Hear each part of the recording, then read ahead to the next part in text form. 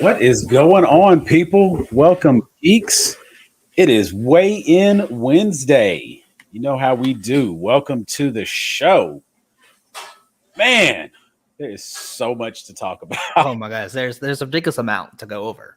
Uh, there's just so much, and there's not enough time in the day to get all caught up. I have to like watch an episode of this, then watch an episode of that, and then run over and try to catch an episode of this. And it's Too much shit's coming out on Wednesday, man. but it's great and I love it. And I like having so much content to have to deal with.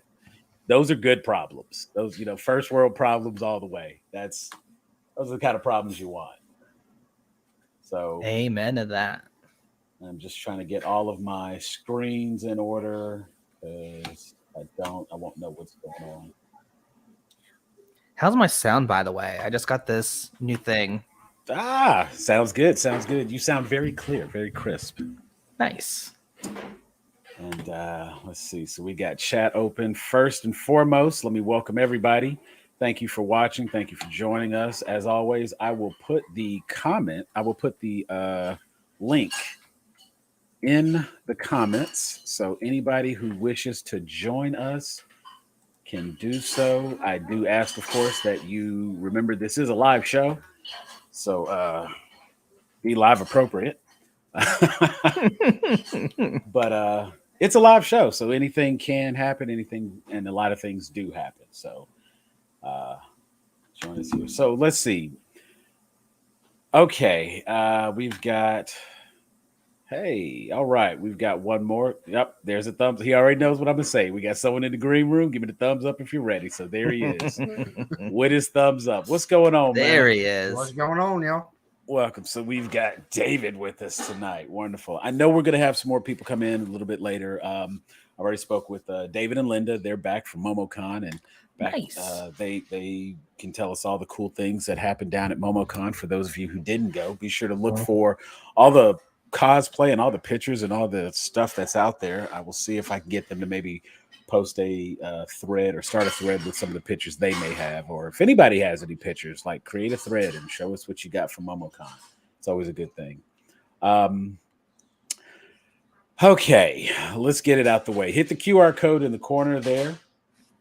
Join any one of our platforms. You can find us on Facebook. You can find us on YouTube.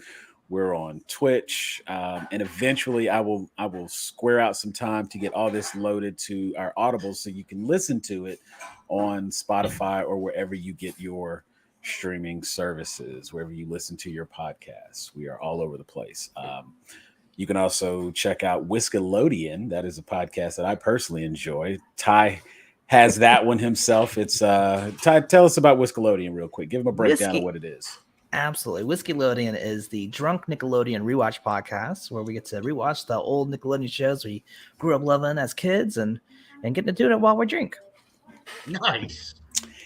I mean, what's better? Have a drink, watch some old great shows, lots of fun. And their conversation is hilarious, so it's definitely worth a watch or worth a listen, however you choose to do. Yeah, I will definitely have to check that out. Yeah, it's a lot of fun. It's a fun time. Okay, so let's dive right in. I don't even know what to start with. Let's see. I'm 3 episodes in on Obi-Wan. Okay. I have not had a chance to watch the newest episode because I've been at work all day. So tonight I get to watch new episode of Obi-Wan, first episode of Miss Marvel, which premiered today. Yes. So Miss I forgot Marvel, about that. yeah, Miss Marvel's available, and that's the whole thing. The first 3 episodes of The Boys had dropped. The first 3 episodes of The Boys. Now I did get through all 3 episodes of The Boys because that was a good weekend watch, and I enjoyed that. That looks like our cat. That looks like Prince. Oh, nice. Well, this is Biddy.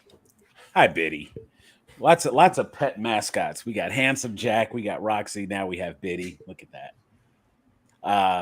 Let's see. So the 3 episodes of The Boys, enjoyed that. That was just as shocking as The Boys always is. I would try to minimize the spoilers. Yeah, I've only gotten through the episode and a half. My Yeah. kid ended up getting sick. I was like, I mean, I love you, but So inconvenient. So inconvenient. I will say Right. that The Boys does what The Boys always does, and they do not disappoint. They make sure you know what you're watching as soon as you turn it on. So if that show is not for you, you know very quickly. You don't have to get a couple of episodes in to determine if you want to watch it or not. Season 1, episode 1, I think it was 10 minutes in, and it was like, oh, that's what we're doing. So you got All right. the moment with A Train. And Y'all can we yell at had me. the first half of Stranger Things. Yeah, that was I don't know. Everybody's they're bringing it. They're bringing it. Nobody's hesitating. They're not pulling any punches. They're jumping right in, getting to it. Because even Obi-Wan, I mean, small spoiler, like I was kind of shocked that they went there so quickly and showed us some people doing things, and I was like, oh, okay. It hit hard, man. Because I guess we can start there. Because I watched it. I watched the first episode, and I waited like about a week.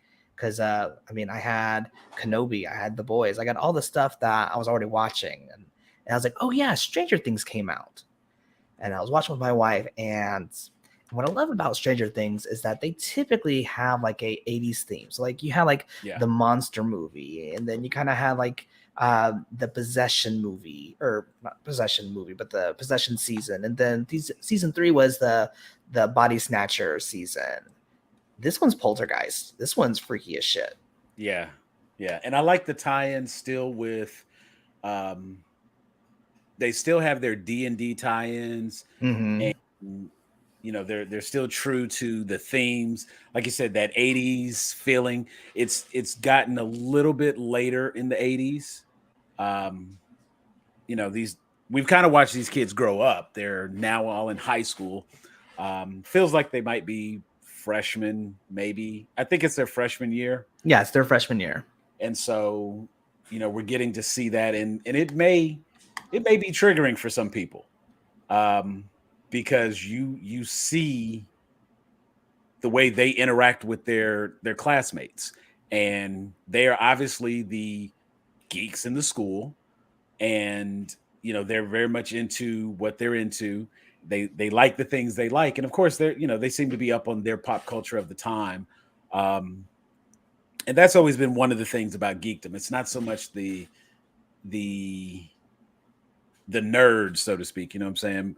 But they'd still have like that slight bit of social awkwardness and things like that.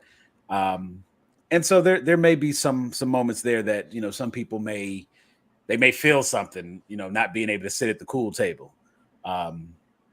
But they also embrace that they are who they are, and they're unapologetic about it. And, you know, the Hellfire Club was their people. And, you know, being able to find your people in high school was such a major thing. And if anybody didn't find them, welcome, you're here. We are your people. Come, we're here. Doors are open.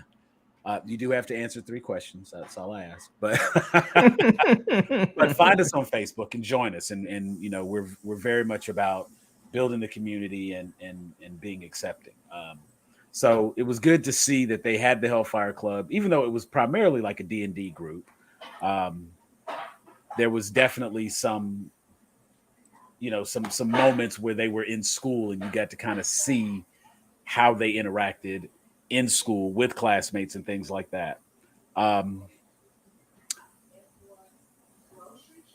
There was no shock at the end of season 3 that Hopper was alive. Yeah. And so it's very interesting to kind of get that confirmation and be able to see that, and the way they Kevin, yes, welcome. Being able to see how that interacts, and well, seeing him in basically the gulag in this Russian prison, and you know, my man was dealing with some stuff. And so I'm still trying to figure out. And the only thing I can think is that because of the portal that was opened, if they were trying to open a portal and like the Russian sub base, I'm guessing the portal teleported him over to Russia. Well, so when he came to, there was another machine there. So immediately my first thought was, is this the Upside Down? Is this what the machine looks Right. like in the Upside Down? But no, Russia had their own. So they were basically trying to create a way that they can go through the Upside Down to invade America. Right. So a portal from like teleporting from one space to another space, but Right. they're actually doing the Nightcrawler thing, and basically they had to teleport through hell. He banned. You know, in order to get to that other spot. So I'm wondering like that. Yeah. So that would explain how he got there. So the explosion, he jumped right as the explosion went through the portal and landed on the other side. So that actually makes a lot more sense. And I'm good with that now because I was a little confused, but now I got it. So, but we got Murray, the return of Murray. I think he's such a fantastic character. He adds so much to this show. Oh man.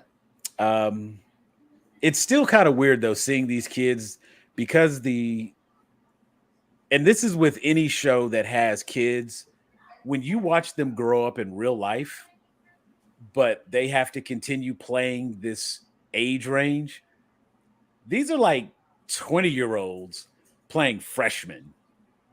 So you have to go and get like a 30-year-old to play the senior or the ones that would be college age.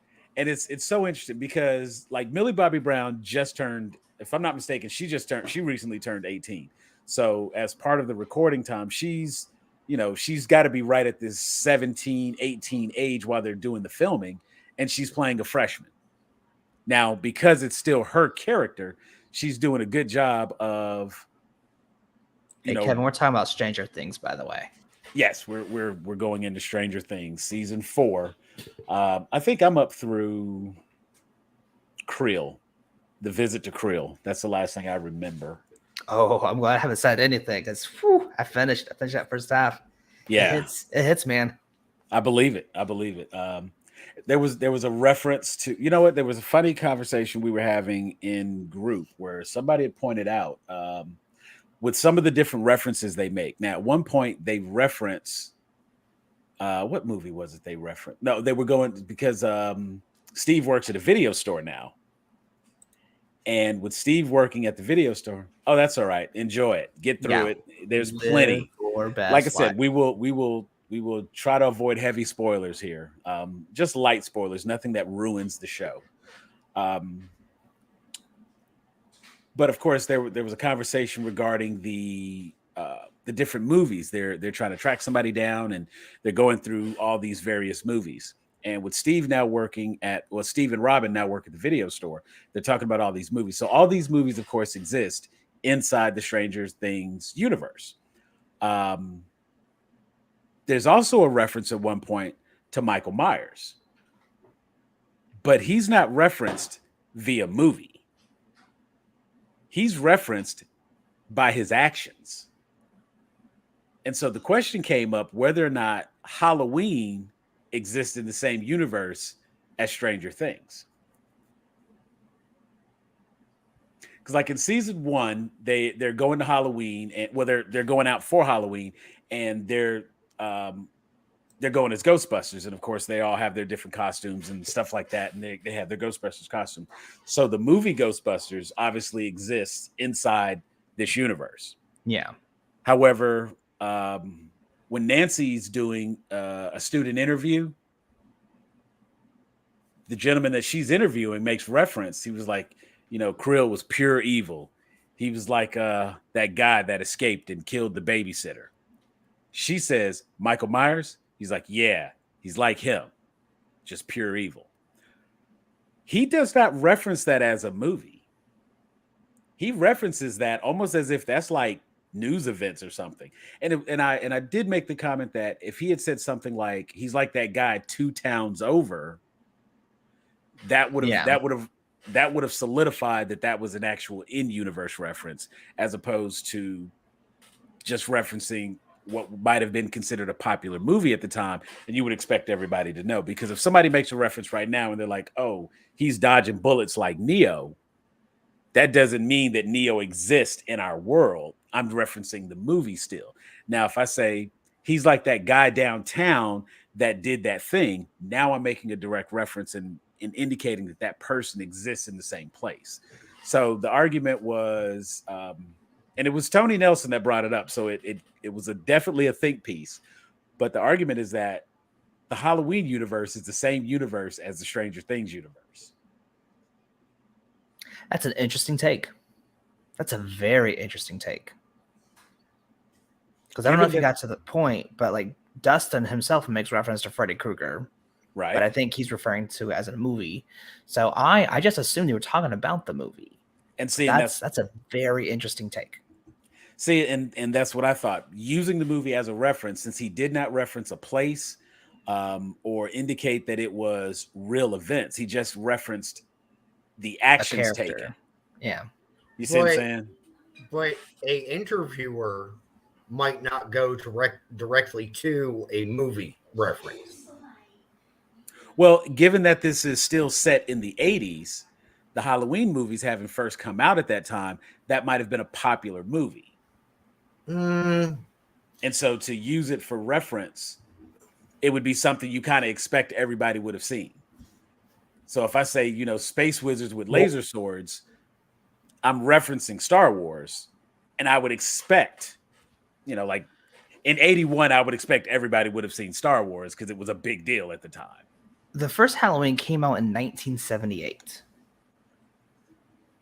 So this, if they're not trying to make this as in universe, like this still would have been a popular movie, but long enough that he'd been like, I can't remember the name, but this was the person I remember. Right. And that's what I'm saying. Like, since he just says like, oh, he's pure evil, like that guy who killed the babysitter. And then, of course, she makes the connection and says, oh, Michael Myers. And so then he's like, yeah, he's like him. I still argue that did not mean that was, I did not see that as a reference to it being in universe. I still feel that is referencing a movie, referencing a character, and using the character as comparison, and not to say that it's a real person. But to Tony's benefit, that's fun to think about. Yeah, it's because it does not definitively mean that it's not either. Because he doesn't say he's like that guy in that movie. Because that would have been a very simple 3 lines, 3 words that would have changed the whole context of that. And so, being that it's kind of open, I got to go with my psych reference and say, I've heard it both ways. Well, at the same time, that could also explain why Michael Myers survived Crystal Lake. Because of the underground or the underneath. Well, Jason is Camp Crystal Lake. Mike Myers is Halloween. He's the onesie jumpsuit with the rubber mask and the Jamie Lee Curtis. Yeah, that's the immediate Jamie Lee Curtis. So let me ask this question, and David, real quick, have you watched this next season? I have watched 2 episodes. Okay, the entire series. So you probably know this, but just as a refresher for anyone. What was that? I couldn't get into it.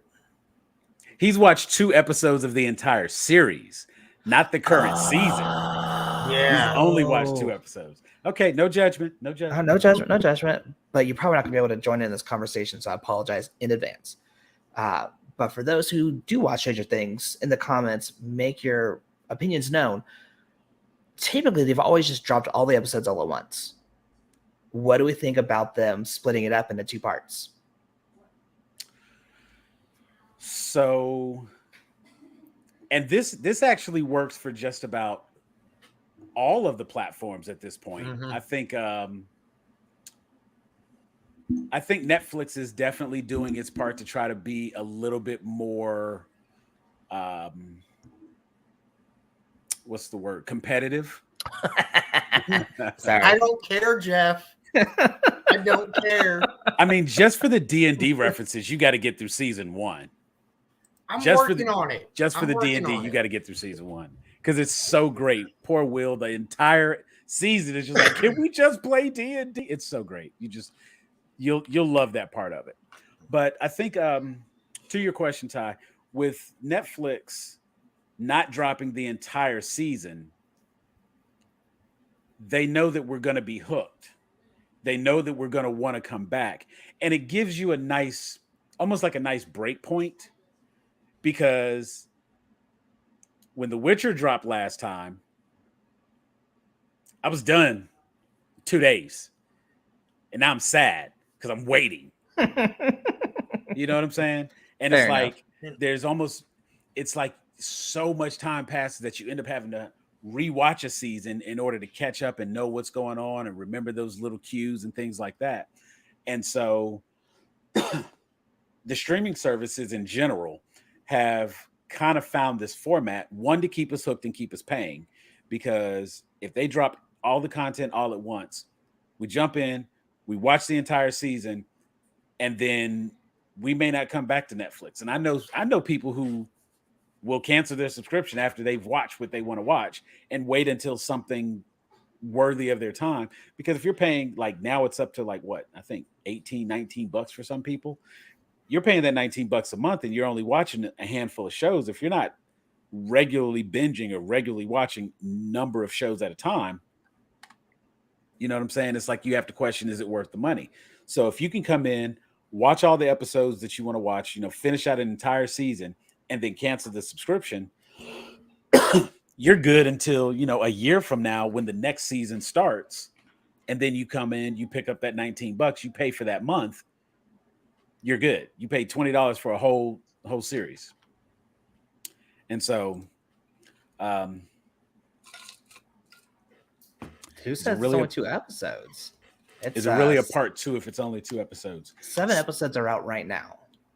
I think he's asking, like, they did 7 episodes, they cut, and then are there just going to be 2 episodes remaining for the season? Is that your statement?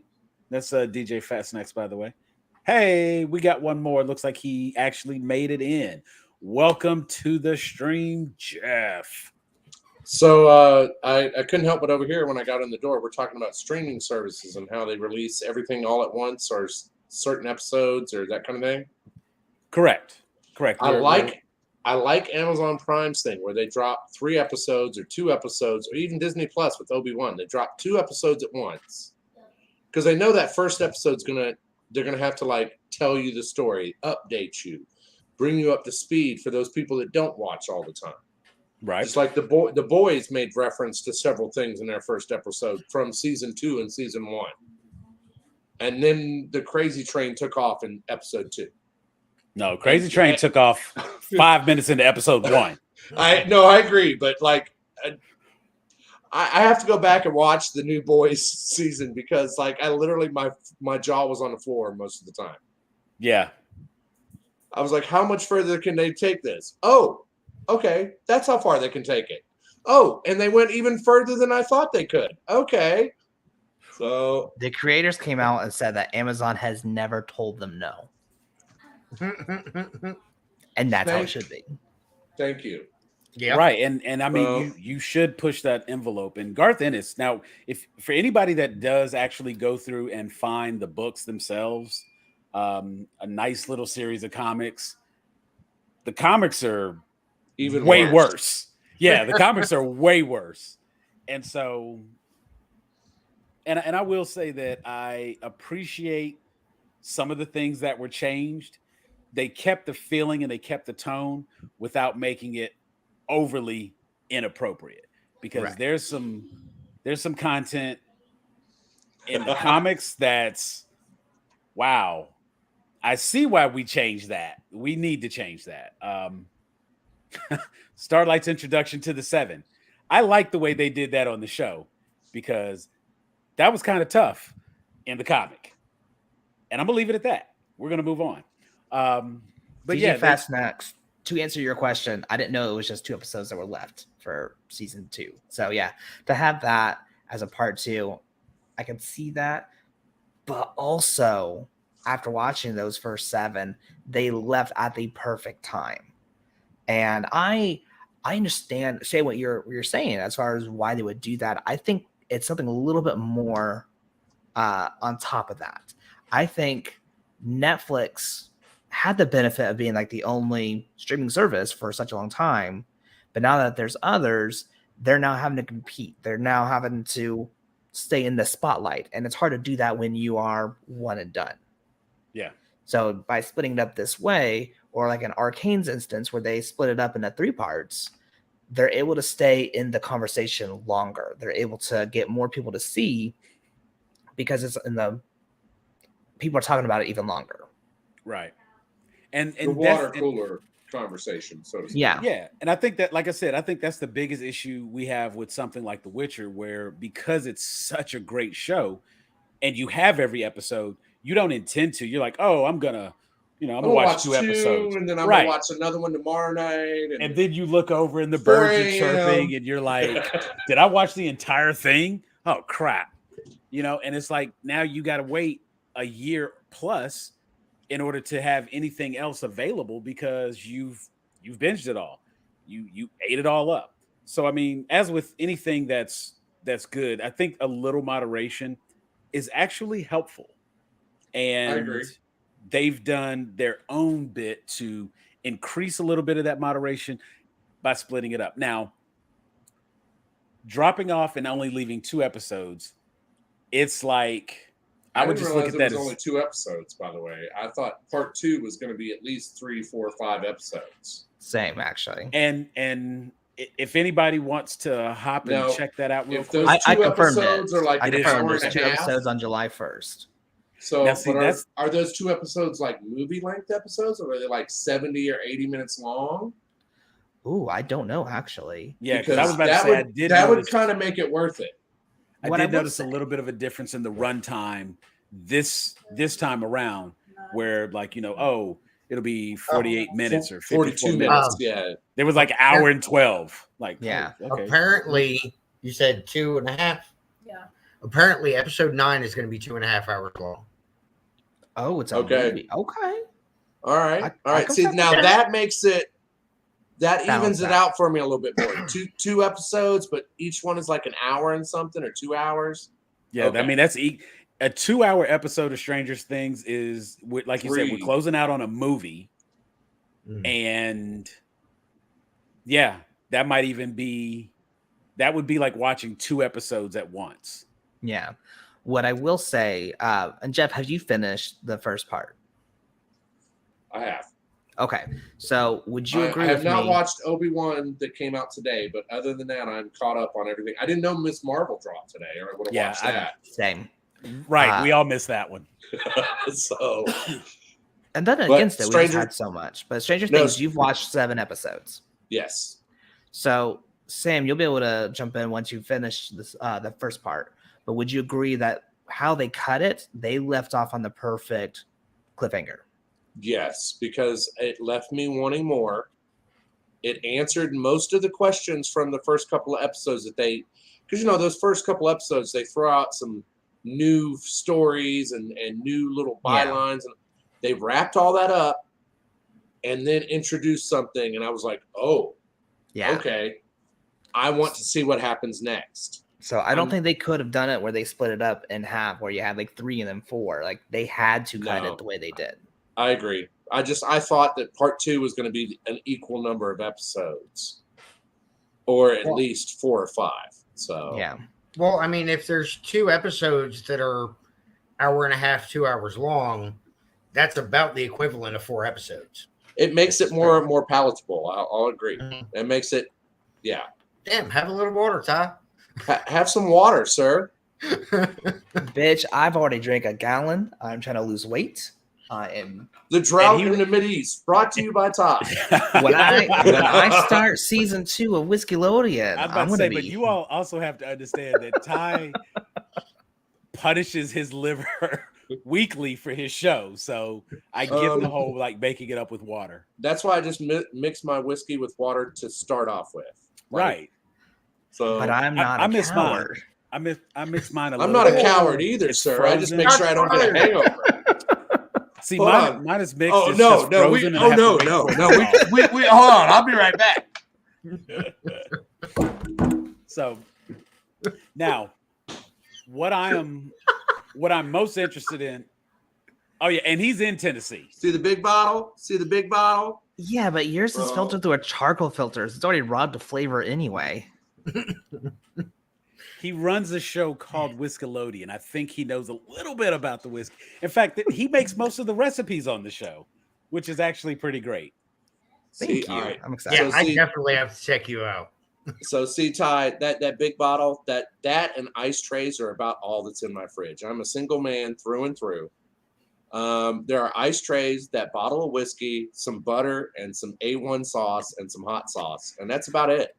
Well, you may be single, but you deserve to be happy. So let me get you a better bottle of whiskey. There Hey, you go. hey, cost versus what it does, that bottle is perfect for me. So $37, lasts me a week and a half, 2 weeks. 37 for a dickel? Nah. Yeah. Get your I'm in Henry McKenna. Tennessee.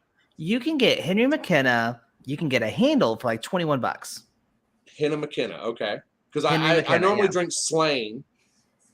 Slane Okay. is one of my favorite whiskeys. Woodford Corsair's a Reserve. really good distillery too.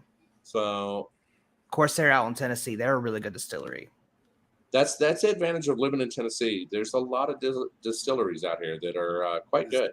See, and I'm just a simple man over here with my Crown Black. You know, like I don't No, complicate anything. It's Crown Black. I may like treat myself and go with a little larceny or I bought my brother. There's a Georgia whiskey that was actually really good that I bought him. when I Savannah was down there. 77. No, but that sounds close. That one's a It had a cinnamon moon- whiskey. Had a That's like moon on the. fantastic. I'm not a cinnamon person. I can't. So do, this is not the hot tamales like Fireball is. No, this is like legitimately cinnamon sticks in the mash, okay. and it's fantastic. I can And handle what- a little bit what of was that cinnamon, one but called? Savannah Yeah. 77? No, Savannah 88. That's what it's called. Savannah 88 Savannah 88. because it's Hold on, let 88 me- proof. And Let me then add I this got to my this little wacko notes. next to me talking about peanut butter whiskey.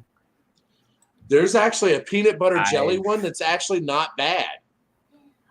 There's this one lady. Okay, so there's this one lady on TikTok. That's the next thing. I got to start getting some clips so I can get everything loaded up to TikTok as well. There's this one lady. She keeps popping up on my For You page. I should just go ahead and follow her because I watch the video every time. She makes these various drinks in her ass crack shot glass. That's literally how she says it and what she says every time. So the shot glass is in the Ass shape of an crack ass shot. crack. No. or It's She a. puts the shot glass in her ass crack and then makes the drink. Because I will confused at try to this point. find. Okay, and that's the point. That's the Either way, I'm innuendo. intrigued.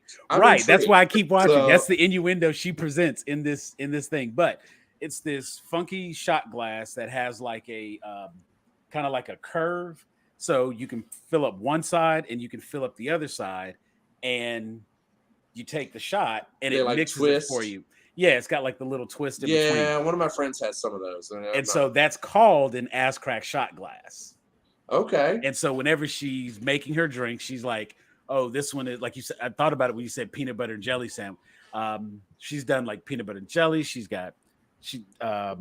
just all these different drinks. They're not always whiskey, but I know she's gone through a number of them. No- and no a lot one's of times, perfect. yeah, a lot of times she talks about the different flavors and just all these weird combinations. And so the next time it comes up on my For You page, I will find it, save it, and I will share that information with you all and let you see. Ty, there might be some recipes on there you could check out or improve upon. I'm not sure. So Well, Ty, It's definitely an interesting concept. Peanut butter whiskey, here's what I will say. It has its place. I can't enjoy it by itself. And I'm one of those things where it's like, I like to be able to enjoy it by itself so then I know what it brings to the table in a cocktail. And so you could do a peanut butter jelly cocktail and it'd probably be delicious. I've had it. It was a Thin Mint shot. Like Thin Mint as a cookie. And actually it was fantastic. But I didn't shoot it. I don't even like sipped. Thin Mint cookies, so I'm like, ugh, that shot. Ugh. And that's That's that's just 'cause fine. you're weird. Yeah. Like, now I will say this, even though I may not like a Thin Mint cookie, if somebody can make a shot that tastes just like a Thin Mint, I'm still impressed by the capability and by the mixologist being able to do that. You know what I'm saying? And I know a couple of bartenders and they've come up with a number of combinations. Some of the stuff that Mark Shambo used to come up with for me is, yeah, like, whew. All of that is wrong. DJ Fast Snacks, do elaborate. Which part are you talking about? Probably, I'm sure it has to do with the drinks. But see, that's the beauty of a live show.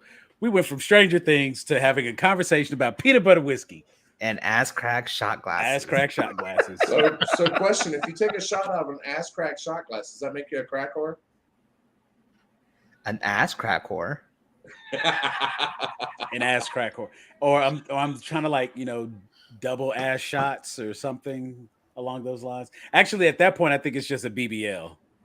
I think that's just Brazilian butt lift. That's wow. Just go to Instagram, type in BBL, and see what comes. Actually, Jeff, don't do that. Don't. Hey, I've looked up blue waffle. Okay, I'm pretty sure I can handle it. Don't do that. I think the funniest thing I saw recently was the meme. Somebody said 2 women contracted monkeypox because they shared a glass. If you don't believe me, Oh God, no! I was like, I hope. Tell me you didn't. Oh no! Tell me you didn't get I caught by reposted that actually. I reposted that. Right, I and- know you reposted. Oh it. yeah, no, I'm dirty like that. Like I was like, oh, look up 2 girls, 1 cup. Like, yeah, no, I was all over that. So we have a special section in the group called Gag After Dark. Feel free to take your chances. I don't even know what to say. Enter at your own risk. But yeah, I think one of the big questions that I had just regarding streaming services in general, and I think this actually kind of relates back to what Netflix is doing now by splitting up their season. Given the advancement in technology, I work in telecommunications. Most people have high-speed internet available to them, and as a result, streaming services have just that's the way to go these days. So many people have cut the cord that it's not even a thing to say cut the cord. I'm shocked if anybody has cable anymore. But with all the various streaming services that are available, being able to kind of like pick and choose which ones are right for you. Like I have, let me say this carefully. I don't have Paramount Plus, but I enjoyed watching Halo. I struggled with Halo because it wasn't any of the games I remember playing, but the individual story that was being told in the show was great. And keeping it removed from my understanding and being able to enjoy what was presented on screen made it fantastic. But it kind of got me to thinking about how, we're still talking about we're not quite post-pandemic, but things are definitely opening back up. Movie theaters are expecting to be open. Top Gun Maverick was pushed back. Tom Cruise in interviews said he wanted to wait until theaters were open to present the movie on the big screen the way it's supposed to be enjoyed.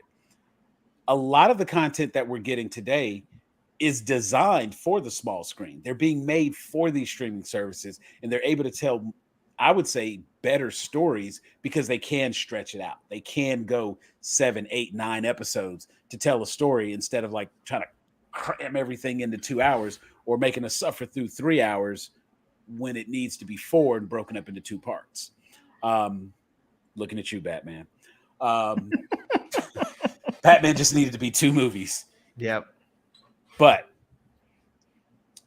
I think the like ripping back the rug, boom, roll credits, call it a movie. Then take everything that happened after the rug, put it at the beginning of the next movie. We open up with action. It's fantastic. But I don't work for Warner Brothers yet. So, hey.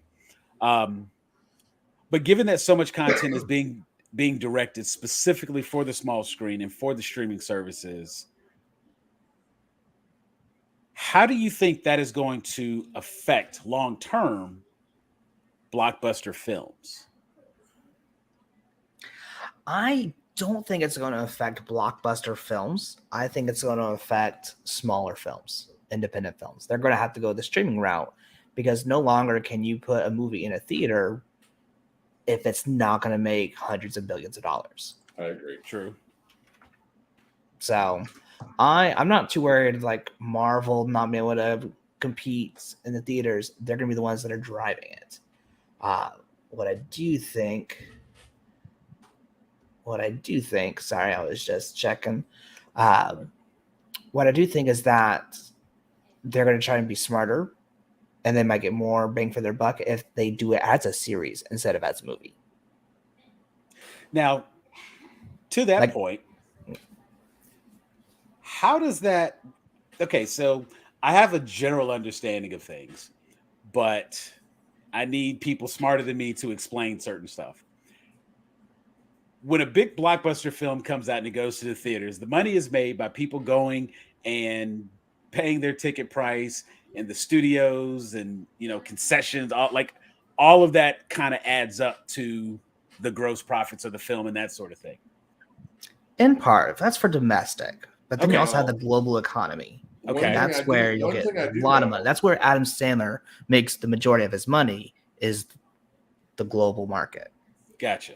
One thing I do know is when you go to a theater for the first couple of weeks and you pay $15 or $20 or whatever to see the movie only gets a small percentage of that. As the weeks go on, you get into weeks 4, 5, 6, something, they get a bigger return on their money. They might still be charging $15 a ticket, but all of a sudden that movie theater on week 5 or whatever, they start making $10 instead of $5. So it's really those first couple of weeks that a movie is out that most of that money goes to the studio. I'm making a face because Is that the whole like back end points and front end points and all that type of stuff you hear people talk about? I understood it as something different. The way I I may be wrong on that. Fair enough. That was my understanding, is that when week 1, when a movie comes out and you go pay $20 to go see the movie, that movie studio that produced the movie gets $18 of that movie, of that ticket. So whereas the movie theater is going to make money off of them buying popcorn and drinks and candy and that kind of stuff, or that IMAX upcharge, that kind of stuff, the movie theater makes money in those ways.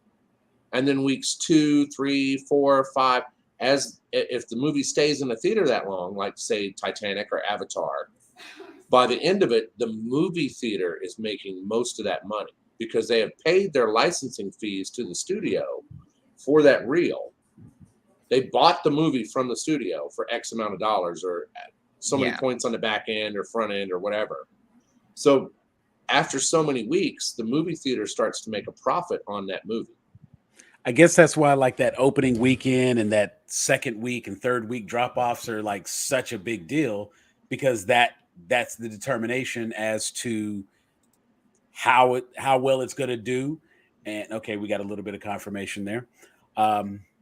And that could be where that comes from. And while I've got the floor real quick, I want to welcome Linda. Yay! We missed you, Linda. It's Welcome been back. forever. It's been 6 weeks since you looked at me. Oh, you're mute. Unmute. What? So I was I'll like, unmute that's you. a lie. No one misses me. So I just show up whether you like it or not. Fantastic. I'm so glad you're here. Also, Okay. Where's your worst excuse half? The fact that I look, I don't know, the better half, you mean? Other. Excuse the Worst fact that half. I look like I literally just crawled out of, I don't know, some goblin like cave, because I think your hair looks amazing. I don't know what you're talking about. I Me didn't either. do I anything. was This like, is- that's some awesome. it was it's, Way better than my hair. Way better. it's washing day, so my hair just kind of goes everywhere. And I think I left my flat iron at the hotel at MomoCon, so I can't do anything with it because I don't feel like trying to find a curling iron. Well, I haven't I'm had to wearing do a anything. hat. Iron, these are all Greek to me. I'm wearing a hat because Good. I've done nothing with my hair for about 4 weeks, and I'm in Well, desperate need of a haircut. I try to just hide the hair under the headband, and it looks worse. So I'm like, whatever. I have Agree to disagree. fluffy hair today. Agree You know to what? disagree. We're gonna go all in. Let's go ahead and bring in Heroic Hat. What's going on, man? There he What is. is good, Da- y'all? David What's and I are happening? we're in the shoulder gang today. We got the shoulders showing I a see. little You know what? skin. That's I how we get. I would show, but like I have this weird thing happening with my job where like I mean, like, I am I three want to be different part of the complexions. club. look at this. Do you Oh my see the goodness. You go from difference? dark chocolate to milk to white. Right. And like right in here, Wow, it's like Sam. paper sack. It's crazy. Like I mean, I'm gonna just start wearing long sleeve shirts to work and then pass out from heat exhaustion. So There you go. Your arm is a perfect Remember, you're not example allowed to die of the on the different clock. shades of roux for making gumbo. exactly. There you go. If you're right here, keep going. You're not ready. Get around this part. If you're up in here, you might have taken too long. Like, you got to catch it just right. Catch it right around the elbow. You get around the elbow, you're good to go. Like we have a way for steak. You can tell how your steak is, and you know how to make your roux for gumbo. It's all connected. All connected. I can just see being in a restaurant with Sam and be like, Sam, let me see your elbow. No, I can't eat this gumbo, ma'am. I'm sorry. I can't eat this gumbo. It's not right. I just stand in the kitchen. That's my only purpose in the kitchen there. I just stand what there. would probably He just happen stands there like, is right, you it's would good. be at the restaurant and you would call Sam. It was like, Sam, send me a picture of your elbow right now. There you go. And Sam wouldn't even like flinch. Be like, okay. Chick. There you go. Check it out. And like, Now you know if you can eat there or all right, I not. need to send this back. yeah. So I'm sorry, my friend's elbow is darker than this. I can't eat this. We just see trying to pass that on the waitress. and then they're just sitting there like, wait, what? Tell the chef I want the roux No, this really, color. look. It's like we're aiming for about mid bicep. Can you get right in there? Jesus. Okay. All right. Enough about my crazy complexion. I'm gonna try to get to the beach this year and get some little tanning in. Maybe I can at least even out. That's all I'm looking for. Hey, I feel your pain though, because like everything from the ankle down is pure white. Like I have color, tan. I'm doing all right. You look at my ankles from the ankle down, it's like, oh, who let that vampire out? Like they've never seen the sunlight ever. So Well, Yeah, you can it's stop like- talking about me like that. I don't need white balance. I am the white balance. See, at least you guys have an excuse, all right? Mine is a complete shock to people because they're like, "Oh, there's a little bit of something going on, you know? What are you?" And then as soon as they see some leg, it's like paper. So they're extra confused. Like, Wait, have huh? all the red going on the face, you know? With the How was that not your rosacea and username? Paper legs? the paper. Because unlike the TikTok song, my legs do jiggle jiggle, so they can't be paper. So yeah. thanks, Linda. Now I've got that damn song in my head I again. just gotten over it. Just got past it. Live this life. Wiggle, wiggle. Yep, nope, it's stuck. Damn it. It folds. Okay. Got to get back to my Fiat. Got to let the seat back. Okay. Anyway. What can I say except you're welcome? So thank you. I could deal with that for a little bit. I can rewatch Moana. Moana, yeah. Right. I can rewatch that. So when it comes to the streaming services, how exactly, other than subscription fees, because like something like now, granted, Disney is a little bit of a different beast because everybody makes reference to like Disney money. When you talk about production values, you are referencing Disney money. And you're like, oh man, no, they should be able to do this show. It should look really good. They got Disney money. That's why everybody was slamming She-Hulk, because y'all got Disney money. Do better. And so the production values for, say, Obi-Wan, it doesn't look like they skimped on anything. Now, granted, there's probably a lot of existing Star Wars material that they can go grab, repurpose, reuse, et cetera, et cetera. Like, they probably got just so many reels of unused footage from Tatooine that they can show us the same like 2-3 clips, CGI something in, and it's reusable. But other than subscription fees, how is Disney Plus making the money for this? How is Netflix really making the money for the budget on Stranger Things? It can't just be subscriptions. But it is. when it Because comes here's to what it Disney- is. Think about it. You have people who will then jump on and get their membership, renew their membership just to watch Stranger Things. So it is very much about that. So how they make or break a show is how many views is it getting? And does it stay? So if people are spending money to go see this show and then they happen to stay, Netflix is making all that money as profit. So it very much is subscription. I mean, that's the only way HBO makes sense. According to a quick Google search, it is indeed subscriptions. Wow. I mean, I could understand. I mean, I could understand like something like, okay, if you go and you buy a Stranger Things shirt, then the licensing for that, of course, that goes and they make a little cut off of that and stuff like that. So back with regular like television, NBC, CBS, Fox, and stuff like that, and we'll use something like Big Bang Theory, who had like 12 seasons, probably about 3 seasons too long.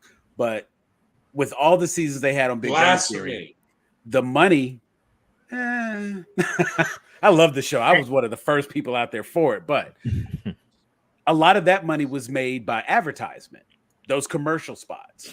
You know what I'm saying? And like, that's why we talk about like prime time on network television, because that's where that money is made. Super Bowl ads are a perfect example. People pay ridiculous money because we know that you're going to have all these people watching the Super Bowl. So when you run a commercial in the Super Bowl, you got to pay big bucks to have that available. As a result, we know where that money comes from. So that's why I'm like, is it really just, like, and I know they have to constantly like renew their licensing, because I get an email like once a month telling me all the thing coming to streaming services. I think I get it from like comicbook.com or something, but it gives me the outline of all the new shows that are going to be on all the different streaming platforms. And, I even get notifications from the Netflix app saying like, here's a new show that we just added you might like. And, of course, it's like I kind of use that sometimes to be like, oh, yeah, let me add that to my queue that I'm probably never going to get through. But it's there. And it reminds me that I need to watch that. And now like, hey, I can't get rid of this subscription yet because I still got to watch these in the queue. So that's kind of what they're doing. So I did a quick Google search as well. As of 2019, Netflix had 151.5 million subscribers. At 18 a month, they are bringing in 2.7 billion a month. So if a month, because if they're paying 18 bucks a month, they're bringing in 2.7 billion a month. And so those shows, if they bring in the viewers, that means that they're keeping those subscriptions or bringing in new, and that means that their money is going to stay. Yeah, I guess even if I didn't realize it was billions for a month. Even if you adjust that, well, I mean, even if you adjust that average slightly and say that the average person only has the like the medium package, maybe they're still at like 14, even $14 a month. At one point, at that many people, 151.5 million, $9.99. Yeah, see, that's what I'm saying. But even grandfathered in. Even at $9.99, I can't grandfather because I got like 10 profiles. It's on so many different devices. I'm like, yeah, just okay, hit me. Because Netflix is one of those few subscriptions I will not let lapse because I know that if I do, I mean, I've got mine set up for auto pay, so I don't have to worry about it. That's the one that I will say I don't think about. Now the other ones, I've got a couple of like VRV. I have to decide each month if I'm keeping that. And yeah, I don't have a choice of that in our household. Any anime streaming services, there's no choice there for me. Yo. Yeah. Right. But see, and honestly, David will tell you, I probably call him about once a month and ask for a recommendation because I'm like, look. And I give him a list. And every time I'm like, is that on here? Oh, okay, it's on here. Oh, 3 seasons? Okay, bet. Okay, I'm good for a month. And we're going to get into some anime before the show is over because David put me up on one and I'm really, really enjoying it. Did you finally watched it? I am so up on it. Is it Spy Family? It is elegant. So elegant. Yes. Okay, so I have a quick recommendation, though, that I asked you about this earlier in the week, Sam. I don't think you ever read it. Super Mansion. Yes. Super Mansion. Is that the one that's kind of like claymation looking like? Yeah, but it's got what's his name from I've watched that. Bryan Cranston. Yes. That's the retired superheroes. Yes. I watched that. Caught me totally by surprise. That's so good. It is so funny. I watched that one. Think of Mermaid Man and Starfish Barnacle Boy. And Barnacle Boy. Barnacle Boy, yep. Imagine just a whole series of characters like that. It was like these older, they should be retired. So. It's great. It's fantastic. Speaking of that Disney money, Obi-Wan, let's do it. Let's touch Obi-Wan real quick. And again, no heavy spoilers, but so I will quickly say the only thing I can contribute to this whatsoever, because I have not watched it, is apparently the TV show pays tribute to Star Wars Jedi Fallen Order ending. Oh, really? Yes. Yes. So that's all I got. Yeah, no, actually it's so there's a couple of things in this show that are really good, and they're not really like hidden. I wouldn't quite call them Easter eggs, but they're nice little nods and payoffs for the people who consume all of the content. Hey, David, can you get the dog? She keeps barking. It's like we've got the Inquisitors. They're part of the show. So for anybody who's watched Rebels, the Inquisitors are, big players. For the game Fallen Order, again, Inquisitors, big part. You've got the third sister, who is technically a new character, fifth brother, the Grand Inquisitor. It looks like the second sister is there. And so all of these various characters, they have there's a little bit more in-depth material available when you go out and you consume the other Star Wars media. And so it's nice that, we always talk about what's canon, what's not canon, especially with Star Wars, because they're always screwing with the canon. Mm-hmm. And it's like, it's nice to see that some of this stuff is canon. So of course, when you have the, we know we have Ahsoka coming up. She's going to have her own show. We've got the show Andor coming up. There's another game, a sequel to the game Fallen Order. And so that actually has its own sequel, like a direct sequel to the first game. You've got another one coming out for that. And we have Vader. So him being attached to all things Star Wars, it's just, yeah, there are some direct moments that are that have kind of paid off very well. There's some things that let me just say I'm happy for Vader finally, and I won't elaborate. I won't elaborate on that, but I'm. What you got? The only thing I will say on that is that's how you can tell there's Disney money. Right. Yeah, like I said, and Disney has Disney's money, regardless of having Star Wars. They have more money because of Star Wars, but their production value and they can do what they need to do with Marvel, they can do what they need to do with Star Wars, and whoever else they jump in here and swallow up, they're gonna have the money because Disney already has money just from the stuff they own. The licensing for a lot of the content that's out there is already in place. And that's kind of where HBO Max is, so any of the original series that you see on HBO Max, like Ty was talking about, that came almost primarily from just the streaming services.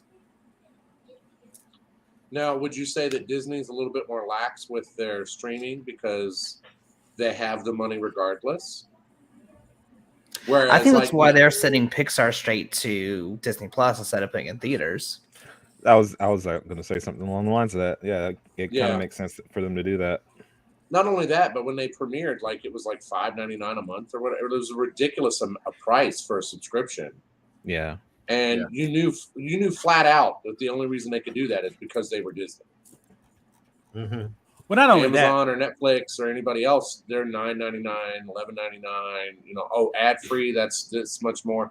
Disney was like, look, it's $5.99. So it's free if you have this phone. It's free if you do this. You can think of Disney similar to like Walmart, where they don't make profit on most of their items. There are certain items they make profit off of, and that is why that's how they keep their stores open, because they have items that they make them for very, very low, and they're able to sell them for a normal price, or what would be normal in today's, whatever.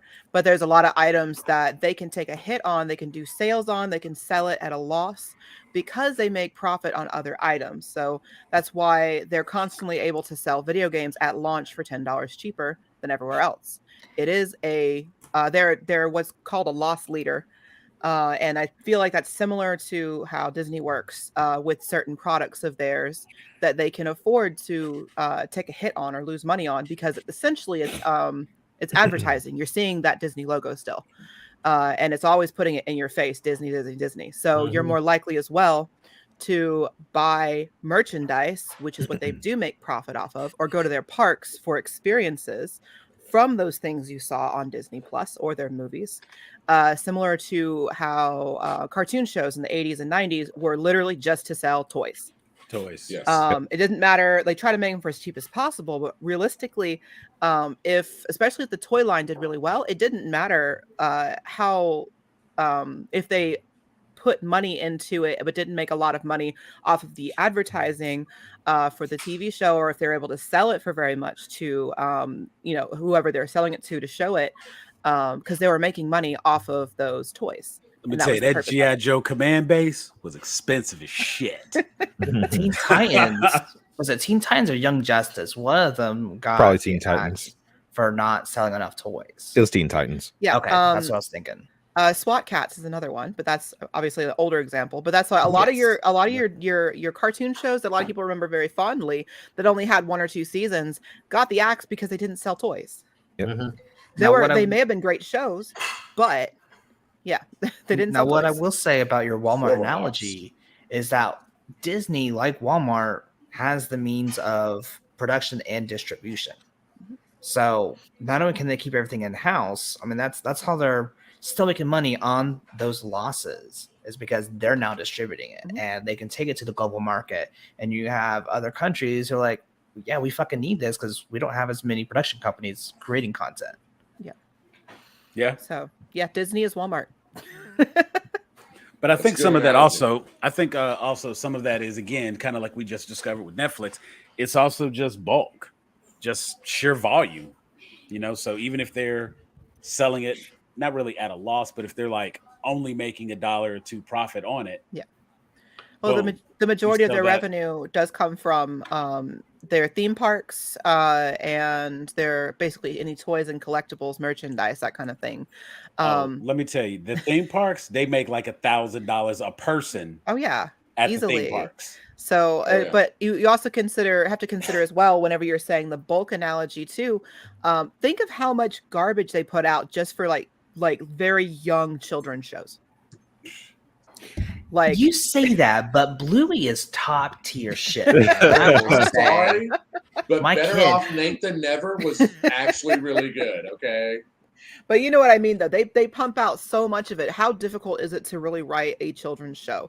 There's this very specific formula and format that's been proven to work, and most of them follow that format, and it has for years, ever since children's television became extremely popular, especially young children's television became very popularized in the late 90s and 2000. Thanks to Nickelodeon. Disney actually had a good hand in that as well with their Disney Channel shows that they would show during very specific times of day, where Cartoon Network had their hand in usually the older. So yeah, usually older for Cartoon Network. You're looking more at the preteens and up. Or maybe not, just outside of the toddler range, but yeah. So they back in the dark ages when I had cable and I came home from work. Yeah, I was about to say Cartoon Network was what came on when I got home. Yeah, it stayed on until I went to bed, like because it was Family, American Dad, Aqua Teen Hunger Force. Like there was a whole bunch of stuff. That's how it was in my house. You were watching Johnny Bravo. Don't play. Hey, so you wasn't? Hey there, pretty mama. Hey there, pretty mama. Like honestly, like Johnny in my Bravo house, could not we exist today. I know in my house we went back and forth between mostly Cartoon Network. I'd say most of the time, if we were watching like a cartoon channel, it'd be either Cartoon Network and sometimes Disney. Usually I would get Disney because I tend to like some of the stuff that my brothers didn't tend to care for, and if I could get the TV myself, or if it was just me or my younger brother, I could watch my Disney shows as well, because I loved like old Mickey Mouse cartoons, which they showed a lot more back in the 90s. However, the rest of my family tends to go for more Looney Tunes and classic the cartoons with Johnny Bravo and Powerpuff Girls. I hate Scooby-Doo, and to be fair, my family doesn't like Scooby-Doo, so that's not one on the list. But what a lot of people still like, and I know I get this from David all the time whenever we're talking about old cartoon shows. Anytime it's a Nickelodeon cartoon, it's a coin flip as to whether or not I watched it back then, because we didn't watch a lot of Nickelodeon. Essentially, if my parents didn't like the show or they couldn't stand listening to it in the background if they're doing other stuff, we couldn't watch it, because the only other time we could watch it is when they go to bed, and they don't show that kind of stuff that late. So then it was Nick at Night. then it was old stuff. They probably would have wanted to watch it Nick at Night. So yeah, that was essentially it. So a lot of things, like I didn't watch a lot of Rugrats. I didn't watch a lot. I didn't watch any Ren and Stimpy, which honestly I was way too young for. And let's be honest, most people my age were way too young to watch that show when it was on. Yeah. I'm 45 and I'm almost too young to watch that show now. Are you kidding me? Exactly. So I think the only cartoon show that my parents were like, no, was I'm sure you guys can say Cow and Chicken. Yeah. Okay. Similar Happy- vibe. We were not Happy allowed to Tree watch Cow and Friends or Chicken. whatever. That Was it Happy but same. Tree Friends? Yeah, but see, at least Happy Tree Yeah. Friends wasn't really sandwiched between a bunch of other children's shows. Yes, they definitely they snuck in Cow and Chicken, and that is the most uniquely disturbing show ever. And like the Oblongs, I would dare say. Now, see, that's but the Oblongs, that was once part again, of you're Kablam. going into you're also the Oblongs. That's going more into your adult animation though. That's in a new territory altogether. That's a Sunday animation block right there. But they showed it during other. They didn't show it during adult animation. No, times. Like, they showed it during Adult Swim. Maybe I'm misremembering then. Oblongs was an Adult Swim show. That that was like you that could was like not watch midnight Oblongs plus. in the light of day. There is no way. No. Why did I think they were part of Kablam? No, Oblongs was different. Will Ferrell. Yeah. And let me tell you. Now we did watch Kablam in my house. That was good. every bit of that. Fairly Odd Parents. What was the other one? Oblongs falls in the same category as where Family Guy and American Dad were, and I want to say it might have been a competing. I would show. dare to say that Oblongs was even more risque, because American Dad and Family Guy at least they had to be kept clean enough to show during like prime time when everyone's sitting down during dinner or after dinner with their family watching Fox and whatever shows were going on during that time. Whereas like Oblongs is similar to other Adult Swim shows where it could get a little more raunchy because it's everything after midnight. You could say the word damn and shit. So it was a whole South Park episode on that. Yeah, I mean, like anything that was on Adult Swim was, of course, all kids out of the pool. I remember, those original bumps and whatnot, the throwback bumps they had, and it was. You had Outlaw Star. Mm-hmm. Oh yeah, yeah. Adult Swim was just that. Adult Swim. Now, and it really wasn't designed for kids, although it was marketed towards kids by being on a kids network, but they did a very clear distinction, and because of the time frame and the time block and whatnot, it really was like geared as adult animation, and that's where it picked up and that's where it moved. Now tell me this wasn't just a weird fever dream, but was it just me, or did Cartoon Network have some really weird like commercials advertising Cartoon Network, cartoon and stuff like that back in like the earliest days? Like I'm talking like right like the first few years that Cartoon Network showed up. There's one in particular.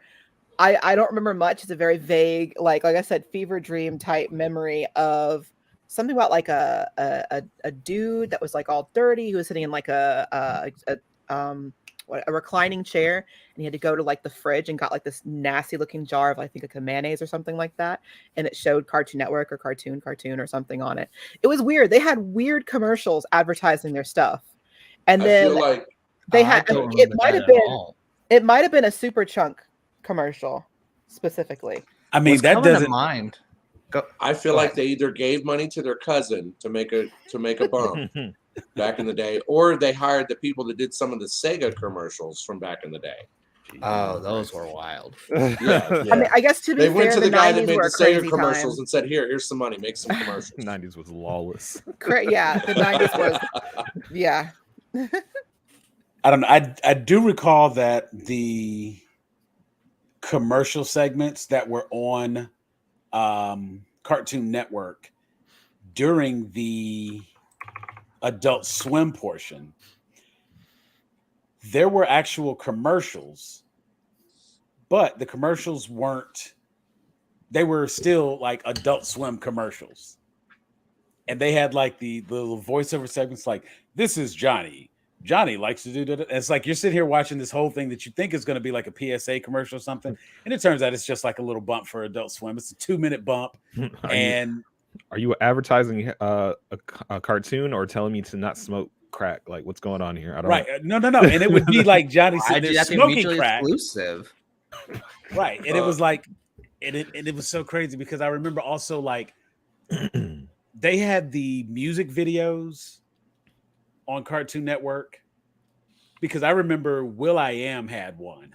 Yeah. You know what commercial I remember? I remember when you had like Samurai Jack and all these other people in a laundromat just doing laundry. Yeah. Like that's what I remember. Their off times and whatnot. Like they were part of the studio and they were actors, and this is what they're doing in between. But yeah, that whole I remember the trippy ones. That was Wreck-It Ralph before Wreck-It Ralph was a thing. Right. The real trippy ones where it was all like visuals and like, and then it would like skew or something like that. I was like, so you're saying I should be doing acid right now? Right. This doesn't sound make like sense. You're otherwise. not saying not to. Right. I didn't hear a no.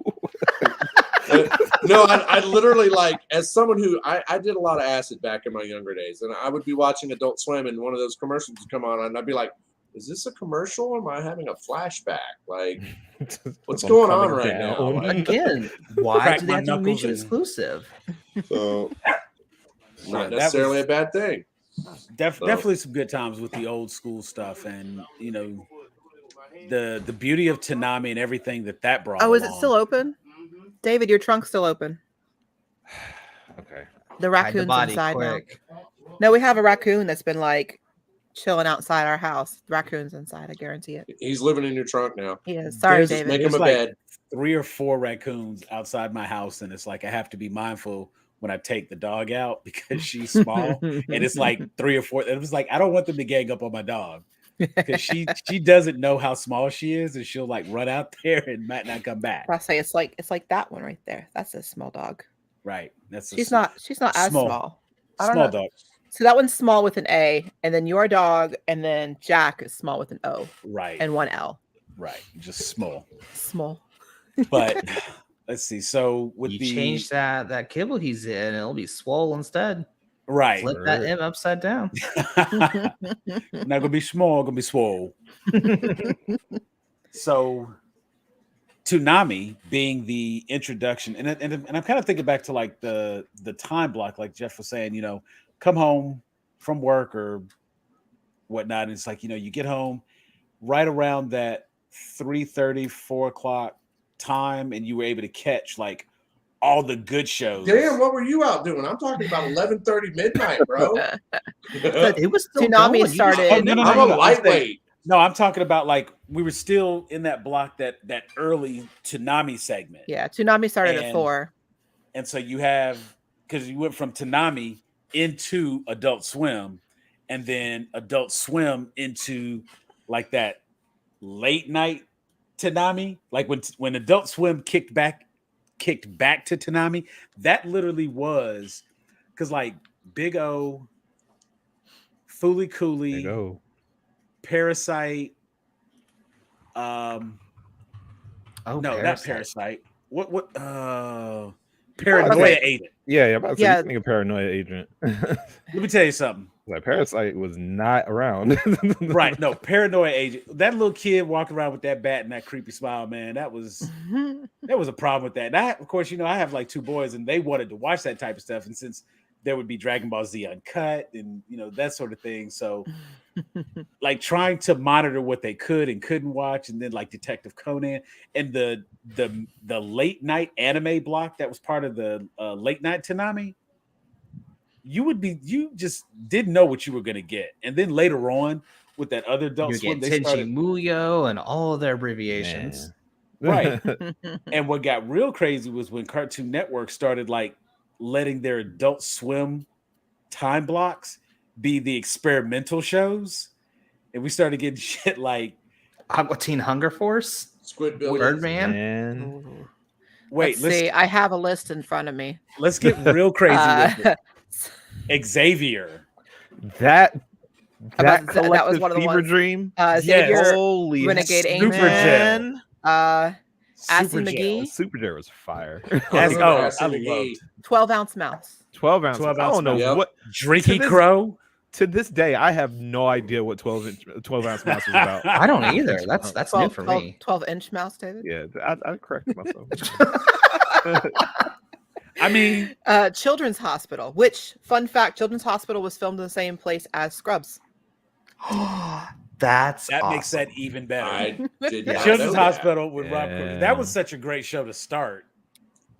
And and then what was the one? Oh, Tim and Eric. I love Tim and Eric. Yes. They had so many. David hates Tim and Eric. I love Tim and Eric. It's They not had for so me. many because it started with Tom Goes to the Mayor, Tom Goes to the Mayor. and it went from there. You had Tim and Eric's awesome show, great job, and then you had Tim and Eric's bedtime stories as well. That was a little bit later on. That was in 2013 to 17. Tim era. Heidecker got like a spinoff for his own show. Well, not really a show. It was like a short. I can't even call it a short. It was like a couple of episodes, but it was the one where he was like the special agent. Decker, not Decker. What was it?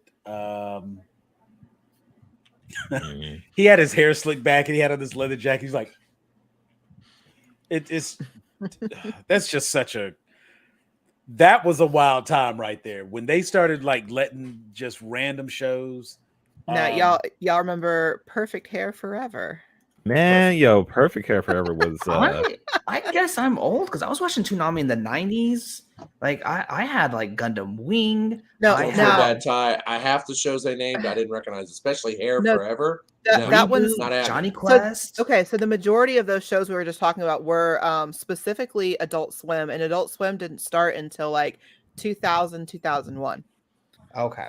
So yeah, that's So we're on that Adult was not Swim, in the Toonami. 90s. Yes, Okay. we're on Adult Swim, not Toonami, because Toonami was a little earlier, and then they decided, hey, this worked really well to have a specific like bracket, like time bracket, targeted towards a specific age group. What if we could also do one for adults, or for older teenagers, but we'll say 17 and up.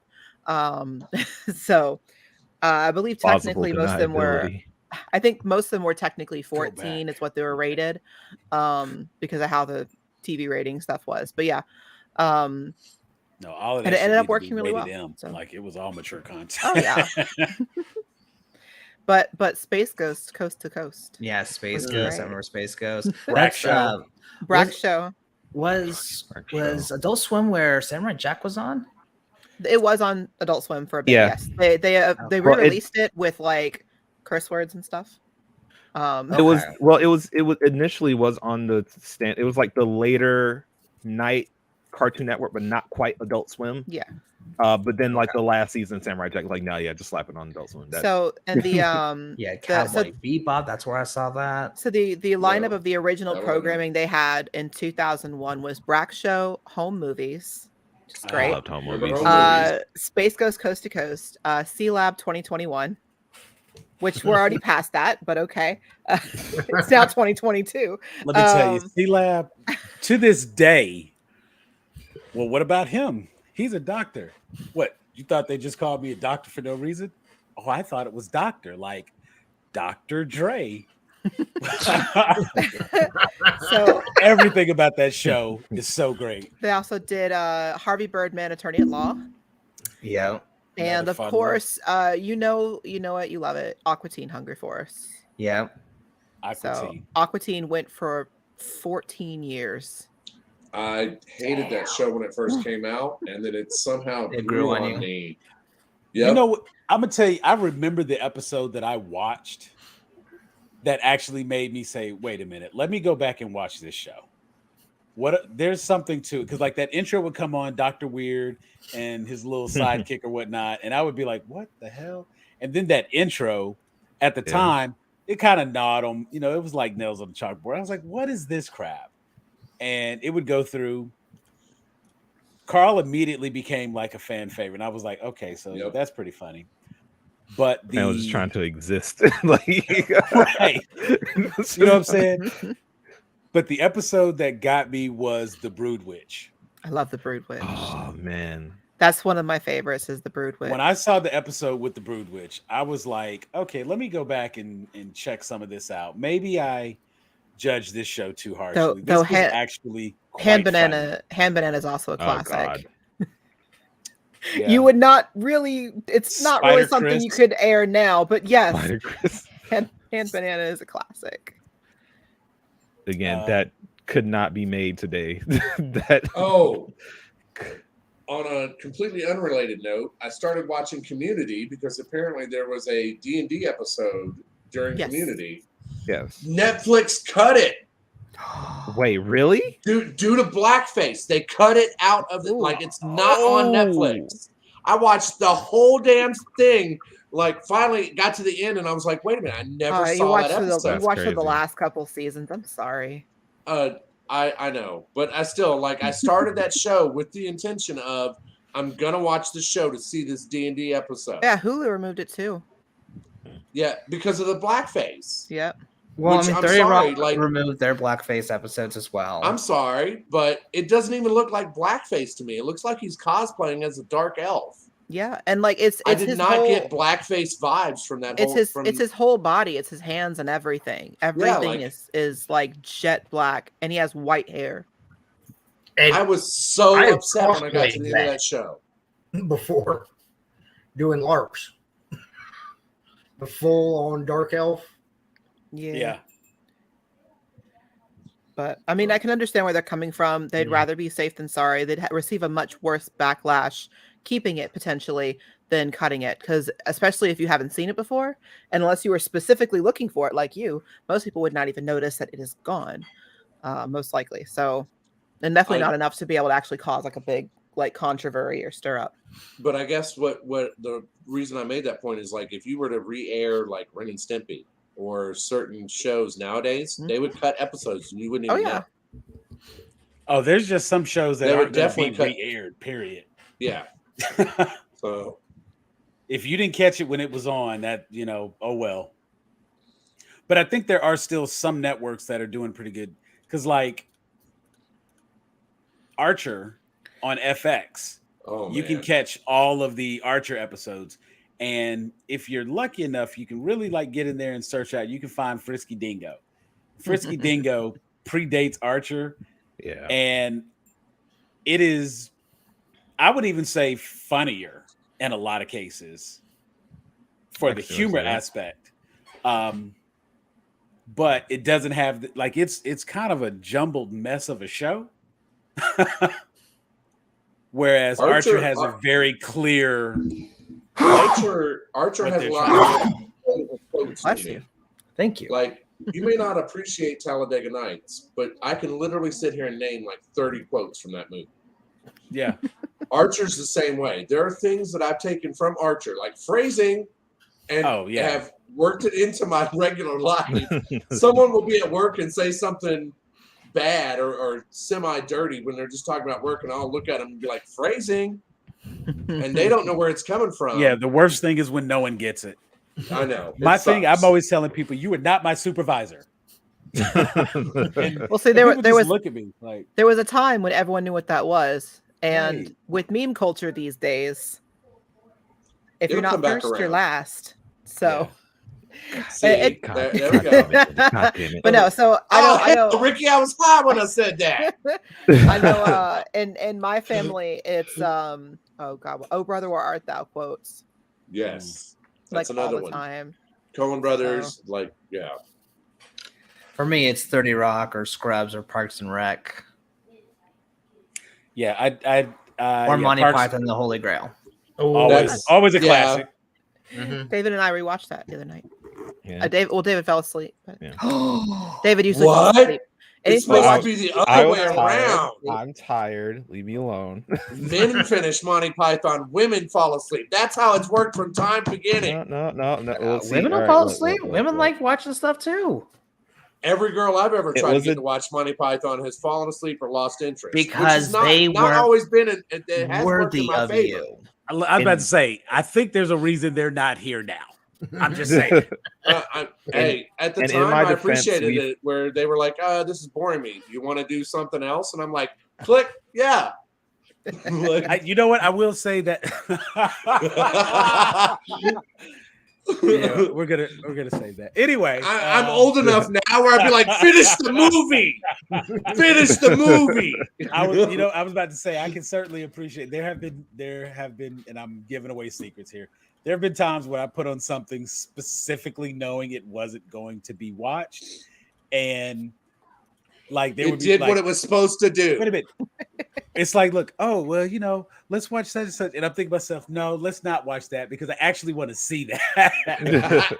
You're literally just finding something for background noise. I know you have no interest, and I appreciate you coming, trying to be, interested in the things that I like, but we're not going to waste, I know exactly where I am in that show. And if I just turn that, pick something else. So we're not going to ruin my spot. Or you've secretly been watching it without her, and you have to act surprised when you put on her. Oh my God, so and so died. Like, how'd that happen? You know what? I really do need them to have a delete viewing history option, or if nothing else, just take the little slider, because it's really hard to have to go back to every episode, start the episode, stop, start the episode, stop. Start the episode, stop, so that the blue bar isn't filled up through half the season. My wife tried to pull that shit on me. It's a lot of work. She, I'm sitting there in the car with her. It's about to be her birthday. We're gonna go on a birthday date, and she goes, "I gotta come clean about something." I'm like, "What?" I started watching Stranger Things without you.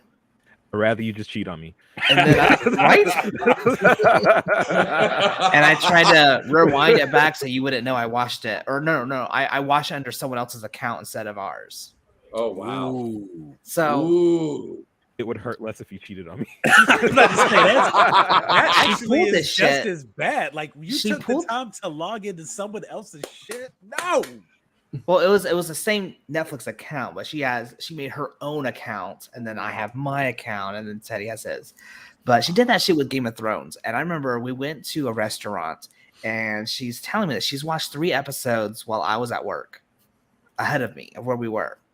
And so the server came in and goes, "What, can I get you guys anything?" I'm like, "How about some loyalty?"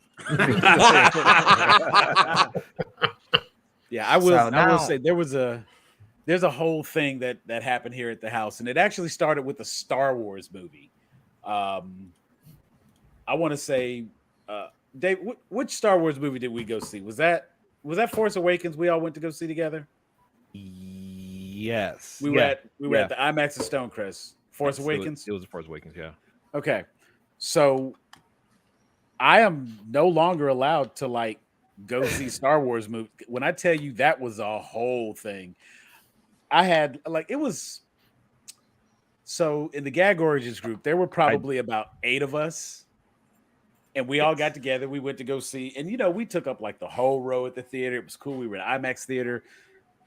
Everybody kind of worked locally, and we went to go see Star Wars, and it was great. And it was a fun time. It was a good friend outing, whole geek event. And even though I'd made this plan and everybody involved knew, wife knew I was going, so it wasn't like I did this behind her back. But the fact that I went to go see a Star Wars movie without her. Got home. Grounds for divorce. Why is my suitcase on the porch? What's right. It was like I don't understand. That's my TV and my game system on the front porch. What's going on? So here's the funny thing. It was one of those things where I told her about it. I was like, "Hey, we're going to do this thing. Da da da. We're going to check out the movie. Blah blah blah blah blah." And she was like, and I didn't catch it at the time. In hindsight, that was all on me. And I was like, "Hey, a bunch of us are going. A bunch of people are going. Da, da, da, da, da. Is it okay if I go?" What do you think her response was? That's fine. Ooh. Do whatever you want to do. Oh, you hate to see it happen, guys. You hate to see it happen. And so here's what's working against me. I get to go see Star Wars with the boys. You know what I'm saying? We're hanging out. It's going to be a whole thing. we're at the beginning stages of Grown A Geeks. I'm trying to get this thing off. I remember standing up in the theater and announcing to everybody they needed to join the group and da-da-da-da-da. It's a whole thing. And we did I think we did a Facebook Live right after to give our initial thoughts and impressions and blah, blah, blah. It was fantastic. Yeah, we made fun of Kylo Ren's pants. It was great. It was awesome. It was such a fun time. To date. Oh, I was there for that one, wasn't I? Yes, Yeah. you are. Because Yeah, you were the one that started the joke. Kyron's pants. Right. To this date, I get full clearance and authority damn near in writing before I go see anything or watch anything without her. I have missed, I'd be behind, and I just be behind because if she say I gotta wait for her, well, I have watched that. Had watched it. We have actually missed movies in the theater, and I ain't gonna tell you how pissed I was about some of those. But it didn't work out for us to make it to the theater to go see it. So, but she has kind of lightened up a little bit and allows me to see things. If she's not overly interested in it, I'm allowed to go see it. It's fine. So, I've always done top 3. Like there are 3 shows that me and my significant other that we're watching together.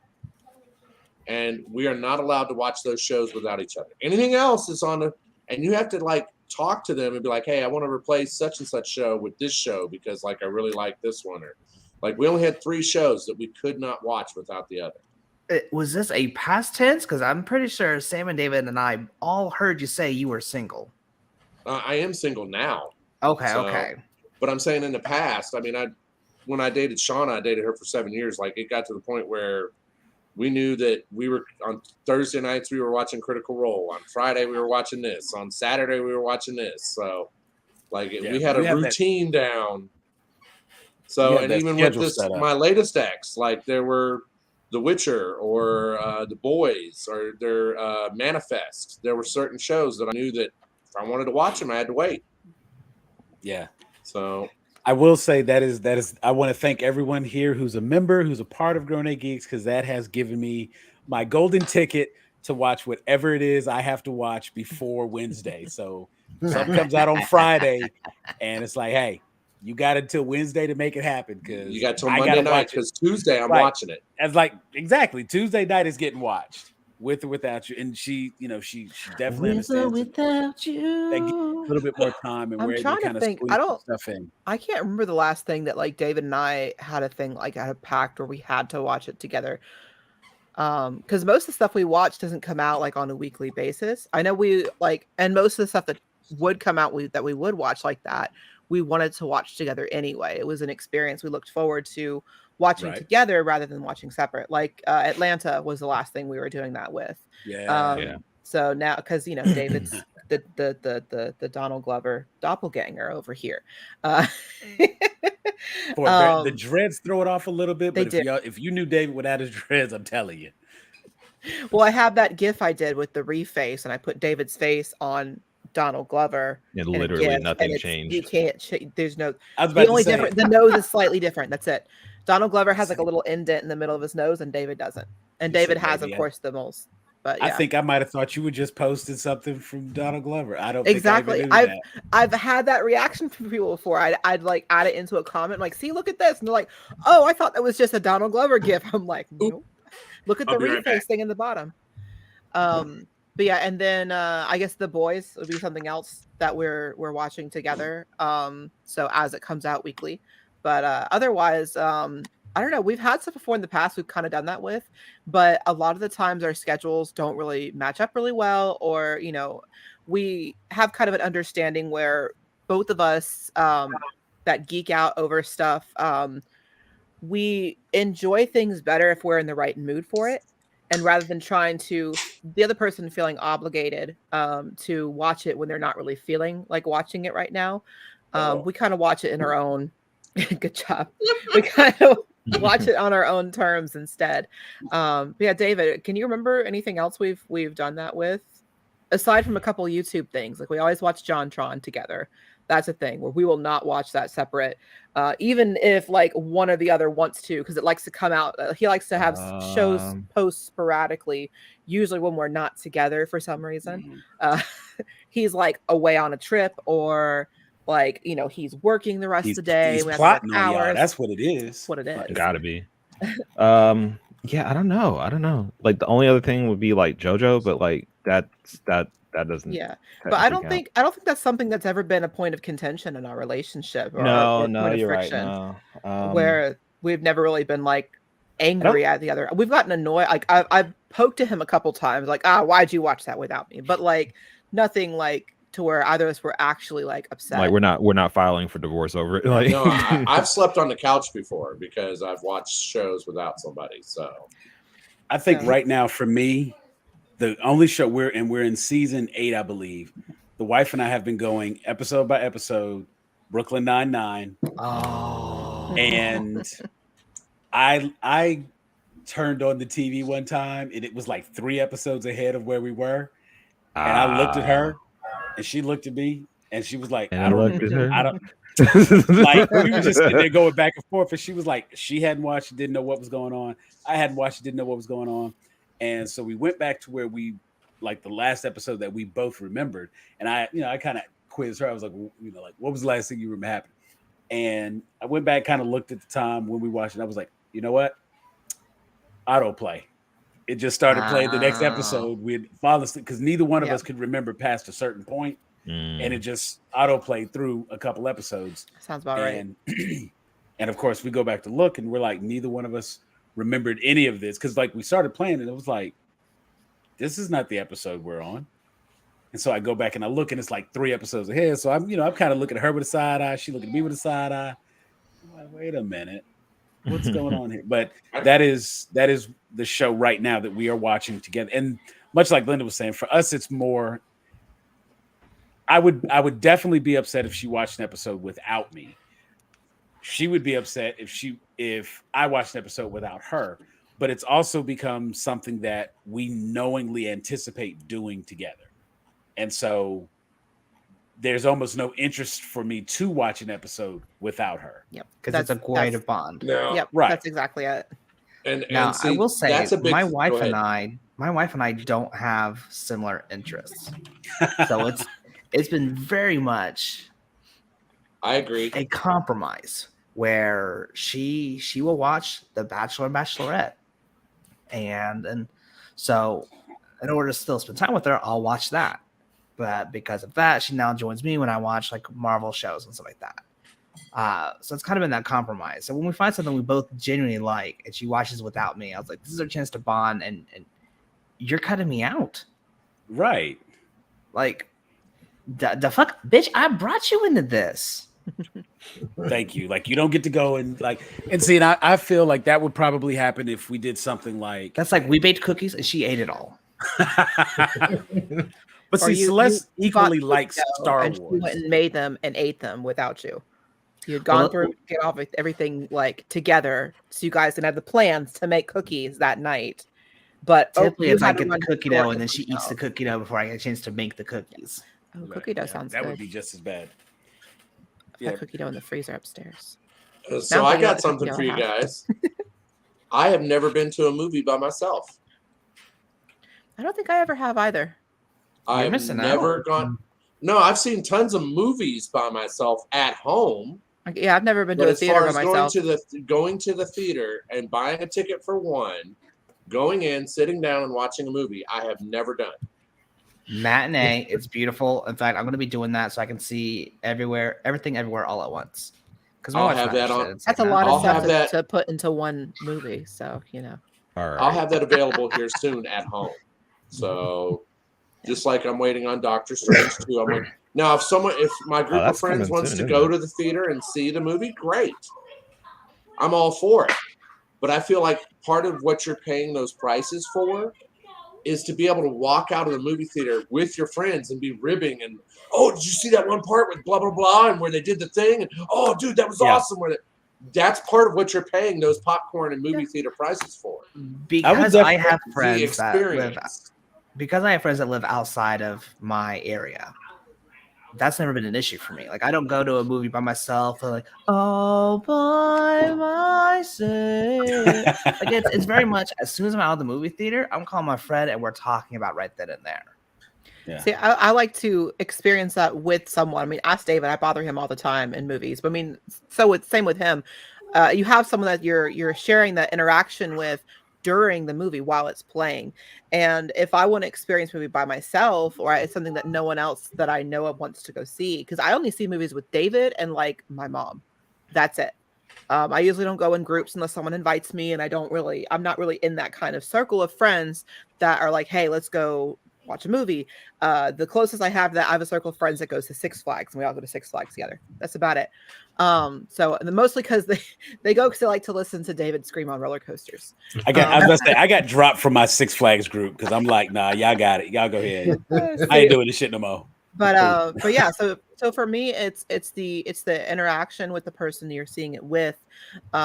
So like asking, like doing like little, obviously at an acceptable level, so you're not disturbing the other theater goers, but with commenting on little things here and there. Like, I know I drove David absolutely insane when he dragged me to that anime movie. Which one? David knows what it is. Jujutsu Kaisen. There you go. Yeah. Well, God bless you. I missed it. I had never seen any of it, and I asked David, like, okay, we're going to see it for one of our friends' birthday. So it was this other couple, and it was the guy whose birthday it was, our boy Phil, and then David and myself as well. Shout out Phil. The other couple, by the way, Katie and Brandon. So there you go. But anyway, so it was Brandon's birthday, and we go, like, David's like, yeah, we're gonna go see this, yada yada, and I'm like, because like it's really difficult for me to get into it, like anime these days, and this one also was going to be subtitles, and I'm like, I'm gonna have to read. And who wants to do that? Like, listen, my ADD has my ADHD has gotten to the point where I can't focus like that. But anyway, so I'm like, do I have to watch any of this anime to go into this, or am I just going to be completely like lost and just having all these questions and everything? And David's like, oh no, it'll be fine. It's a prequel. It's fine. It's a prequel. So I annoyed David so much because I'm like, David, who is this person? Are they like relevant later? Who is this? The main character of the anime? No, Linda, the main character is not in this. Then why are we watching this? Because like, that's our prequel. No. So I'm going through asking these questions, and David's like, thankfully I was between David and Katie, who is my waifu, and I was able to like get most of my jokes off to her because I'd name everyone stupid things so I can remember who they are better. Like, they're all Kakashis, but they're all different versions of Kakashi. Like, you have blind Kakashi, you have double blind Kakashi, you have mute Kakashi, you have bear Kakashi. But they're all Kakashis because most of them have like that kind of long white hair, so like Kakashi hair. Not exactly wrong. They got a little lazy, and then when David looks like he's got that one vein popping out above his eyebrow there. Then when they had the villain show up, I'm like, when they had the villain show up, I'm like, David, I don't he's want to really live on this hot. planet anymore. I'm like, David, who's this villain? He's really hot. I like him. And David's like, he's literally like the worst person ever. Why do you like him? I'm like, David, look at him. He's literally like, he's not even racist. He's super racist. Like a Nazi will look at him and be like, damn. Oh, remember we talked about before, David, with the guy who got fired from a concentration camp because that's him. That's him. Right. Like, how do you get fired from a concentration that's a little camp? excessive. Don't ask questions you don't want the answers to. Right. So I don't think David's gonna drag me into more anime movies. What show is this? Because anybody that gets fired from concentration camp, I need to see this. No, that's not a show. That was a real thing. That happened in like World War II. Oh wow! Like a guy actually got fired. No, this is a real thing. The Third Reich's like, I don't know, bro. I'm sorry, you need to go. Now, what I will say is, like, when I'm with friends, I'm a clown. So like, I remember watching what was it, Harry Potter and the Half-Blood Prince. Right. Like, as soon as Dumbledore got shot with the curse from Snape, I was like, Gandalf, no! And people would start laughing. Like, I will crack jokes if I'm with my friends, but when I see by myself, I'm there to pay attention. And then afterwards, I can have conversations. I can then hop on Wayne Wednesdays. I'm like, yo, what did you think about this? Like, it's kind of hard for me to just sit there and not be funny when I'm with friends that will also be funny, if that makes sense. I agree. We crack jokes. Now, Sam, you'll remember Tracy. Yeah. We were watching Sixth Sense in the theater with his mom. And the little kid has the sheets pulled up or whatever, and he says, "I see dead people." And Tracy just yelled out in the theater, "Adoption." And the whole theater just died. Yeah, I was about to say, I can easily see. Died. Like, I would, if I go to a movie, it's kind of weird because like I go to the movie and it doesn't matter if I'm with a group, by myself, with the wife, doesn't matter. I get into a movie theater experience mindset. And every time I go to the movie, if I see something on screen that gets me excited, I'm sitting up, I'm all into it, I'm leaning back when it's boring. I'm going to make the same comments whether I have people there or not. If I have an audible reaction to something I see on screen, I'm going to have an audible reaction to something I see on screen.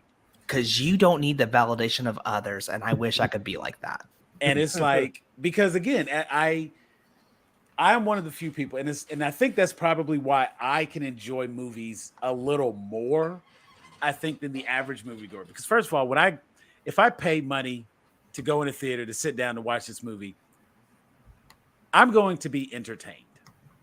I'm going to enjoy. I'm not going to write a doctorate thesis on why this movie sucks. And I feel like so often people go to movies kind of with that chip on their shoulder when they get there. And it's like, even something like, okay, and this is probably the best example as of late.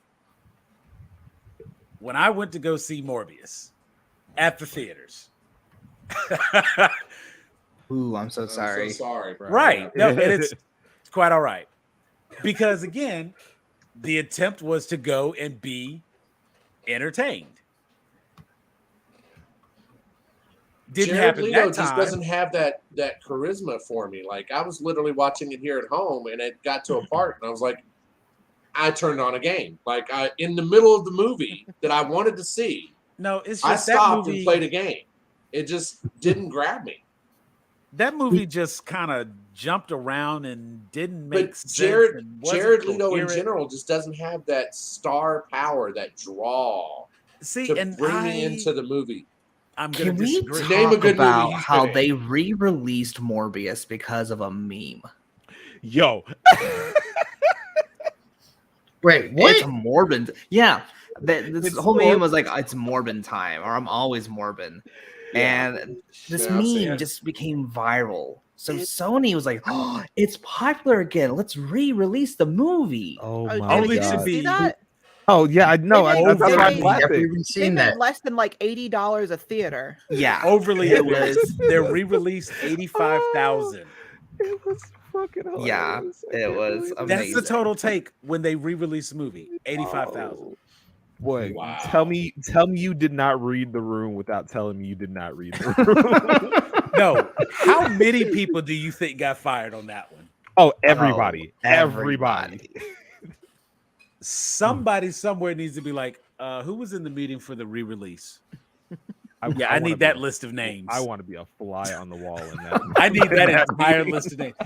Actually, you know what? Speaking of meme culture, you know that one meme where you have the boardroom and the one guy gets thrown out the Gets put- window? yeah. Yes. Yeah. That was That the guy whole said, "Don't do that." boardroom gets pushed out the window. Now, David, how do you like to go to the movie theaters? I just like to go. I don't really have a whole thing about it. I just like to go. I can go by myself or I can go with He people. I'm goes just with there me to. or no one else. Totally was trying to talk to North Up. Also, Sorry, Rob I David. apologize. Oh shit! Oh shit! I was like, we haven't heard from David Northam in a while. See, well, and honestly, most of what y'all have talked about tonight, I'm kind of lost.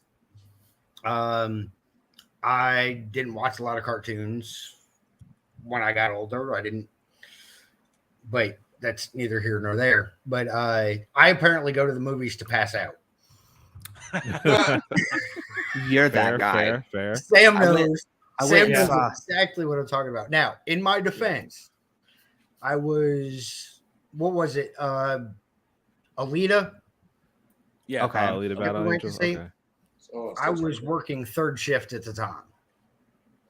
So when we went, I had already been up for almost 24 hours. Yeah. So- I mean, like you have to watch movies on a schedule or at home. And even then you have to watch them at home so that you can rewind it after you've fallen asleep to go back to it. Cut it up into episodes, Right. bite-sized Right. chunks. Right. My man's got a whole season of I think my parents fell asleep in Sonic 2. We all went to see Sonic 2 for Easter. the heathens. And my mom, I know at least my mom fell asleep. She was next to me, and I'm like, Mom, Terrible. look, it's Tails. This And is she's what I just married over here into. just snoring, and I'm like, Mom, but it's Tails. You wanted to come see this movie. Wake up. The family I married into. I can't believe it. But the fact that my mom actually wanted to go see Sonic the Hedgehog And for fell Easter- asleep. and then fell- Right. She was Typically, my probably dad's the one working that falls third asleep, shift, but man. Your dad was wide awake the whole time. Dad was wide awake. Well, dad usually falls asleep in movies, but I was. dad was like, "Hey, this Sonic though." No, my parents are fun.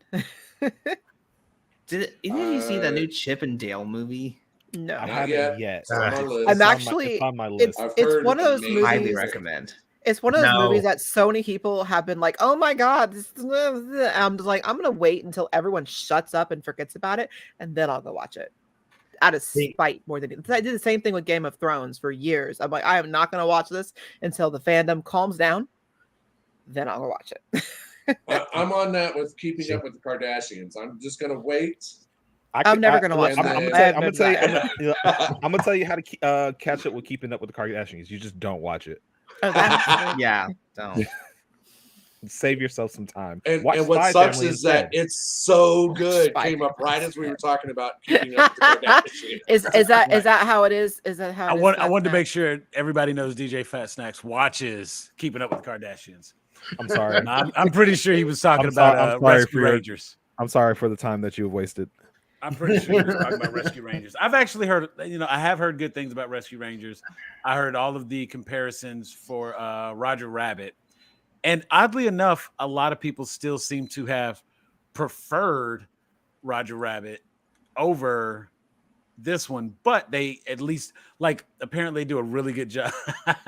Yeah, he doesn't want me to put him out there on the Keeping Up with the Kardashians. Think of this. Guilty pleasure. You have John Mulaney, and you have Andy Samberg Like, as the voice of Chip and Dale. you don't have to course. sell me on it. I'm gonna watch it. Just Just And like, because. for everyone else, let's be completely honest. This is We've for all Linda, who is we've- trying to be spiteful, and she doesn't have to do that to herself. No, it's fine. I have no problem with it. I have lots of spite. I am prefer literally it. made of spite. You don't work retail for 10 years without having a lot of spite. So Yeah. Spite in reserves. ask David. Like I am made up of Like, she'll- like Hair color and spite. she'll catch me with some of that spite. I'm like, look, you don't have to put up these walls anymore. You're safe now. Right. like It's okay. David's You like, walked into Linda, the this spite, is really good. You but should I go. was born in I'm the not gonna watch spite. it now. No, wait, you got to do it right. You merely adopted the spite. Right. But like, let's be completely. We've all felt like ugly Sonic every now and then. Like, Look, Well, Ugly Sonic gets redeemed in this movie. so you can see now it's been spoiled for me. I guess I don't have to watch it at all ever. okay. No, all right. it's you have nothing about it. All you know is Ugly Sonic's in there, and you're like, oh, I do like him. Yeah, but you said he's been redeemed now, so I have no reason to watch it now. So yeah. What do You you know mean? what What are you redeemed talking means. about? You're just being spiteful because that's who you are, and I appreciate who you are as a person. So well, that makes one of us. Oh my god. So now we I have don't to You're appreciate even who I citing am. yourself. We just have to find the context, and that's what it is. So I would definitely be checking it out. And there was the other something else got released. I want to say it was on Disney, Turning Red. I was unsure That's if I been a hot wanted to minute, see yeah. that. Yeah, it has. But again, just like that direct to video release for that one versus something like Chip and Dale. Did Chip and Dale even get a theatrical release? Did they do like a dual One day. release on that? Did it? Yeah, it got 1 day release. No, it didn't even get released. You're right. Yeah, I Oh, don't think it got released. It was just kind of like available online all of a sudden. Yeah. Yeah, like and see that one, and that's kind of what made me think about Turner Red was that another again that direct release. And so Chip and Dale, initially I was kind of thinking it was going to be, because like I remember seeing the posters for it at the movie theater, like seeing the little Rescue Rangers logo and whatnot. And then sometime later it was like, oh, here's casting, and I saw that it was going to be semi live action and such. I didn't even know that they were like doing that. Like somebody just told me like the other day, it's like, yeah, the Chip and Dale movie is out. I'm like, The what? the what? Right. They're like, yeah, Chip and Dale's out. It's like, Chip and Dale's been out like 30 years. What are you talking about? Like, no, they made a movie. It's like half live action, half 3D. I'm like, what?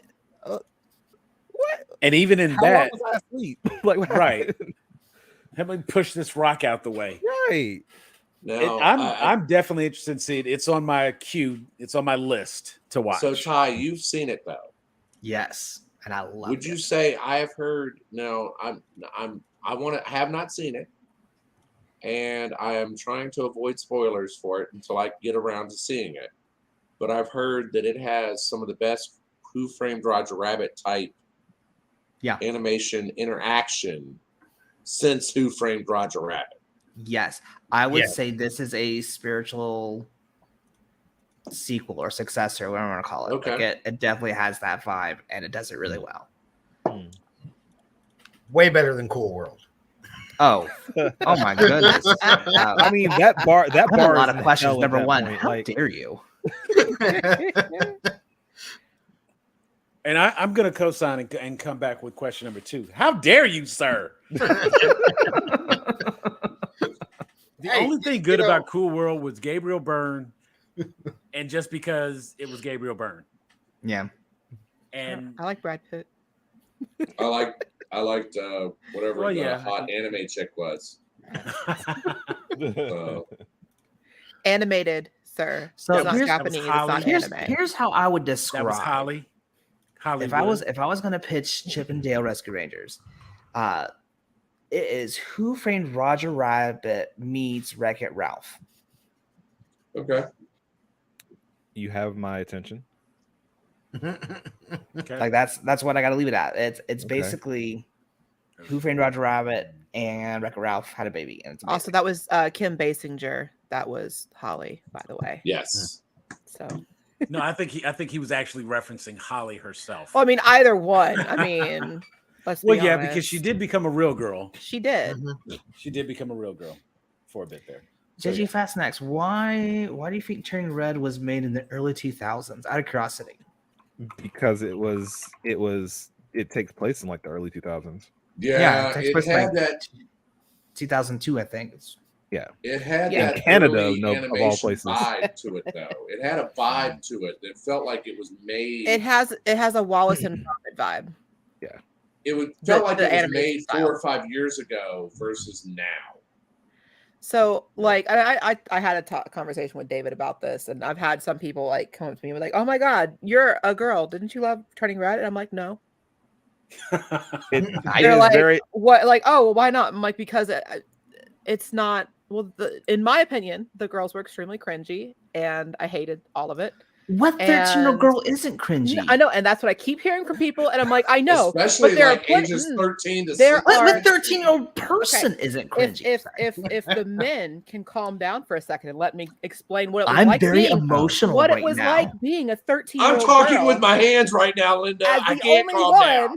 who was a 13-year-old girl at one point that's here. Did There are you just plenty of assume? us. Let me not. put Shut up, that one Sam. back in your pocket. There- Put that one there back are- in your pocket. There are plenty of us that were not that overly spastic and cringy. Yeah. There are plenty of us that were we just existed. And there are a lot of us that weren't boy crazy. We weren't all these stereotypes that were portrayed in the movie. And that's fine. Honestly, if like, I'm not going to take away from anyone else who loved the movie or who found something in it that reminded them of their own time and it was nostalgic, whatever. But that doesn't mean I have to love it, and I'm allowed to have my criticisms of it because of that. And if a movie has to be reliant on you being able to relate to it to be successful, it's not that good of a movie.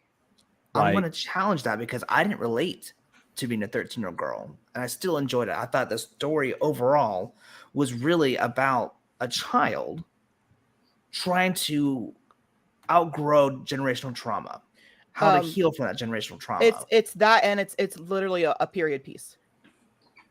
The whole in thing all is sense of the word. literally a It's period. beautiful Yes, phrasing. yes. Phrasing. But yeah, so it was very much, and I can agree with what they're saying. It's a movie from the 2000s. It very much reminded me of the really cringy girl movies that were released during the 2000s that were really popular, especially ones that were spearheaded by like Mary-Kate and Ashley, the ones that were very aggressively for women or for little girls. Crossroads. Like listen. Sisterhood of the Traveling Pants. I'm good. I am good. And now everyone's turned But against you. like for me in general, like I don't know. I watched it. I'm just like, I don't like kids, and these girls are really cringe, and the stereotypes are just a little much for me. I'm good. Like, you know, if anyone else enjoys it, go ahead. Take what you want of it, enjoy it. That's fine. Doesn't mean I have to. And it's just, I think it's one of those things where, and you guys who've known me for a while know that I tend to get really passionate whenever people don't let me, whenever people attack me for not liking something, or for having my own criticisms for it. And honestly, I don't need to have to justify whether I like or don't like something if I don't want to. And whenever I have something where I have an opinion that goes against the norm, which unfortunately a lot of my opinions do go against the norm, you know, I have a lot of people who jump on me for that. And I'm like, why can't I just disagree with this? And That's then when whenever you're like, I have wiggle, like exactly. So you listen. Damn it, it's back. My thighs jiggle jiggle. Damn My it. thighs jiggle jiggle. Yours don't. They fold. Okay, listen. So Boom. Okay. and But, I can yeah. agree that no one should have to be forced to like something they don't like. I was just curious because from what it sounded like, you just didn't like it because that's not how you were as a kid. Like, you Well, just like that's only a portion of it. But like I said before, in general, I found it has a great little storyline to it, but I hated the characters. Like the 4 girl main characters, I hated the characters. I hated the boy band thing. It was just, like I said, like I originally started with, it was really cringy to me. So, I hate Linda, I all have the a question female for you, characters Linda. Mhm. like with the exception of 2, the little, what's the girl, Angela from Stranger Things? Like, I hate that little girl. You know what I'm saying? What is oh, the you're talking cringe about So, the Linda. sister, Mhm. No, the not sassy the sister, not the sister, the skate girl. Max. Max. Max. No. I'm trying not to spoil anything. Oh, you're talking. Okay, I got it. okay. I got it. Oh. Yeah, Angela. Yeah, but you're supposed to hate that person. Yeah, I she's supposed to. get Okay. that, but even then, I still feel that falls into kind of what she was like. That's overly tropey. Yeah. Whenever it has something that's actually a great way to put it, Sam. Something is overly tropey just to be able to get passionate reaction. It's not. To me, it's you could see it in a way, depending on how they do it, as almost lazy story writing. So it's like, I really want to make sure I get this, I invoke this reaction out of my viewers. So let me write this character to be like extra into this trope. There is very So- much. I'm partial to this film because it talks about generational trauma and healing from that. Which so That did is- Encanto. And I love Between the Encanto. two, I prefer Encanto. And and I do feel like Even though Encanto did a better job. in my opinion, Encanto didn't have enough conflict, just as from a movie perspective, it didn't have enough conflict in there for me. So But would you say that if you took like that general conflict from Turning Red and put it in Encanto, would that have kind of solved that for you? I think because that because the conflict, I found like there was plenty of conflict itself, like the kind of conflict that you can kind of put in that kind of movie, versus the general lack of conflict in Encanto. I think that would be like a perfect mesh, at I least think in they my just opinion. they had too many they try to shove too many interactions into one movie with how she was like trying to solve things with all these different family members, because anything that was presented as a problem was almost immediately solved and was moved past. And there are other things where it was just kind of left dangling. Like a lot of people really loved Louisa, and they could have done more with Louisa, but obviously there's only so much you could do with that because, oh, she loses her strength, and then that's it. She has like no role in the rest of the movie aside from like little like funny bits in the background where Except she can't for, lift hey, stuff. you get to relax at the end. Yeah, and like which that's like the whole wrapping up. Everyone kind of gets Yeah. like a little touch on that. That's still my But favorite like song, though. yeah, and that's what I mean. Like Luisa had a lot of, but I mean, in general, we've talked this before with Encanto and Luisa. Disney in general didn't much care for that character. They didn't like her design. They didn't think she was gonna be popular. They thought it was gonna be Isabella. The But people crime. ended up saying like people ended up not liking Isabella the way that they thought they would. So they had all this merchandise that they made to sell to make money off the movie that was all Isabella, and it didn't sell because that's just not the way a lot of girls are these days, and especially considering it ended up reaching a much wider audience than just younger girls who might be their parents might be able to push more. Oh, isn't Isabella so pretty? Look at all her flowers. You have more of these older girls and women who are like, I really can feel Louisa and her whole struggle, whether they are the oldest or not. It's something that sometimes falls on women whenever they're the only daughter in the family, or the oldest, or just in general the most mature of the children of their family. So it reached a wider audience with that. Yeah, no flowers. No, give me the one with the biceps like that. And then you have That's- people like that's that David, good who's shit. like. But yeah, I know Jeff, you kept trying to ask me something earlier. I did. So my question to you then is, since you're talking about cringeworthy and films that you may not have necessarily been a part of in your lifestyle or your upbringing, what movies do you feel transcended that? Because like the only one I can think of is The Craft. Ooh, we actually so I was telling David this before because we had a conversation. Okay, so you want a movie that pretty much no one can necessarily relate to, like as literal as Turning Red has on its back. You have some people who enjoy the movie in general, but that was kind of the whole thing, is that so many girls and women came forward and like, oh my God, I can relate so much to this. Ratatouille. Oh, Ratatouille is a fantastic movie and has bits in there that everyone can find relatable. Everyone can find relatable without you having to relate in a literal sense. Because that's the problem with Turning Red, in my opinion, is that, hashtag not all people who watch it, but the majority of its success is based off of literal relation to the movie and the events. Whereas Ratatouille, Okay. obviously, no one's going to be a rat. No one's going to be controlling people's hair and controlling their Speak body for movements. yourself. But, Probably My should have kid the pulls first my thing. hair, I was like, I why am do you think I following keep moving my whatever hat he around? wants. Like, so I know, Sam, you've got like the smallest little rat just underneath your right. hat right It's there. just And like just... that's what was happening a moment ago. I was like, what? What? No, he was like yelling about something. So and I that didn't see it. would be a great example there, is that Okay. they're especially if you want to stay in that same genre of Disney animation, or what would potentially or what would typically be kids animation. What is on my legs? Is that Well, see, the Jack? very Jack, first what are thing you that doing? came to mind is like, well, where does Lilo and Stitch qualify? Because same, I mean, Lilo and Stitch, though, anything you're gonna have like humans that are in there, you're gonna have some sort of form of literal relatability that they're gonna rely on. It just depends on how much they want to use that.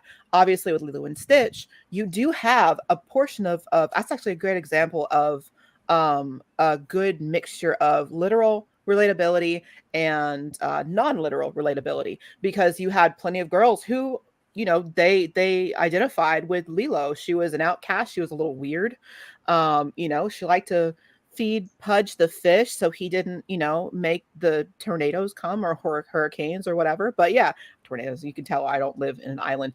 The hurricanes, because he controls the weather. So, and we had a lot of girls are bullied at some point in their life, even bullies themselves. So it's something a lot of little girls could relate to. But at the same time, the whole movie doesn't rely on that. That's why you also have plenty of boys who liked the movie as well. And you had a lot of adults who liked the movie because of her sister and her thick thighs. No, because I mean, I wasn't going to say it though. So you have a lot of adults who literally relate to it because they understand that struggle of being a single parent, or trying to be a parent where like you were not expecting to be, especially having to exactly or having to face that when you have all this adversity against you of like, I can't keep a job because of this, that, and the other, even though I'm trying really hard. My the child I'm now caring for is weird and thinks a fish controls the weather and is obsessed with Elvis. Like, what am I gonna do? So yeah, it's Okay. but at the same time, you have the overall message of the movie is kind of like you get set up before Stitch pops in, and you're getting all that literal relatability in, right? So you're really connecting with some of those main characters, and then Stitch pops in, and all the aliens are all involved now. So that's when you get into the little like the messages and like for the overall movie and the other little relatabilities you can get into there, similar as like you would from like Ratatouille. Where you have small things in there. Well, okay, I have a message from that. I can understand. That's a good movie. All right, so we got Turning Red, or not Turning Red, Lilo and Stitch. And what was the other one you said that was relatable no matter Ratatouille. Ratatouille. Pretty much That's anything two. that involves animals, especially that aren't anthropomorphized. They just talk. That's a good thing too. So Lion We're King. talking like Homeward Bound or Homeward Bound. Yeah. God, what's Finding Nemo was huge. And like, same thing, you had the fish were different ages. So you did have a child fish and an adult fish. And so you had your small bits of literal relatability in there, but the whole movie wasn't wrapped up in it. Whereas with Turning Red, it's, oh, you're wrapped up in this whole thing. Like, aside from like the overarching plot of the generational trauma, it wasn't just that. It was the interacting as a 13-year-old girl, just the life as a 13-year-old girl with your really like you being really cringy, all your really cringy friends, and everyone else being really cringy on top of it because they're reacting to you, but they're being kind of assholes about it. So, which I know we've all dealt with that at school, but even still, like, I don't know. There's plenty of other things that do it without having to, face. yeah, without having to be like, oh my God, look at this girl, look how crazy she's being. Oh, look at this one, she's also crazy, but in a different stereotype. Each of the 4 girls very neatly fit in a specific stereotype package, and You got to hit all the check boxes. of course. Yeah, of course. Yeah. I mean, aren't we doing that right now? I'm not. I don't know that I want to watch that movie now. Like I feel like right? I would be. You can still watch it if you want. No, like, I don't want to support I don't want to support certain tropes, and It's nothing like, gets to a point of like offensive. I'll tell you that much at least. The only thing I find a little offensive is the way they have of course, the girl that's Hispanic in the group also is the overweight one. I'm like, okay, there's a trope you didn't have to do. You could have made literally any other girls the overweight one, but no, let's do the one where it's the Hispanic one, considering the Hispanic population, I believe, is one of the top populations that is like the biggest in the world percentage wise. So yes, okay, cool. So that is something I did relate to. I was an overweight Hispanic little girl growing up my entire life, and I got made fun of all the time for it. And it was way too difficult to try and brush it off and just be crazy and spastic and like, because she's also like the most out there of the entire group too. And you're introduced to her and she's got someone pinned against a locker. Oh yeah, I said that. So she's also aggressive. So you have the aggressive trope on there as well, where same thing, Hispanic women tend to have a whole stereotype there of being overly aggressive or overly violent, or and I know it's there I'm always full. Now, see, that's what retail did to me. But I'm full of spite and rage. Remember.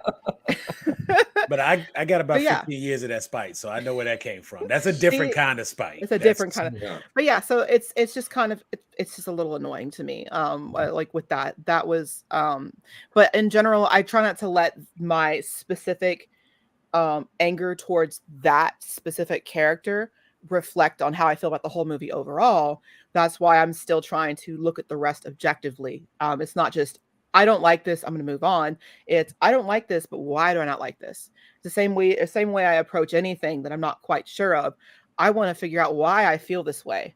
And that's how I approach anything like this, especially if it's something I don't like. Why do I not like this? And part of it's from having people make fun of me for not liking things before in the past. And I have to try and back it up.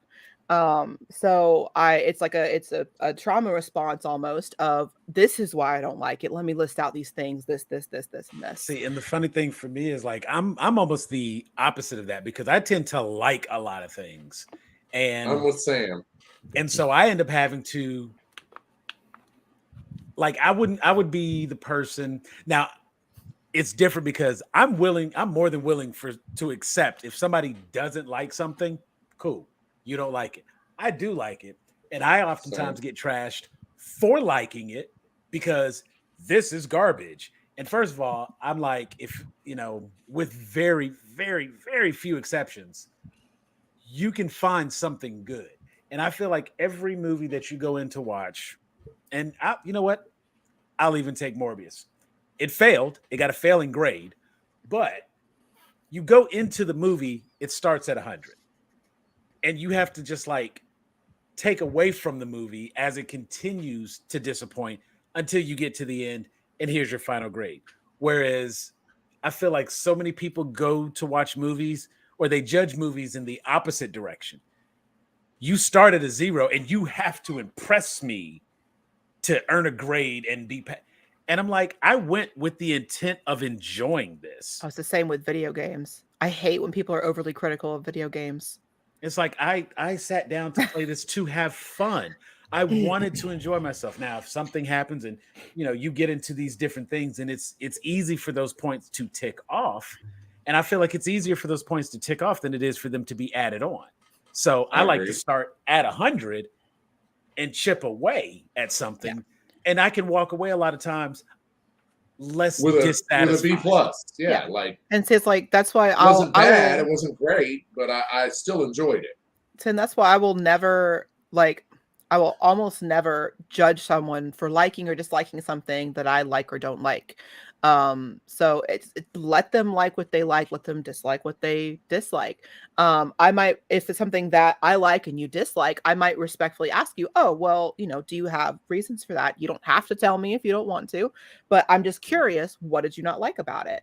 And that's fine. But when you start like jumping on, oh my God, how did you not like it? Because of this, this, and this, and it was this, because I didn't like it. And you're not approaching me in a respectful way where I feel comfortable with sharing with you about why I didn't like it and being able to get my thoughts together, because that is also something I've been attacked for a lot. But it's the same thing for liking something that everyone else dislikes. I get that a lot with video games. Ask David. I have like so many games that I've really loved and I've really enjoyed. And like, I mean, that so many people Batman are like, oh my better. God. Like, that's how we got to start this conversation. Well, I Linda, mean, Batman is better. But, respectfully, I agree with Linda. Thank you for sharing your opinions. Thank you. I appreciate that. And it's honestly, that's why I just feel like I become a smarter person whenever Linda talks to me. Like, she explains things, and you're gonna get all of the breakdown, all of it, and random trivia. All in one. It's great. And see, that's Batman what is better. See, that's what I'm talking about. And everyone's welcome to their incorrect opinions. Yes, I agree with Sam. I agree with Sam, including you, Sam. You're allowed to your incorrect opinion. And as it is mine, and I'm good with that. Well, Sam, I want to challenge you to watch Turning Red because I am curious about your thoughts, because you seem to watch movies kind of like I do, where it's just very much, because I actually, in all honesty, I went in the Turning Red not really like sure if I was going to like it or not, and then I liked it. Like it wasn't like and maybe it's because I've been going through therapy, and so having that whole generational trauma and healing from that in a coming of age movie was really enticing to me.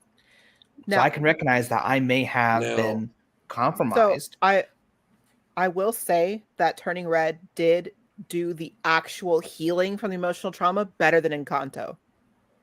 Because in Encanto, it's implied. Abuela was never like, "Oh my God, I was totally wrong." And Yeah, she she was just never kind of like, she never had the moment of, "Oh my God, is this the consequence of my actions?" Yeah, there was never like, and that's part of what I was meaning. I was talking about with how there's not really any kind of conflict because there's not really any resolution, and they can get away with that because there wasn't really any kind of conflict to begin with.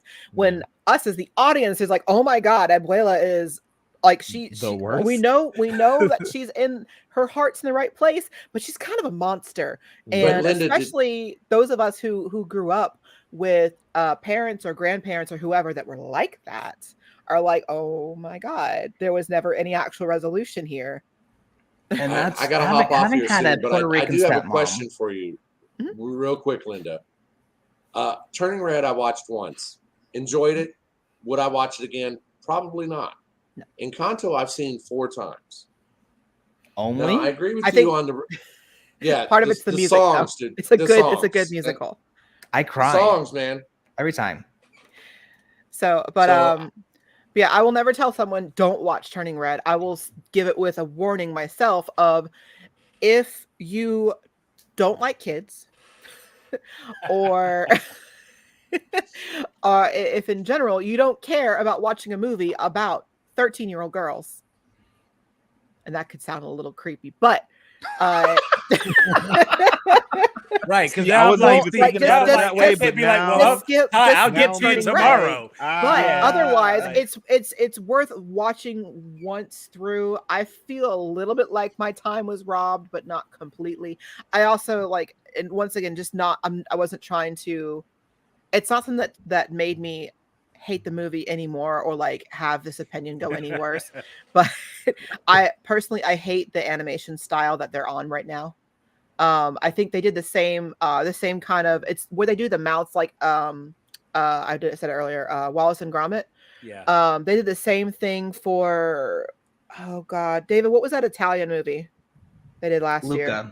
Luca. They did the same animation style for Luca, and that's kind of thankfully they've gotten past the Frozen animation days. They got Steven Universe mouth. They all have Steven Universe mouth. They got Steven. See, I say Wallace and Gromit, but yeah, Steven. But see, that's funny because there's something about Steven Universe that's still different, and I can deal with that. So, I guess my question to you, Linda, though, is: did you pick up on these Encanto themes that you had a issue with watching it the first time, or when you watched it again? No, the first time. First time. Yeah, David watched it with me. And it wasn't until the second or third watching that I was like, wait a minute, this song is amazing, but ask David, this is how I watch movies. This is how I consume media in general. I devour it and completely digest everything as much as I can in the first viewing of it, because I feel like that is that's your virgin experience of it. And that's where you're going to have them. Is if you go into it the right way, this is where you're going to have the clearest, most unbiased view of it. And this is exactly how you are meant to consume it, is something the first time. Now, when you watch it over and over again, that's something where you can pick out other pieces too. But I go into it saying, if I don't see it the first time, or I can't find it in there the first time, or it's not something I can figure out in the first time, then unless it's something that you're supposed to watch or consume over and over again, it didn't really hit the mark. Yeah, it was a clear miss. Yes. So there's things there are very few movies that are meant to be like that. But there's movies like Bandersnatch where you're supposed to watch it over and over again because it's a create your own adventure movie where you actually interact with it. I love Black Mirror. I love Bandersnatch. It's great. But Ready Player One was another one for me. Yeah. So most movies though in general, whenever you watch them, TV shows are a little different. Sometimes TV shows you're more likely to have ones where you're meant to watch the new it. Hashtag the book is better. Oh, that's the oldest hashtag. That's Now I will say, because I have my stepmom's Puerto Rican, and growing up with her since I was like 4, she would never apologize. Like, she never admit she was wrong. So to me, that made sense, where it was very much like, you don't have that reckoning of, oh my goodness, this is my fault. But you had a opening of vulnerability that allowed them to connect and at least start the healing process. I don't think your stepmom being Puerto Rican has anything to do with that. I ain't never heard my mama say, I'm sorry. I'm about to I'm say, 40-something I years feel old. like it's, I feel like in general, it's less of a Hispanic or even an immigrant thing. It's more of a generational thing. It's the boomers and the silent generation, and some Gen X. I will throw in a little bit of Gen X in there as well. Now, that are a little too close to the boomers. Let me say this, and this is kind of funny. So this will be the time, folks. If you want to take your break, take your break. We're at 2 hours 30 minutes. We're about to really go off the rails. Let me just throw these last little thoughts in real quick. Because I had a whole list. Ty, you got your list in front of you? Oh, because I know there were a couple things we needed to. Unfortunately, I'm gonna go ahead and hop off. I've got to work in the morning, so not before a problem. You guys brother. go off the rails. I'll check it out in the morning though when I get up, and I'll be watching the rewatch. So all right, good deal. So we have we've talked Stranger Things, we've talked Obi-Wan. Yep. We kind of briefly covered The Boys, but we also have Geek Week and New Anime Alert. David and I have video game stuff to talk as well as video game stuff. So I'll make this a little shorter then. You talk about the generational part being a little bit different, and of course, a lot of kids today. One of the things that I've noticed, and I am one of those people myself. In most cases, you grow up and the first thing you say is, when I become an adult, when I grow up, when I'm a parent, and you have all these plans for how you're going to do things, and you expect that they're going to be different. Little bit of time passes and you fall victim to a few things, but some of the big stuff you really do stand on. And I remember when I was a kid, because I said so was an acceptable answer. Yep. Mm-hmm. And it didn't go past that. There was no need to explain. There was no need for justification. And because I said so would suffice. And I remember having an opinion and having thoughts and wanting to be able to express myself and not be considered talking back because I might be right. And if I'm wrong, then, explain to me why I'm wrong, but at least hear my opinion and see, because sometimes I wasn't wrong. You know what I'm saying? But when I had kids, and I've got 3, my youngest is 21. So ever since they were little, I would always let them explain themselves. They were given a voice at an early age. And the weird thing with that is it's hard to make a child understand that they're free to speak and express themselves, but also make sure that they do it correctly because they're a child and they're upset. So it's I have to make sure, okay, I'm not one of your little friends. You can't talk to me any kind of way just because you're mad and I'm letting you speak. You know what I'm saying? I'm still the parent and you still have to maintain some level of respect, but tell me why, why does that upset? And so validate them. Yeah. It's you're it's okay for you to be upset because I said, do this, da, da, da, da, da. Well, why don't you think you should? And I found as time went on, I didn't have to, you know what I'm saying? I got spankings, I got whoopings, I got put on punishment, blah, blah, blah, blah, blah. I would get put on punishment and be sent to my room and be on Nintendo for hours or PlayStation. You know what I'm saying? So it was was it really punishment? It was just free game time. Oh shit! Did you yell at your parents just so you can play video games? No, what are you talking about? See, that's a whole different set of consequences there. I don't know what you're talking about. You mean you never had your parents strip your room of literally everything except for your blanket and a pillow? Right. Yeah, that's Well, what I see, had. but see, I was also of that age where when you couldn't go outside, that was a death sentence. True.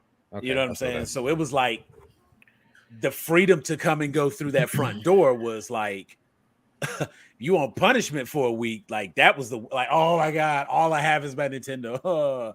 Because everybody else is outside and I'm stuck playing double dribble again.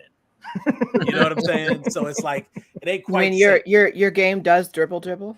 Oh my God. You just not gonna let it go.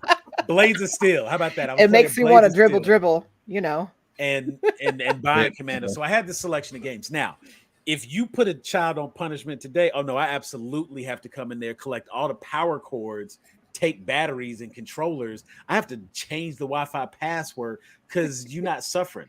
Now if I use put that you on use that punishment. AT&T Smart Manager. Oh, I got profiles already set up. But the crazy thing is, it's like I can't punish my kid and tell them they can't go nowhere because they already not going outside. They already wasn't leaving the house. All the cool stuff is in the house. So it's like punishment. You Go going outside and get some outside. fresh air. Right. Like turn the TV off, put the tablet down, go outside, get some fresh air. That You was can't do like your torture. podcast. Oh my God. You know what I'm saying? No streaming for you tonight. And it's like no Fortnite. because you have those types of parents and you have those types of kids also, you know what I'm saying? Like there is something to the generational difference of validating and, you know, letting the children have a voice, letting kids speak for themselves, because it's really weird watching my kids interact with their grandparents their grandparents are still very much because I said so. And, you know, like children should be seen and not heard.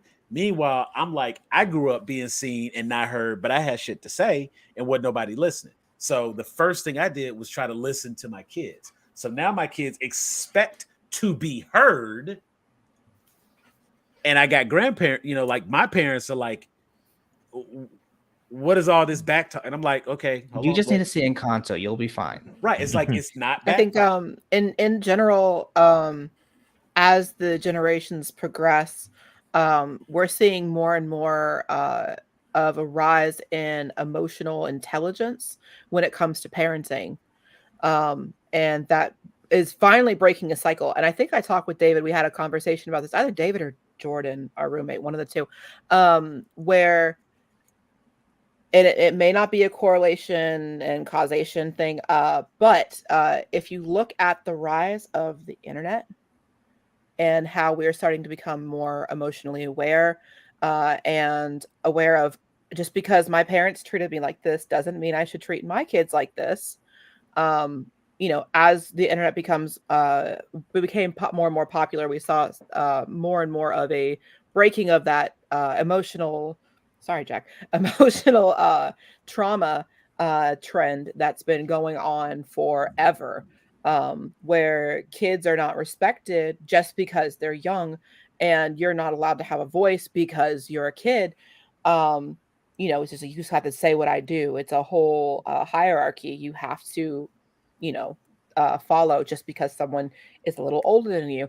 And yes, they do have more experience. There, you know, there is some, you know, obviously there is benefit to why the parent is the parent, and most of the time they do know best. However, if a parent is saying you do this because I said so, but the kid is like trying to explain why they don't want to do it or why they can't do it, and the parent doesn't want to listen to that, that's how you end up having emotional or even physical trauma.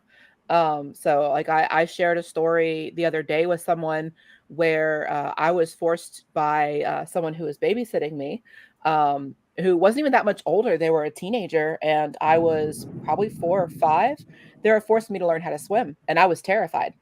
I was terrified because I didn't have that trust with them that if I went under the water, that they would bring me back up. And I was absolutely terrified. And the person saw that rather than, and this is someone who is, if you want to talk generations, would be Gen X, I guess. They saw that as me disobeying them because that's how their parents treated them. And since they were the authority figure, because they were babysitting me, they thought it was okay to see that fear and take me and threaten me that they would give me a spanking if I didn't try and learn how to swim. And so every time they try and bring me into the deep end and they want to go and let me go, and I'd be crying and just upset, and they would, start raising their voice at me and threatening me, I'm going to spank you, yada, yada. And yeah, I got spanked that day twice. Once by a, those, like sandals with like the thin, like leather. Yeah. With one of those, and then with a wooden spoon, because I was scared. And I got punished because I was scared, because someone who was an authority figure over me, who got that from their authority figure, decided that what I had to say and my feelings didn't mean anything. And I just needed to listen to them instead of trying to understand and help me move past that. Then I didn't end up learning how to swim until I was a preteen. So everyone else knew how to swim but me, because I had been traumatized. And it's something that still sticks in my mind to these days, despite all the times I've been spanked growing up by my parents because of the way they did it versus the way that one person did it who was watching me. My parents always, they were always very communicative with us with, it's not even a word, that they were doing it as a way more of like a motivator rather than to harm. It was more to scare than to harm, but not in a traumatizing way. And once it stopped being something that we would like as a deterrent, without them having to hurt us, they stopped spanking us. They had other forms of punishment they did instead, like stripping my room of everything except for a pillow and a blanket. Unfortunately, I am a much more resourceful person, even when I was a child. So, and I was also, I think the spite started building when I was younger, not just from retail, but from honestly not being challenged in school. But that's a whole other thing. But yeah, I think in general, we're becoming more and more aware of generational trauma. And I think part of that is because of the internet, and a lot of us are able to reach out and talk with other people and share our stories. And they're like, that's not okay. And you're like, you know what? That's not okay. So I don't know. That's my 2 cents on that. No, I mean that's exactly what we need to hear, and that's what I've really enjoyed with these movies that are coming out, is that they're not having a villain. It's the generational trauma is the villain, and that's what they're overcoming. So, like for me, my thing was I never felt like I was good enough, so I always had to try and be more. I had to basically add all these accessories so that I could be who you needed me to be, so that you would stay and not abandon me. So I never realized how much I lived for someone else's validation. I wasn't like Sam. I needed people's validation. And then when I had my kid and I felt isolated, and then COVID hit and all that validation was gone because everyone's inside, it wrecked me. So like going back to Encanto, when you have Mirabelle like singing "Open Your Eyes," that fucking hit. And that was the first time I cried in a movie. First time I cried in like 20 years. And those are the kind of stories. And so that's probably why I like Turning Red, was just because they dealt with that generational trauma. Like I said, they dealt with that much better than they did it in Encanto, at least in my opinion. So I got that, like that whole part, I have no problem with. I love that part. They could have done the 13-year-old girl cringy thing much better. Fair enough. So, philosophy and therapy with grown-ass geeks. Healing generational trauma with dogs. Sam, where's your dog? We've got a little bit of thunder over here. She was here a moment ago, and she ran off when the thunder hit. So. Oh, David, how's Rosie doing? I've been hearing the thunder.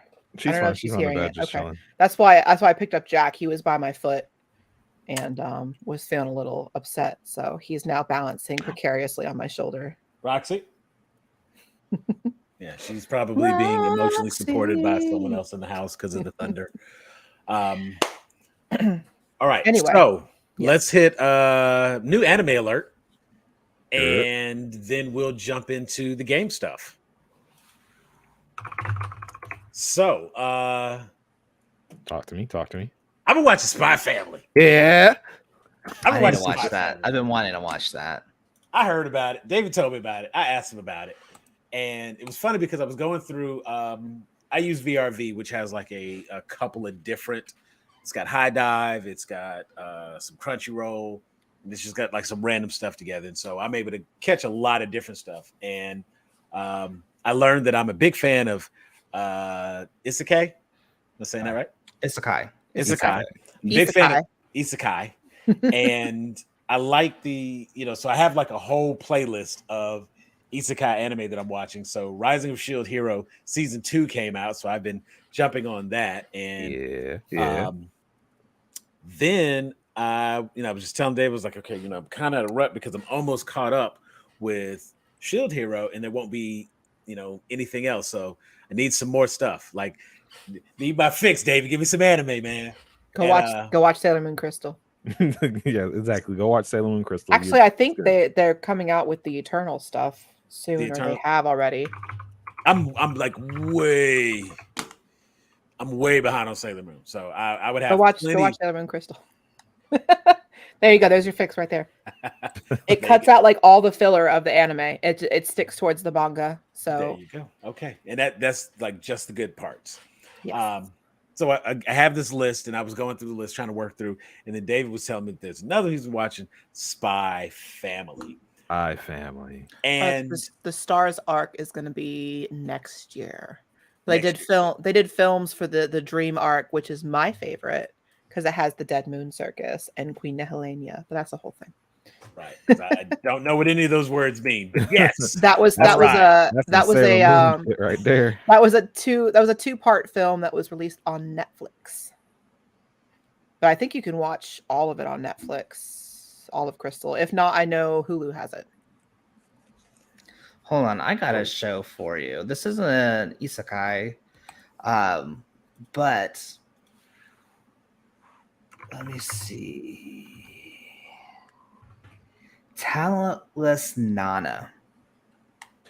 I have heard of that. I have not seen anything about it yet. It's basically... See, I can't even describe it because I guess it starts off like My Hero Academia, but takes a hella dark turn.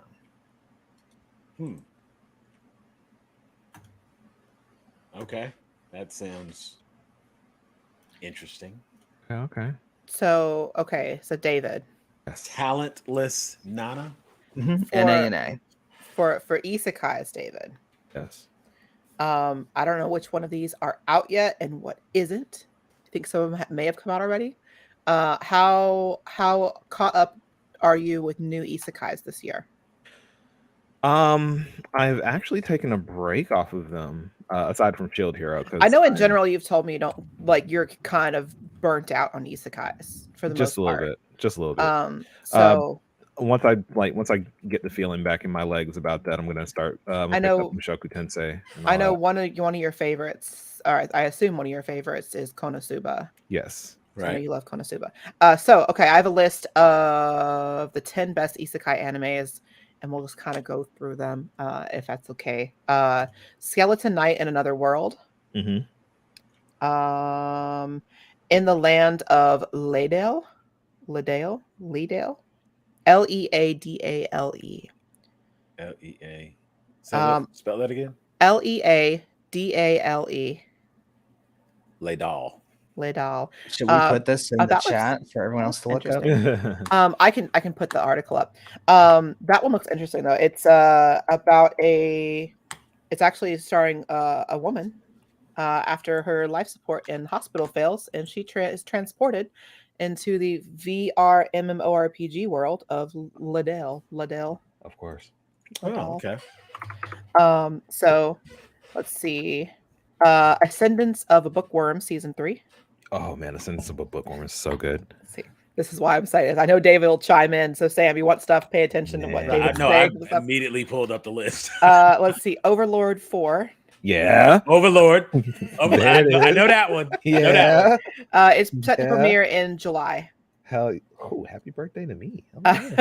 And Rising of the Shield Hero season 2. Of course. Watching that. Alternate World Pharmacy. I've actually read a little bit of the light novel on that one. That one's actually pretty good. It says I'm if you excited to see what that's like. if you like the light novel, you should like the series, is what it says. Okay. Bet. So let's see. It follows a respected medical scientist who, upon his death, is reincarnated into a fantasy world as a young boy named Falma. Gifted magical powers of diagnosis and treatment, Falma sets out to transform the world's broken healthcare system.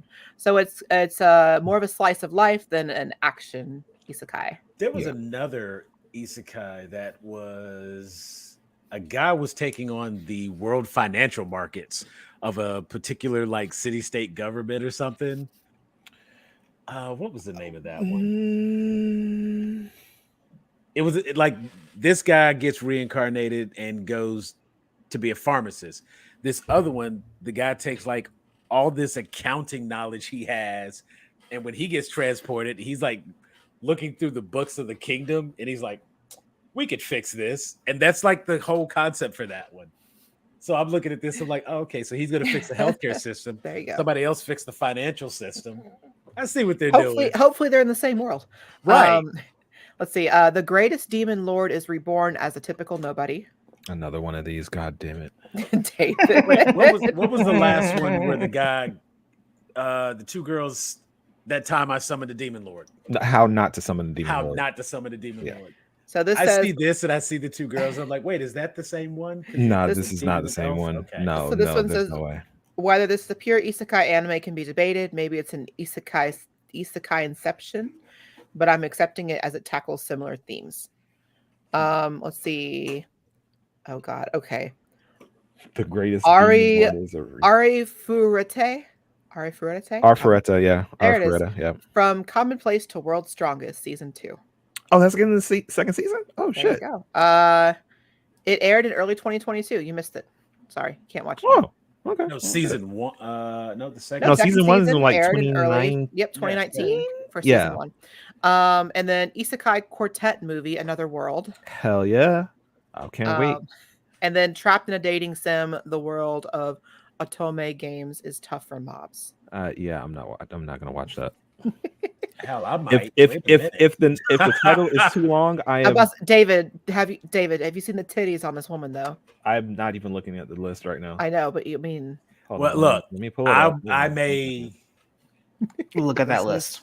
No, I'm looking at the list and I'm telling you, I may watch this. It's number 10. So it's getting at least one episode watched, and we'll go from there. I'm gonna recommend 91 I Days. might watch it. David. Right. I'm not going to tell you the reasons why, but there's at least 2. I'm gonna recommend 91 Days. It is not an isekai. This one kind of deals with action. It's an anime with the story on the Italian mob. Mm-hmm. Like so it's during Prohibition era. It's JoJo with Giorno. Except a lot more serious. I like the more serious, darker animes. So like, okay, yeah, 91 Days. So that one's on Crunchyroll. I'm trying to talk about some Spy Family. What's good? I need to watch it. It's on my list. We could definitely take it back. So okay, here's the thing. I won't spoil it, but I just want to. Sam, what? So here was the very first thing that came to mind. I was looking at this, and when I you come into the first episode, they introduce your characters and whatnot, and it's the world's greatest spy. Yes. And he has a mission. Yes. And the mission is going to require that he have a family.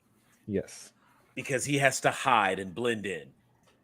All right. Well, I'm worried about spoilers, so I'm going to go ahead and dip out. No. I know how you are. I will not. Even light spoilers. Like if you haven't seen it, he's basically telling you what's happening in like the first 10 minutes of the show. Not even the first. I mean, they open with explaining all of that part. Yeah. So you like after they do that initial introduction of the main character, and they explain like, here's the mission. Halfway through watching this, I forget there's even a mission. No, there is very much is a mission, but it's I get that, and At I least- get that, it's but it because becomes more about these characters. because at the end of the day, the show is not about the mission; it is about the characters. And that's probably what makes this work so well. Yes, and I want to say more, but I'm not gonna spoil it for Ty because I know. I will say anything that I say is gonna spoil it. I will say David's favorite character is Anya, almost to the point where if Everybody's he and I end favorite up character having is a girl Anya. at some point, he wants to name her Anya, like that kind of obsession. Look here, He is excited. He has got the baby wig already picked out. Don't do that. If she doesn't have the little hats though, because it's about the little hats. That's where it comes in. What I was trying to figure out though is like, what is it about this show that makes it so enjoyable? I mean, you get, I feel like it gives elements from like all good anime. I mean, like there's a little bit of action, there's great storytelling, the actual animation itself It's nice. looks it's very pleasing. Soundtrack's kind of dope. What you mean kind of dope? Have you heard that ending song? Hello? Yeah. What do you mean? I mean, I kinda don't like, because I've heard there's other ones that have better outros. Like JoJo's Bizarre Adventure. Well, JoJo's whole theme is music. Like their whole thing is The music. Because licensing nightmare that is JoJo's Bizarre Adventure? favorite is that every time I close my eyes. No. Like That all the was such stands are tonal based whiplash. on Like I songs. saw a guy get murdered, and then like 10 seconds later, Jodeci started playing. Every time I close my What? eyes, Yeah. I wake up feeling so horny. Like this does not spark joy. This doesn't spark And then joy. we got what, Savage Garden playing. You know, Yeah. like That's I think this You one watch an thing that- episode trying to Marie Kondo the moments. Yeah. Like I think that's the one thing that bothers me about JoJo's Bizarre Adventure, because you're just sitting here, like aside from Stardust Crusaders, because Oh, all of it's that the was baby. like tonally like Hold on, on I've got- point. he's But every other he's time tucked it's in my just like- dress right now. He's sleepy. every other time in JoJo, it's just like, yeah, we've seen this guy get like It's the baby. beaten up like half an inch from death. Like Aw. we saw a guy literally get murdered. Like somebody is drowning at the bottom of a lake, and then like the outro is like Savage Garden talk about a chocolate cherry soda. Like Chicken cherry no, cola. It's chicken cherry cola, David. no, people are dead. People are gone. They had lives and families. They are dead. So now, David, segue here. I know what does spark joy for you. Mhm. The new Pokemon professors for Scarlet and Violet. Oh, why you do them like that? It's So particularly for David, it's the female So- one. So, You know what? I know what else, I David. did want to talk David, about that. David LeChonk. I did. I want to like when Smoliv. we talk about the video. I want to talk about that when we talked about the video game. Are we done with anime? Like, because Like honestly, I'm kind of with you. There's not a whole lot more I can say about. yeah, like Spy I don't Family. want to. Yeah, I kind of want to spoil it yet. The great thing about this, of course, is the dynamic of the All- characters. Yeah, all the characters involved have And great the way they- on-screen chemistry. Yeah, like way better than you think. And even some of the supporting characters, like I don't know, it's like right when I think it's gonna be like dull and nothing's gonna happen, boom, action scene. And then it's like when you think, okay, so it's gonna be all action all the time. Like here's some slice of life and a whole emotional story that you got to deal with and enjoy and learn and grow Yeah. with. And Like we got the spy that's about to go do spy stuff, but we're not gonna worry about that. Anya has to go to school. And her going to school is the best part of the fucking show. it is literally like, you know, when you watch those shows like and I mean most times they end up being kind of cheesy and it doesn't quite work, but like when you watch something like The Pacifier with Vin Diesel, it's like, oh, you got this special forces Marine, but he has to babysit these kids. Make that shit work, draw it, Spy Family. You know what I'm saying? And it's like the parts that don't, like, this person has all these skills, and so they're like, how can I take my training and utilize it to make this thing that I need done work? You can't. You can't. That's it. But when you All right, it's so enough. good. Enough. So enough. Ty, Don't go talk no enjoy more, it, talk no and more. we'll talk about it. Talk no more. We'll come back and we'll See, revisit. Spy that's why I Family. segued to Fair Pokemon. enough. Yeah. Well, it's actually getting late for me. My kid was sick earlier today, so I probably need to get some sleep now. So if you guys want to keep talking, I got to dip out. But it's Appreciate always you a pleasure being on, talking to you man. guys. Yes, sir. We will see you next week. All right. See ya. See ya. Holla. Talk to me about some Pokemons. Man, The so- bisexual panic. That yeah, I said we ensued. can't talk about Pokemon Scarlet and Violet without talking about the absolute bisexual panic that happened. All right. But when they announced everything. David, which is your favorite of the new Pokemons? I don't know yet. Because I those don't know. are the starters, right? the Or are which they one? just randoms? No, those are just random Pokemon. Like Okay. they already showed us the starters. Where were the starters? The duck, the little Oh, that's right. We did see them. Just kidding. I'm duck, stupid. the newt. Oh, I don't God. know remember what now. I know one was basic, one and the one is because a one's cat. always basic. That's the cat. That's what it is. Yeah, One's always it's, basic.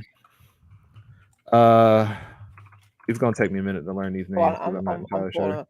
That's right. Oh, and the best one was the pepper dinosaur. It was ooh shit. I got it. I wanted to say Look it up. ducklet, but it's not ducklet. It's not ducklet.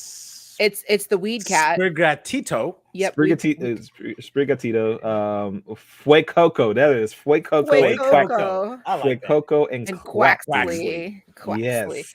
No, so they had 3 more Pokemon that were Yeah, they could have just called him shown. Plucky. They had 3 more Pokemon that were shown, and you have Palmy, which I actually just figured out. Palmy, that's the Pikachu of this generation. Yes. It's the Pikachu clone, or most likely. Lechonk, which is literally a pig, and it's amazing. A muscle pig. The pig is the Pokédex entry for this thing is that it looks fat, but it is all muscle because it walks around all day looking for food. I fucking love him. And then you have the food Pokemon that's right after, so probably what he's looking for. Oh, Smoliv. Smoliv, who is literally a small olive. And he's small, Smoliv. Smoliv. He's very small. Smoliv. But yeah, no, the memes, like Sam, have you seen the professors, the Pokemon professors? I have actually seen what they look like. The memes of these people, like, so I have to especially say, just starting off, I have to say I like the long hair flipped, shaved side head. That was what my wife was rocking for about couple months. I was that's feeling that. that's the what is nowadays dubbed as like a stereotypical bisexual haircut. Really? Yes. Remember, I had the undercut it's an undercut. I had that for a long time. I did. You know what? I did not know that Which- was the whole thing. That's it's a Gen Z thing, but yeah, which version of Pokemon you getting? You getting Pokemon Death by Snoo Snoo or Death by Giga Chad? Which one? Where we landed, boys? I would probably be leaning towards Death by Snoo Snoo There without you doubt. go. like it's yes mommy or yes daddy, like that's Actually, I Pick feel your like poison, mommy issues or daddy issues. I was What's gonna going say, on? they kind of look like they which parent both get neglected called you daddy. more? Like, I don't know, both which- of them getting called daddy. So Which parent neglected you more as a child? That's how we're gonna know who Yes. gets what. The bisexual panic Pokemon, your daughter calls me daddy too. Yeah. those are the new trainers. No, Those are the new those two are the new professors. Pokemon Professors. professors. That's You- why it's a big deal, because you depending didn't on have which different version you professors pick. before. If you pick Scarlet, you have Professor Sada, and Violet is Professor Turo. So Okay. basically, what issues do you have, mommy or daddy issues? Pick the appropriate version. Thank you. And so just out of like, what's with the? So where are they professors at? I guess, for lack of a better phrase, of my ignorance in the Pokemon culture here. Okay, so like always, Pokemon, every Pokemon region is based on a real life location in the world. Yes, I believe this one is Spain. I believe so. Yeah, I believe this one is Spain. Because heaven forbid they do a Central America one. Let's keep touring Europe.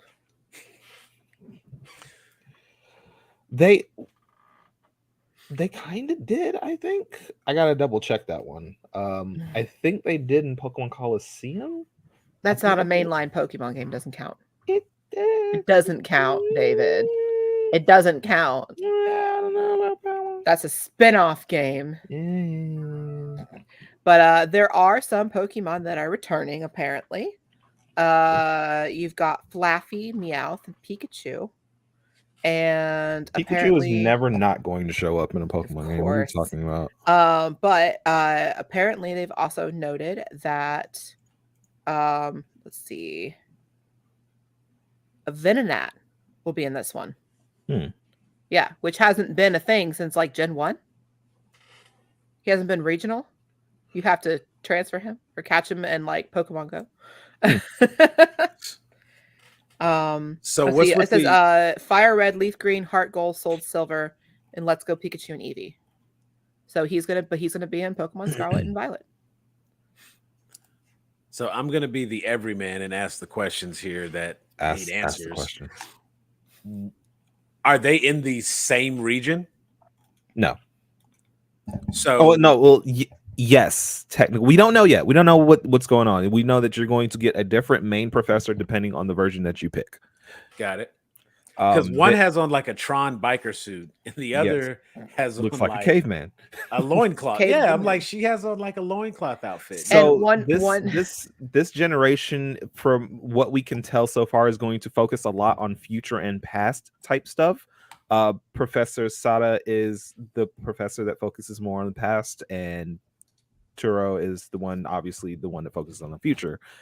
So there may be an element of time travel in here. We are not sure. Nobody knows. Which I am shocked that Nintendo and the Pokemon Company are keeping information so close to the chest, because we would have had a leak by now, because this game comes out later on this year, November, right? Yeah. This game comes out in November. We have had not a leak yet. And Pokemon is notorious for having leaks everywhere. Yes. So this is unprecedented. We know nothing. So this is new territory. Hold on, David. I think I really love this Pikachu variant now. let me send to you, or I'm gonna put it in our chat. The picture here. Nimona. Okay. Look at Is this. she going to be in both games? Yes, that is the rival of the game. Look at this. Look at this chunky boy. So she's the equivalent trainer. Yes. For the game. She's the Gary. Gotcha. Yes. And which Pokemon is that one? That's Palmy. That's the Palmy. So it's Pawmi. Palmy. He's very cute. He got little chunky arms. Yeah, that is the Pikachu variant of this generation. It's like each one has a Pikachu variant of some sort. And this one's. It's usually some sort of an electric mouse type deal or rodent of some sort. So yeah. And although I think the one with the corgi, wasn't the corgi the Pikachu of that one? No, that was Morpeko. Oh, that's right. That's what I kept getting the fucking cards of today when I got Pokemon cards. I got a Morpeko in like every pack. Yeah. And as far as your character, this one going to be like, because it looks like there's two characters. Will it be either character based on as the continuing trend? You do have your choice of male and female character. Oh, and you can have dreadlocks now as a boy character. Yes, which is new. So. I'm still holding my breath. I'm not holding my breath for them to have any kind of customization options for the male characters, because they hate men. They hate men. In a world that hates women, I'm okay with that. Because like in every Pokemon game, every female Pokemon trainer has so many options. You got all these skirts and pants and hats and shirts and jackets and all kind of accessories, and all the male Pokemon trainers have. You got your choice of pants shirts, or a pair of shorts, or some socks. Maybe if you're lucky, you might get another pair of shoes. Whatever. Well, it's like, hey, if you're not Ash, then what's the point? What's the point? Who cares? So, as far as video game stuff, so a couple other things I know we want to touch on. We can keep talking about Pokemon. I just want to mention these. So there's the new Sonic Frontiers game had more footage shown. And then there was also the PlayStation State of Play that happened. So yeah. So any more questions with Pokemon before we move on? There's not much more to talk about, honestly. It really isn't. We're still waiting on more. Oh, supposedly there might be a Nintendo Direct coming up soon. So okay. Well, we may get some more information. We may get some more soon. Sam, you have questions about Pokemon? I always have questions about Pokemon because I know so very little about Pokemon, but my questions can wait. I got the main questions answered, and I think those are the ones that most people are, I can't say most people because anybody who truly is interested already knew most of that stuff. So mine are like very basic beginner questions. Like, wait, do you get to pick one? Don't do me like that now. Hold on. I'm calling this one Pikachu. It's blue. This one's Pikachu. Is this Pikachu? That is definitely Pikachu. No. That is not a Pikachu. I played Pokemon Go. Is this Pikachu? No, that's a that one. Well, wait, let me see his eyes. Is that a Ditto? Is this Pikachu? No, that's Danny DeVito. Okay, Danny DeVito. Okay. That's Ryan Reynolds. Get it right. Is this Pikachu? Barely. Yeah, you know what? He doesn't have the little black thing on his tail. So is this Pikachu? How many? Oh, his ear's coming off. We gotta stop getting you Pikachu stuff. You're. Well, I have a lot of my Pikachu stuff on my desk. You gotta stop. Like within reach. Are these Pikachus? Okay. All right. Anyway, yeah, Sonic Frontiers. That is this Pikachu? No, that's not Pikachu. So yeah, Sonic. We got gameplay for Sonic Frontiers, and I made little candle wax melts. I made wax melts out of an old candle with a Pikachu silicone ice cube tray I have. Yeah. Wow. It smells good. Yeah, we definitely got some Sonic Frontiers gameplay, the new Sonic game that's about to come out, and that was definitely a game being played. So it's more or less just showing off the environment rather and some of the little technical things they're working on in the game. And just like Sonic fans, they are not pleased with anything. Oh yeah, they're like, oh my god, this looks horrible. I'm not going to play this. But there are don't play it. I will. There are some issues that people have with the trailer that are valid, but I also believe that they are going to be working on it because because it is very much an alpha. To show things. So think Breath of the Wild meets Sonic the Hedgehog meets like Sonic Adventure specifically. Open world 3D environment, and you get to go be Sonic anywhere. Yes. And the art style is very similar to Breath of the Wild. It's more on the realism side, but it's very similar. Therein lies the issue that people are having, which I believe, which I will say that it is a very valid concern. Sonic does not look like he belongs in the environment.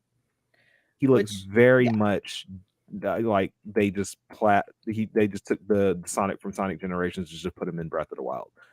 It doesn't match, which again is a very valid criticism, but I also recognize that this is very much alpha gameplay.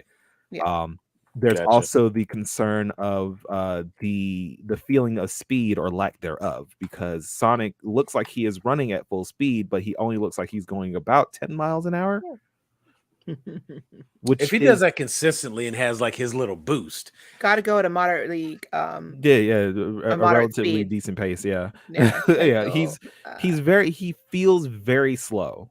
It looks like he feels very slow to play, and I mean, I guess in comparison to other Sonic games, but for this environment, like, and I'm just thinking, I don't know which game engine they're using, but this is on Switch, so would there be? It's going to be on all platforms. This is on everything: Switch, PS5, PS4, Xbox, Xbone, the Series, and Microsoft Windows. Yeah, so it's going to be on literally everything.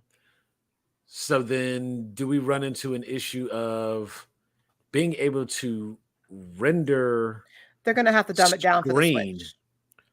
Well, I'm thinking even if you're pumping it out on one of these higher end systems, it works so well in some of the other games because the environment was, although very pretty, very simple.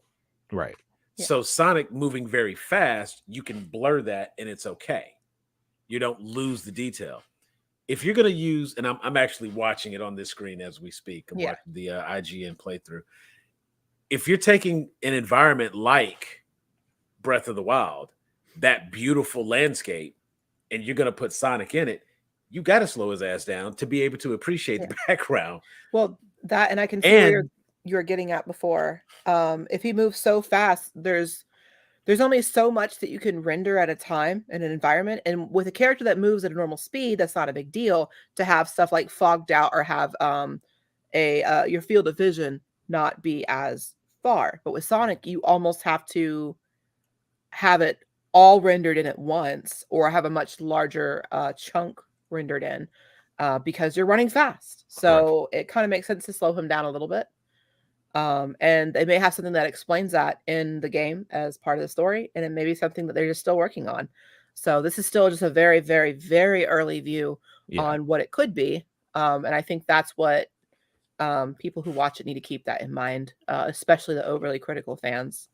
So, and again, I like a lot of the criticisms I see, like they are very valid criticisms, but I don't think they're valid criticisms at this time, because they are literally showing you, hey, the game exists. We're still working on it. Yeah. It's the lack of speed and the Sonic not looking like he belongs in the environment that really gets me. Those are my main concerns. But again, very Alpha Game 3. They literally could have just like made an Unreal 4 area and just put Sonic in there just to see how he would interact with it. He just fucking T-posing around the thing. Yeah. which he very much did when he was attacking one of the enemies, and they did the slow motion thing while he was spinning around. He was very much just like I love it. So I gotta keep reminding myself this is alpha. So quick synopsis for people who don't know. Sonic Frontiers, it's an upcoming platform game where the player explores the mysterious Starfall Islands to collect the Chaos Emeralds after Sonic, Tails, and Amy Rose separate while falling through a wormhole. So, yeah, David. Yeah. So it's most likely going to branch off and have other characters. You'll have Tails and Amy. Potentially my good old boy Canucks the Enchilada. And what's her face? Tits McGee, whatever her name is. That face the roof. Boobs McGillicuddy. Actually, it's a girl's Tits McKenzie. I forget. Gotcha. Girls are always Tits McKenzie.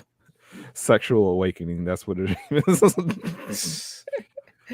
So yeah, but it's something I'm hoping that it is what I always really wanted from Sonic Adventure.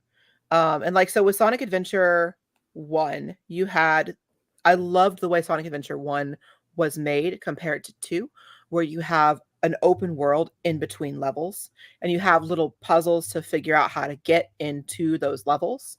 I loved that, and I hated they took it away in Sonic Adventure 2. However, Sonic Adventure 2 did the levels and pretty much everything else better than Sonic Adventure 1. And especially the storyline was a little more fleshed out. There was a little more to it. Plus you had Shadow. So, it's good stuff. And they made the whole Chow world even better. Oh, David, what did they put Chows in this one? And they have a Chow garden. There's no way, but I'm not going to complain if they just you would. Oh, David, you would love that Chow garden. I tweet at Sega every day, just like make a mobile version of the Chow garden, dude. I don't care, man. I'll throw money at it.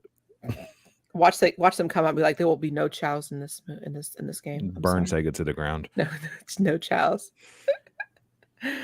So yeah, Sonic Frontiers. Sonic Frontiers. That's a thing. It is a game. Any other questions?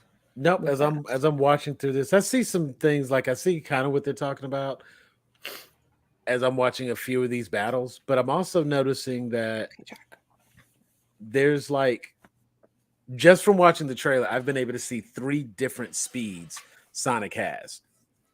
And he has his running speed, he has his sprinting speed, and then he has his Sonic ball speed. His blue ball. Right. When he gets blue balls, he goes real fast. But I'm noticing they do these little bursts, and it's for just that momentary, the little motion lines hit the screen to show that you've increased speed. Yeah. But it doesn't feel like you've actually gone fast. Right. And like once his movement starts, it's like, okay, that's supposed to be faster. and you see either trails or lines when he is moving faster than his regular sprinting speed. But like I feel like, unless this was something that I just missed, Sonic always moved faster when he went into his blue ball form. Kind of sort of. So with Sonic, Either that or he had to hit one of those little speed ramps. so a lot of Sonic speed, like in games while you're taking control of Sonic, a lot of it is very much momentum based. Right. So like he can hit a good like speed, like he can get a good running speed by himself, like on a flat surface, but get him down a hill and turn him into a ball, he's taken off, right? Right. Well, even then, it still seems likely that, if you, as far back as I remember, even if he's like running down the hill and you go into that ball and you jump out of that ball and continue a run, right, he was still moving faster in the run than he would have been at his normal sprint speed. That's why I say I do recognize that they have about 3 different speeds. Because here it looks like without going into the ball, he can do that little like sprint burst mid-run. So he's just got like regular running speed. He can do that little sprint burst, and his arms kind of like they go from the side to behind him because now he's moving faster. And then, you hit the rails and you're grinding, or if you run into, turn into the ball, you're hitting the little bumpers and being launched in different directions. You can come out of the launch, burst yourself in a direction, and you have that little bit of movement. This looks like, I don't know. I mean, I get why they think he's not moving fast, but it looks like he's moving faster than everything else in the environment. So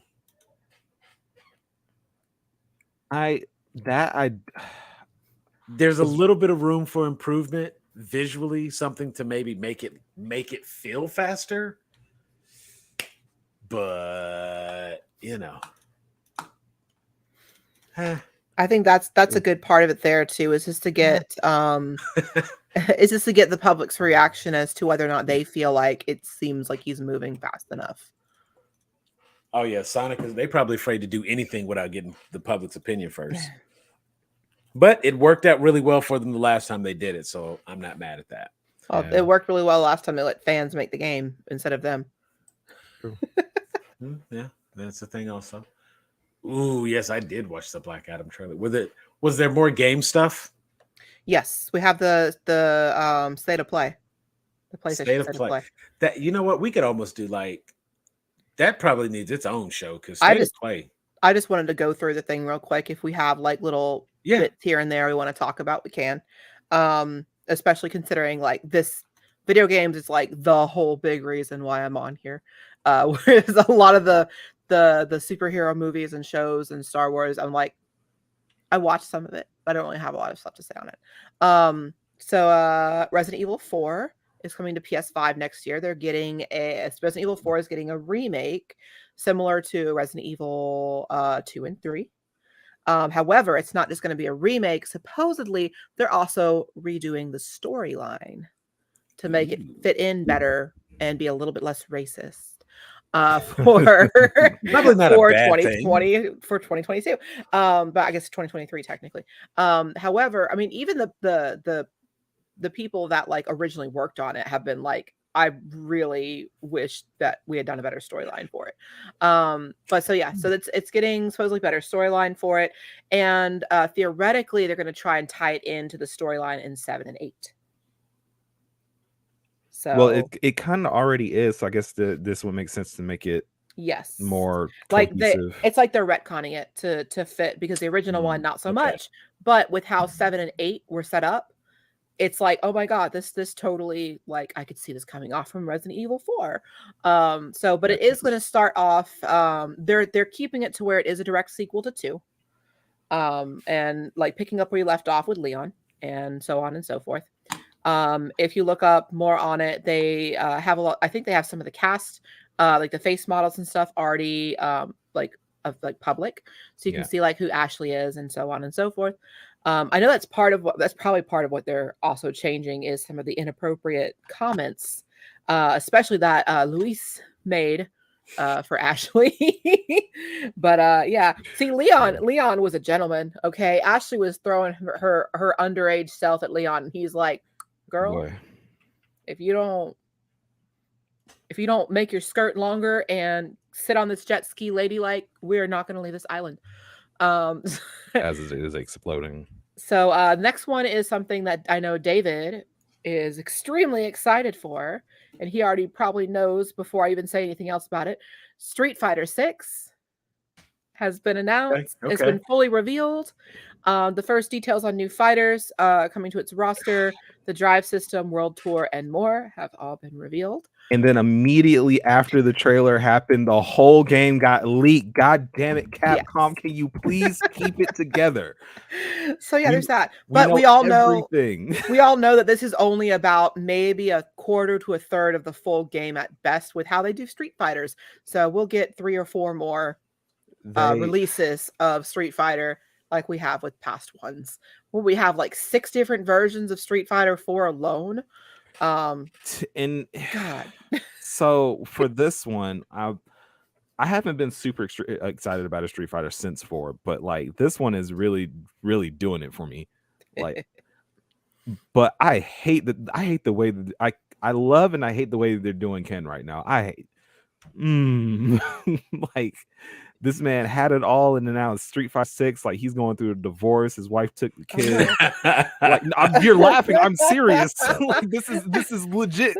They fucking took the kids, Ryu. Like Wow. like it's gotten to the point where he can't really do the fiery Shoryurepa like consistently. Wow. Like his life is fucked right now. So while Ryu has actually gone out and like gotten better, Ryu is living his best life. He has conquered the Satsui no Hado, so he ain't got to deal with evil Ryu ever again. He's become a master. He's got shoes now. It's he's heading on up. He's still got living his best got the life. Jesus walk sandals on, but I'm with you. That is a Jesus walk upgrade 3000s. compared to Right. him before, where he had no shoes. Yeah, He's doing all right. He's doing stepping good. the right He direction. out there, Yeah. Fred Flintstone and everywhere. He everywhere. ain't bothered about Akuma no more. Like he is living his best life. Ken is out here on the streets fighting bums for money, which is fucked up because he was rich. Like Chun-Li. Oh man, the chokehold that Chun-Li's cakes had on people on Twitter. bro. Oh David, my god. which character was it that's getting an actual Asian voice actress now? Chun-Li? Yeah, so yeah, Chun-Li. So yeah, so Tara Strong is the- no longer voicing Yep. Chun-Li. the one who's but they voiced her since have- the beginning, Yeah, but they're putting an Asian voice actress in instead, which makes sense. which is awesome, which is So, good. yeah. It's great. All right, so Good. Final Fantasy 16 launches next summer. Yeah, They have a new trailer and new story and gameplay details that have been released. Esper fights. It looks very much like Final Fantasy 14. Well, considering who's directing it, yeah. Yeah, like the theming of everything, the way it feels. Like 15 was very different, like the way everything felt compared to 14. This one, I saw it, and like Dave and I are both like, are they announcing another expansion for 14? But no, it was. It's No, I was Final sitting here Fantasy like, 16. oh, I can. It's like Final Fantasy 14 fight Ifrit. Final Fantasy 16 become Ifrit. That's what it looked like, and I'm like, all right, I'm with it. I'm good. So popping back into Resident Evil real quick, Resident Evil Village is in development for PSVR 2. And they're promising to add things to it to make it even more immersive. I assume it'll play similar to Resident Evil 7 in VR, in normal PSVR, not PSVR 2, which I'm not looking forward to buying a PSVR 2. But it's going to happen. Let's see. We got more gameplay details and a longer glimpse of Horizon Call of the Mountain is also going to be a PSVR 2 exclusive. So I assume that has to do with like the Horizon series in general, considering it's called Horizon. Yes, it is actually. I didn't want to sit there and talk out of my ass for that. Let's see. They have a lot of VR 2. So 2 more PSVR 2 games, Walking Dead, Saints and Sinners, Chapter 2 Retribution, and No Man's Okay. Sky will be on PSVR 2 as well. Ooh. So yeah, that looks Might be a yeah. reason to Talk to about check a out rags to Norman. riches story. Yeah. Let's see. The internet's favorite game, Stray, is going to be coming to PlayStation Plus in July. Sick. So I might actually pick it up because I never pay money for that, but mostly because you're not a dog. But if you like cats, there you go. You get to play as a cat, a feral cat. Is that the just running around. samurai cat? No, it's just No, you're you're just a you're cat. straight. Yeah. Literally You just a stray cat walking Right. around. No. Well, I think I saw one of the things I saw for that cat looked like he had on a little samurai outfit. I don't think so. Well, he's got. Is that the messenger cat trying to Yeah. return to something? Yeah, I think Yes. so. Yeah, that's the one. Okay. So let's see. Spider-Man is coming, or the Spider-Man series is coming to PC. Okay. So Spider-Man and Miles Morales. Let's see. There's some sort of combat arena skate park futuristic blood sport game called Roller Drome coming out. A terrifying sci-fi horror called The Callisto Project, or Callisto, I want to say it, is getting it got its gameplay debut. Let's see. Another game called Season, A Letter to the Future, was also featured, as well as Tunic, which is described as delightful foxy adventure, and dating sim meets action adventure in Eternites. Eternites. That sounds like termites too much. I don't like that name. I know it's supposed to like play on Eternal and Nights, but it sounds anyway. So yeah, that was pretty much it for the state of play. The big stuff was that stuff at the beginning there. The Resident Evil 4 and Village, Street Fighter 6, and Final Fantasy 16. Like I could talk about that game for hours, man. So let me we are say pre- this Eternites actually looks pretty good. yeah, I mean it looks fine. Like it looks great. It's just like I said, the name is a little. Still waiting for Silent Hill news, but I'm just gonna die here. It's fine. Supposedly there's like 3 different Silent Hills in like development, as I've said last time, the last like 2 or 3 shows I've been on with you guys. No, Konami doesn't like money. Well, they like money, but not in the right way. They like pachinko machines. They like pachinko machine money, and that's about it. And So apparently the Silent Hill movie director says he's hold on. Released 15 hours ago. Silent Hill movies director says he's written a script for a 3rd film and will be unrelated to the previous 2. Good. Let's see. He wrote the script during the COVID-19 lockdown.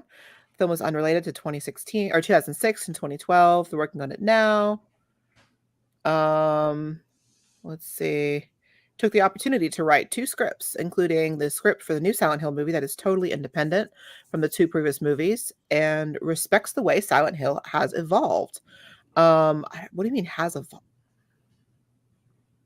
I think myself and a lot of Silent Hill fans would say it devolved rather than evolved over the years. But it is what it is. They're saying, oh God, he's trying to liken it to the Twilight Zone. I don't know. Anyway, working to Silent Hill. It said the film will be released next year. What? That's why I stopped, because I read in the little synopsis that he's trying to get it released in 2023. He's saying over and over again that it would be released next year and blah blah blah, but nothing's in production. So I'm gonna say that's a no. Really rush on that. I'm gonna say a no. And if they rush on that would not be good. And he's also he wrote a Fatal Frame script too.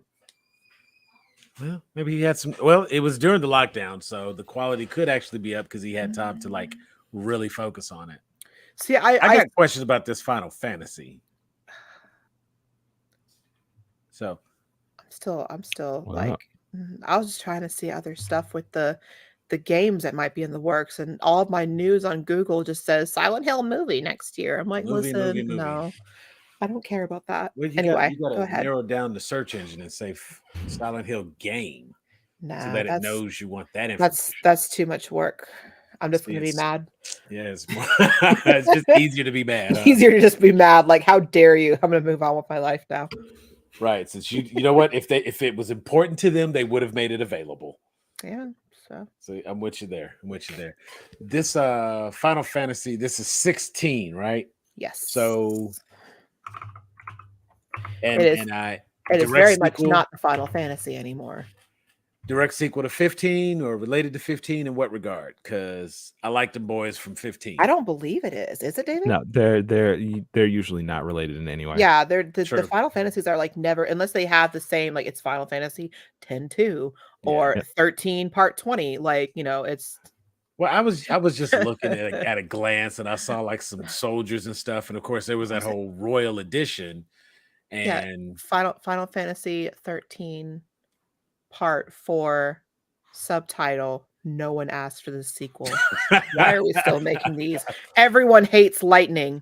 Anyway, let's. Apparently, lightning is popular in Japan. I think. Yeah, she's very popular. Everyone in the West hates lightning, mostly because the West hates women. But it's half and half. David, now, I would be curious if this one is going to have like there's people who hate lightning, and then there's people who played Final Fantasy 13.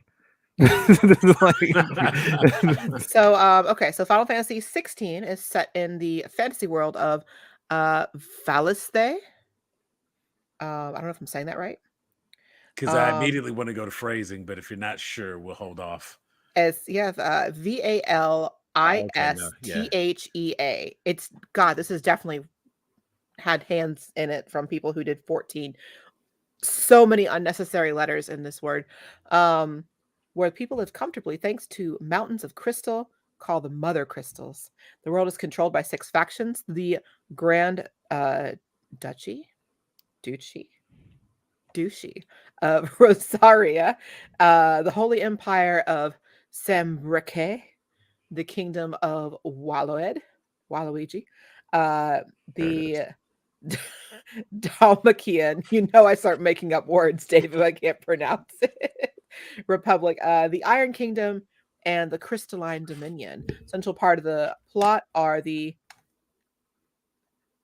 Acons. Summon monsters controlled by or manifesting through humans called dominants. Which is called primals. Yes, they're primals. So what they showed in the trailer, which I assume you're pulling up or have already watched, they showed what Ifrit and Shiva and like all the ones you know and love from all the Final Fantasies as people you can summon, like Pokemon. It's great. So it looks interesting. I'm excited for it, even though I probably won't play it because I haven't really played a Final Fantasy in a long time. I'm just trying to get an idea of this battle system. Yes, that's going to be a big thing as to if I play it or not. Is the battle? I say that, but I still didn't play 15. But that kind of came out during the dark times where I was working so much and I hated everything. So yeah, my mom played the crap out of 15 though. She liked 15. I actually need to replay it because I haven't done anything like as far as like Royal goes. David likes the boys trip. I need to play that last DLC. I didn't play episode Arden yet. Let's see. So Yoshida reported the storyline. This is by July 2021. The storyline was almost completed. Voice recording for English and Japanese in the final stages. April, he stated that the game was in the final stages of development with a June 2022 trailer revealing a release date of 2023. So that is exciting. Okay. Oh yeah, that is Yoshi P that's doing it. Yep. Yeah. Okay. Jedi Survivor. We talked a little Jedi. Yeah. That's talked a little Jedi Survivor. Top of the show because that was when we got into our Obi-Wan and covered a lot of that. But yeah. So direct sequel to. Well, this one I can actually talk about because Star Wars. So this one I know about. I know that thing. Yeah, that's a thing I know. So this one direct sequel, and it's we haven't heard anything for like 2.5 years, and now boom, we got information. This one's actually slated to release in 2023, and this actually takes place 5 years after Fallen Order. He's Cal Kestis, the main character. He's already been a survivor of Order 66. He's actually kind of got a normal life. Comes out that he's a Jedi, goes through the whole wonderful game that is Fallen Order. So go check that out. This one, let's see, Survivor is it picks up where that one kind of leaves off, and so there is a launch trailer, or there was a Reveal trailer. Yeah. There was a reveal trailer, and some good stuff in there. Of course, you find out, you know what ship you've got. You get to see Cal's lightsaber. So of course, can't be Star Wars without a lightsaber. At least not to me. I didn't think that the game would even do a sequel. I didn't know. I didn't know there would be any kind of room to go from there, honestly. Well, it's because unless I'm misremembering what ending I got, because I forget if there's multiple endings in that game. Right. The ending I got was very final. It's this is it. We're done. This is it. Everybody's happy, everybody's good, whatever, good. Thank you for the money. Goodbye. Yeah. I mean, and for a lot of people, that's a part of it. But there's also there were different characters. Okay, first of all, it's Star Wars, so Luke said no one's ever really gone. You know what I'm saying? Yeah. You can, ever expanding universe. I got it. Right. You kind of do what you want to do, but there are endings where it is a little more open and may not be as fun. Well, you know what? We're talking about a 3.5-year-old game. I think it's safe to not really spoil it. Which ending did you get?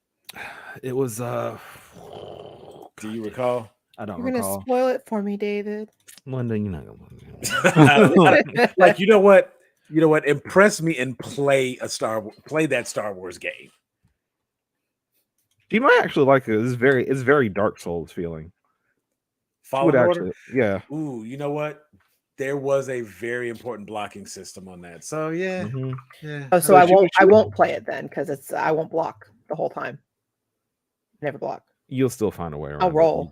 You just. I was about to say it's possible. I roll to do block. It and not block.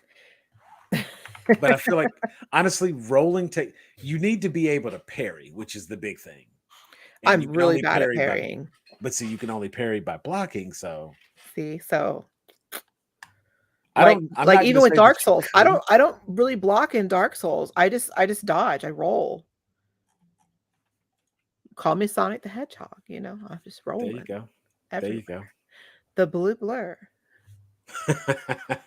Or in this case, the blue and what is the other color? Is that purple? The blue. Was there only one ending? Whatever this garbage hair color is, I hate this brand. I'm never going to use it again. I'm still shedding color off of it. So I'm looking it up now. I was was there actually one ending? I feel like there was more than one.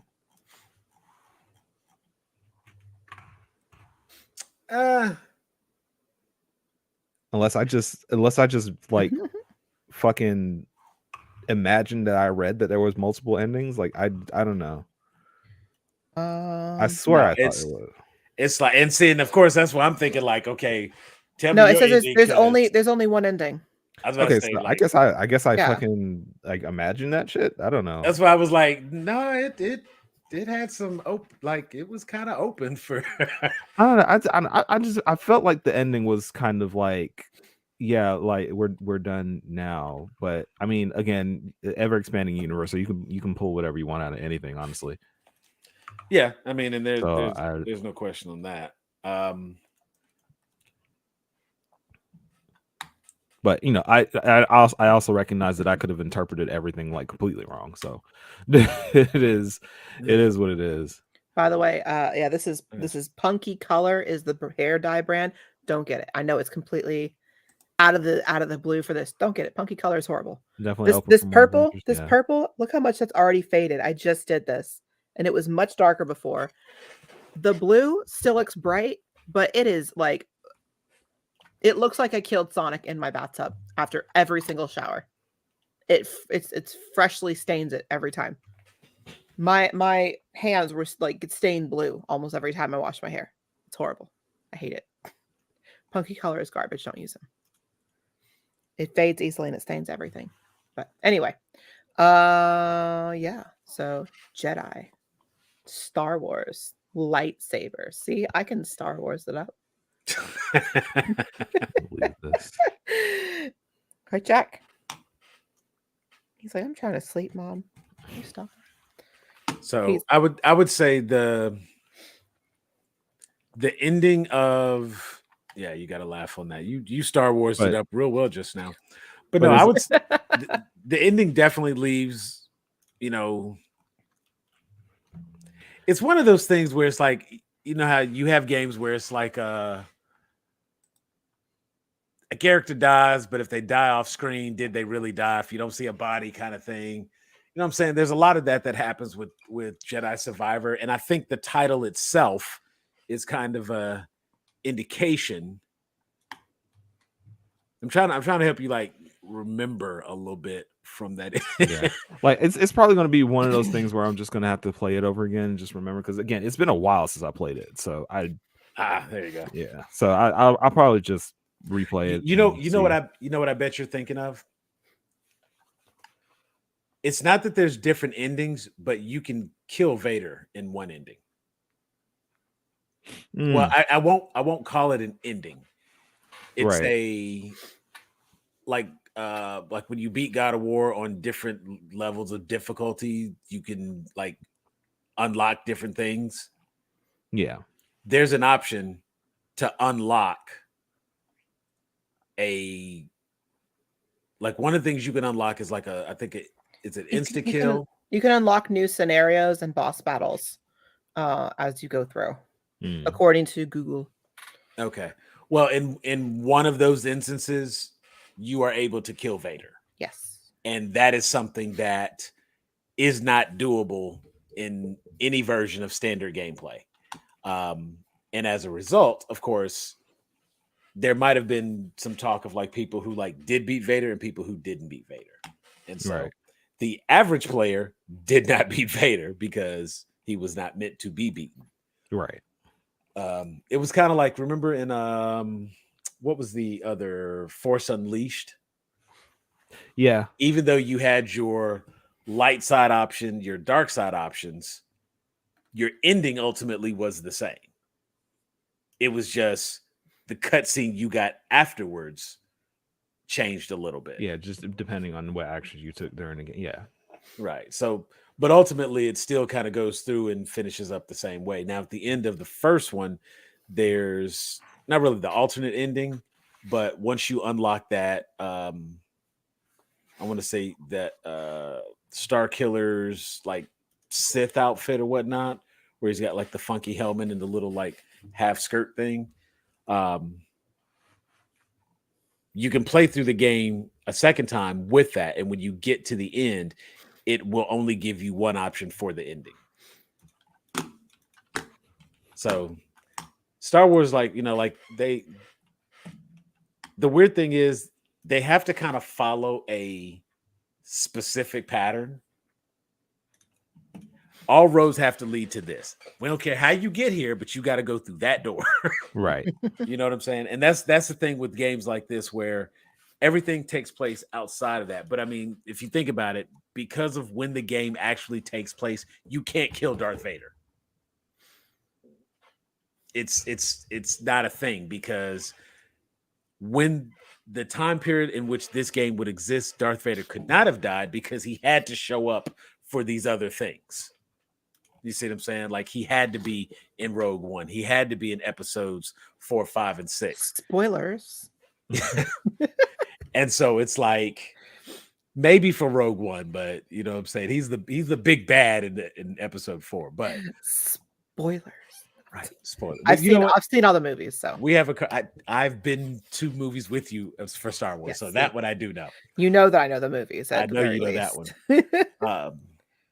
But it's like, it's a close-ended loop here where it's like going in what has to or what cannot happen. And that was kind of the thing with the game. And so it was like by saving Vader for Fallen Order and having him come in the way he did, it was hella enjoyable. And I mean, it was a nice twist because it's not something you're expecting in the game. But at the same time, logically, yeah, you're not going to beat him. You can't. Because if you beat him there, you know, it's a butterfly effect. It's a non-canonical, fun little piece in there. And that is why if you go through on the extra hard Jedi Master mode crap and unlock the little the different game modes and game options and scenarios, yeah, sure, have at it. But otherwise, yeah. But as with most games, once you turn on cheat codes and such, that doesn't count anymore anyway. It's over. You don't know. I don't know what you're talking about. No, I mean some cheat codes are acceptable because like God of War, once you have beaten the game, if you beat it on God mode, they're like, okay, well, do what you want. You've earned the right. You beat the game on God mode, so you've earned the right to do what you please. So, last thing here, since he's popping it up there. No Nev Campbell in Scream 6. Is anybody broken up about that? No. I haven't even watched a Scream movie before, so No. I know it's just weird because I'm a horror person, but I'm not up to 6. I think I'm. Wow, am I the only one caught up on Scream? What the fuck? You know what? I don't like that kind of horror Scream movie, David. 4. What? Scream 4-ish? I'm literally I'm literally the last guy who's caught up on horror movies, but I'm the one that's caught up on Scream. What the fuck is happening? Because Scream isn't like a real horror movie. You know what? It's like, okay, are you caught up on all the Saw movies? I'm caught up on all the Saw. Well, she is. I'm caught up on the main Saw movies. I need to watch the spin-off stuff that's been coming out. But yeah, for the most part. Yeah, like the Scream movies were never like scary to me. Right. They were never, but that's what I'm saying. Like that's one of those like, things where you can't really be like, oh well, you know. Okay, so here's David, that's baby horror. Okay, but see, look here. I'm a pussy, all right? So that's what I can handle. That's like one step below like Jason. Like, okay, and I'll be that. It's more about the sexy people starring in it than the actual stuff going on. And I'll take that because I can digest that and be able to sleep. Spiral. I haven't seen Spiral. I've seen Jigsaw though. Spiral's the one with Chris Rock, right? Yes. Okay. Yeah. I did kind of want to check that out. Yes. I was curious about that. Spiral's technically the 8th movie in the series. But yeah, I've seen all of them, including Saw 3D, which was the final installment of like the main franchise. So 7 Phil Saw. Never mind, they continued after that. That was originally was supposed to be the final installment, and they kept continuing it. And yeah, did the rest of it after that. That's with Jigsaw, followed it up later, and then Spiral afterwards. So, and apparently they're going to have something called Saw X that's in development currently. So we'll see. That will technically be the 10th movie. So, so yeah, there it is. Now, Scream 5, for those who might be confused or unsure or wondering, it was the one at the beginning of the year that was just called Scream. So it's not listed as Scream 5. It kind of looks like it's even going to be the reboot, but it's still new enough if anybody wants to check that out. And this one, you know,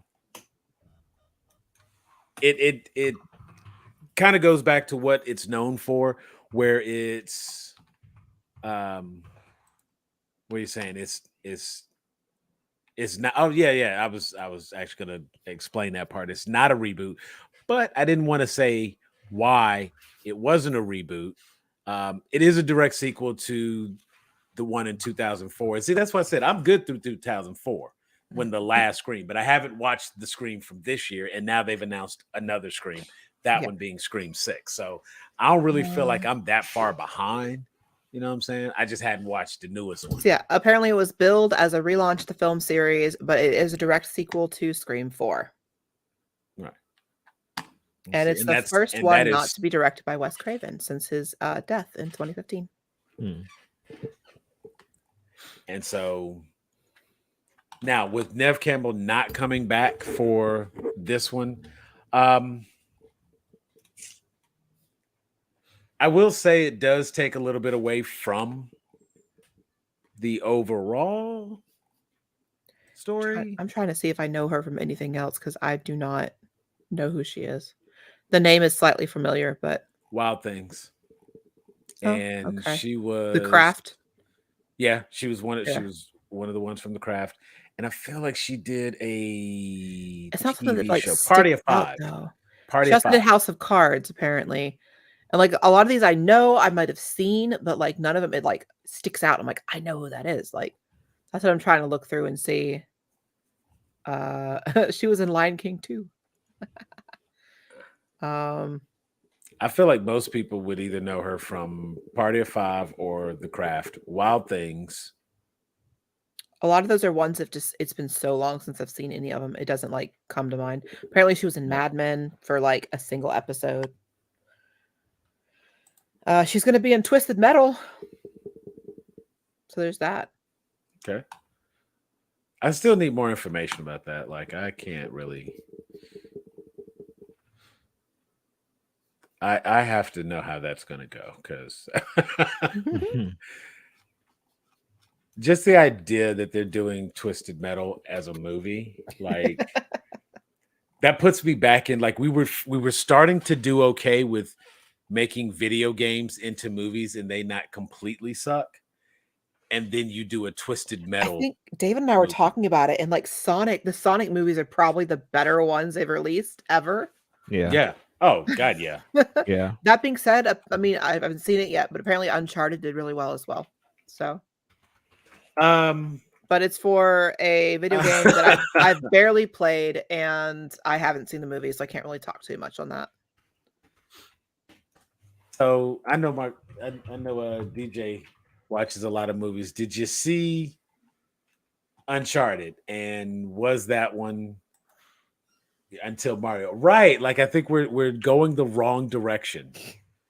We were I don't know, they're doing so coming out. well. I'm about to say that doesn't bode well for the Silent Hill movie that's supposedly coming out next year. All of a sudden, I don't. I'm scared for the Mario movie. I honestly don't know but how what to feel about about it. what about Mortal Kombat from last year? Not a good showing It- based on the game, It was like if it was and an So- okay showing as a martial arts movie. so if it falls into the same camp as Mass Effect Andromeda for me, like it is a very good like martial arts movie. It is a terrible Mortal Kombat movie. Like It's that shit. I guess it's sucked. similar to how I describe the Silent Hill movies. Yeah. They're really good horror Yeah, movies. they're great on their own, but But- because they have the Silent Hill name, they suck. It shouldn't have been called Silent Hill. Like call it like Sleepy Valley. I don't care. Like Yeah. Something. Tired Death- Mound. Death Mountain. I don't care. Like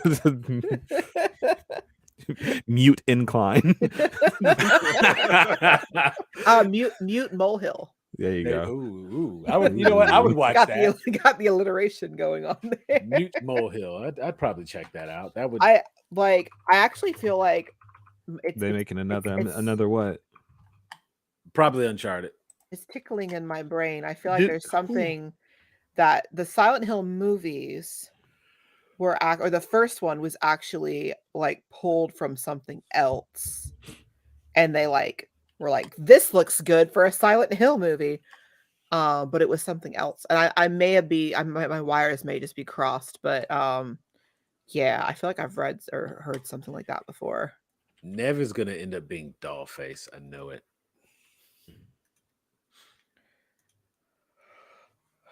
Oh yeah, Which would be they're weird making another because- Mortal Kombat, Uh, which they are. I mean, we knew that from the beginning there. Yeah. yeah. That one was. It was kind of safe to say that was gonna happen. It made enough money Yeah. And it doesn't matter how bad something is. I if it thought you makes liked enough the money. Mortal Kombat movie whenever we watched it, David. It's like I liked it because it was fun to watch, but like a lot of the story stuff made no sense. There are elements to, and see, and even I said like Mortal Kombat, and this is again one of those times where it's like, thank God I go to watch movies to enjoy them, because there's a lot you can pick apart with the movie to make it bad if that's your intention. Yeah. But in watching the movie and accepting that, Like oh, I okay, can I enjoy know- the movie and I can recognize that it's a terrible movie. They are not mutually exclusive. right. And if you're like, oh, I really enjoy playing Mortal Kombat and I've played all of them and I collect them and that's my favorite fighting game, and then you go watch this movie and you're like, that wasn't a bad martial arts movie with some people who had names similar to that game I play, similar to a game that I like. But you know, I it's, think- if I think- it says based on, I've really come to understand that they take that word based and they lean heavily into the based. I think David was saying last year that it was a lot better than the previous one. The last time they tried to do a Yes. Mortal Kombat movie. Yeah. I think that's what you were like on about before. Yes. So, Which so, again, the bar is in hell at this point. So Yeah. Now, what does help that one versus some of the other ones, like this was an opportunity for them to like really reintroduce Mortal Kombat to a lot of people who their first experience with Mortal Kombat was like Mortal Kombat X. You know what I'm saying? So they don't have a history. They haven't gone back. They didn't watch Annihilation or anything like that. I would say probably the best Mortal Kombat was there was a YouTube movie. You know what I'm saying? It was some off the books, yeah. fan made. It what didn't really count. It wasn't, full production, but that shit was quality. And I mean, they had casting and everything. Like people were signing up to be a part of that. Right. That one was great. But the last one that counts as a feature film, nah, that ain't it. That ain't it. And this was definitely better. A lot of it didn't make sense because you are trying to relate it back to what you know from the series, what you know from the game. And even if we said like, okay, well, let's just start at the first game. That's what they're using. They have like, instead of giving us Johnny Cage, Cole was the person we're following and going through. We have no Johnny Cage. We have Sonya, Kano, Jax, and Cole. Like,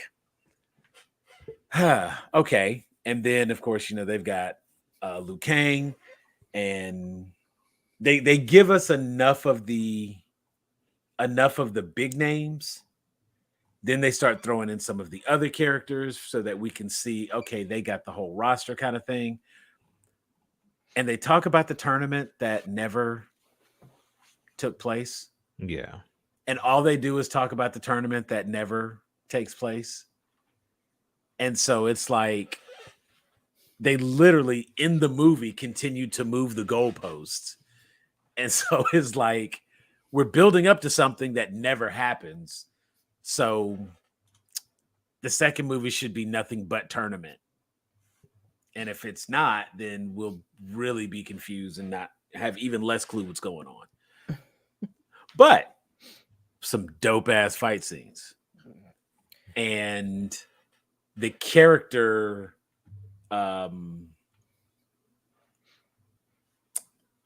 what's the word I'm looking for? The way the characters looked. That was really good. Yeah. Like they, like even like Liu Kang, his fireball, the way he did the different, like the attacks, there was a lot of like looking at the screen going, oh, because they have all the stuff that you kind of want to see, that you want them to point out. All of that stuff is in there. And that's something that you can kind of enjoy, and it makes movies like that, even when they're not great, it at least makes them still fall into the category of being enjoyable. Yeah. And so We got Cage will be in the next one, but it's not a big part of the movie from what I heard. That may change. I think so many people wanted him to be in this one. And so I feel like if they don't really go in and like hell, the whole movie probably need to center around him. But we got Cole, the man with the golden fist. And seeing it's funny because I made reference to that at another point and nobody knew what the hell I was talking about. And I was like very disappointed, everybody around me. It's like I need better friends. But even then, it's just like, everybody having their own like special power kind of thing. Yeah, like you wake up and you got the magic inside you all of a sudden. Like I don't know. Like it's one of those plot points where I'm just like, I have no idea what they were going with on that movie, but it looked pretty good. It looked cool. Well, sure, okay, right. It's like, yeah, okay, I had fun. I just don't. I don't know. And again, that's probably the biggest issue. It's just it was like, okay, I know the storyline, and y'all are telling us something totally different from the storyline I know. But okay, we'll go this route and do it your way. It was fun. It was fun. It didn't suck. Wasn't great, but it didn't suck. Yeah. We didn't need Cole at all. And that's probably my only real gripe about it. But all right. Linda, any last little notes you want to jump in and talk about? So just a couple things. I'm gonna try and organize these a little better because my like tabs are all over the place. The new Blade movie starts filming in Atlanta and New Orleans starting next week. Starring someone whose name I am not going to try and pronounce because Marshala. There you go. And yeah, so we got that going on soon. Let's see. Oh, I just had two of those open. Okay. Joker 2. Todd Phillips potentially has just confirmed a script on Instagram for a Joker 2. So called Joker Folie à Deux, and which translates to Joker Madness of 2, roughly. So yeah, that'll be fun. Apparently WB rumoredly offered Joaquin Phoenix a huge deal to sign on for a Joker trilogy, but we'll see. Anyway, let's see. We apparently got a trailer for Prey as well, by the way. So that'll be interesting. I haven't followed a whole lot with that. But yeah, that'll be Prey is the latest installment of the Predator franchise. So there we go. I know my parents will be very happy with that. They like Predator and Alien and all that. And then something David is going on about, and I know he's been he just learned it was out today. Fire Emblem Warriors 3 Hopes demo is now available to download from the eShop, Nintendo eShop. Yep. So and I believe, correct me if I'm wrong, David, that you have the access to the entire prologue, which is the first 3 chapters, and the progress you make will be transferred over to the full game whenever it comes out. The last part, yes, I know for sure that will transfer over to the full game. I just don't know how long it is, but if that's what you said that it was, then it's probably how it is. From the thing I have in front of me, it says the first 3 chapters. So there you go, David. There you go. So it's very highly recommended if you have not played Fire Emblem 3 Houses to play that first. Yep. Before playing this one, because as it is a sequel, and you'll not know what's going on. Or if you're like me and you don't read any kind of anything, you won't know what's going on anyway. So jump in whatever game you feel like. And last but not least, the other thing I wanted to touch on. So the reason why David and I have been absent the last like 3 or 4 of these, we had MomoCon that we were doing, yay, which went really well for our departments, and as a whole, the convention did really well. We did. So last full MomoCon we did was in 2019. We had around 39,000 attendees.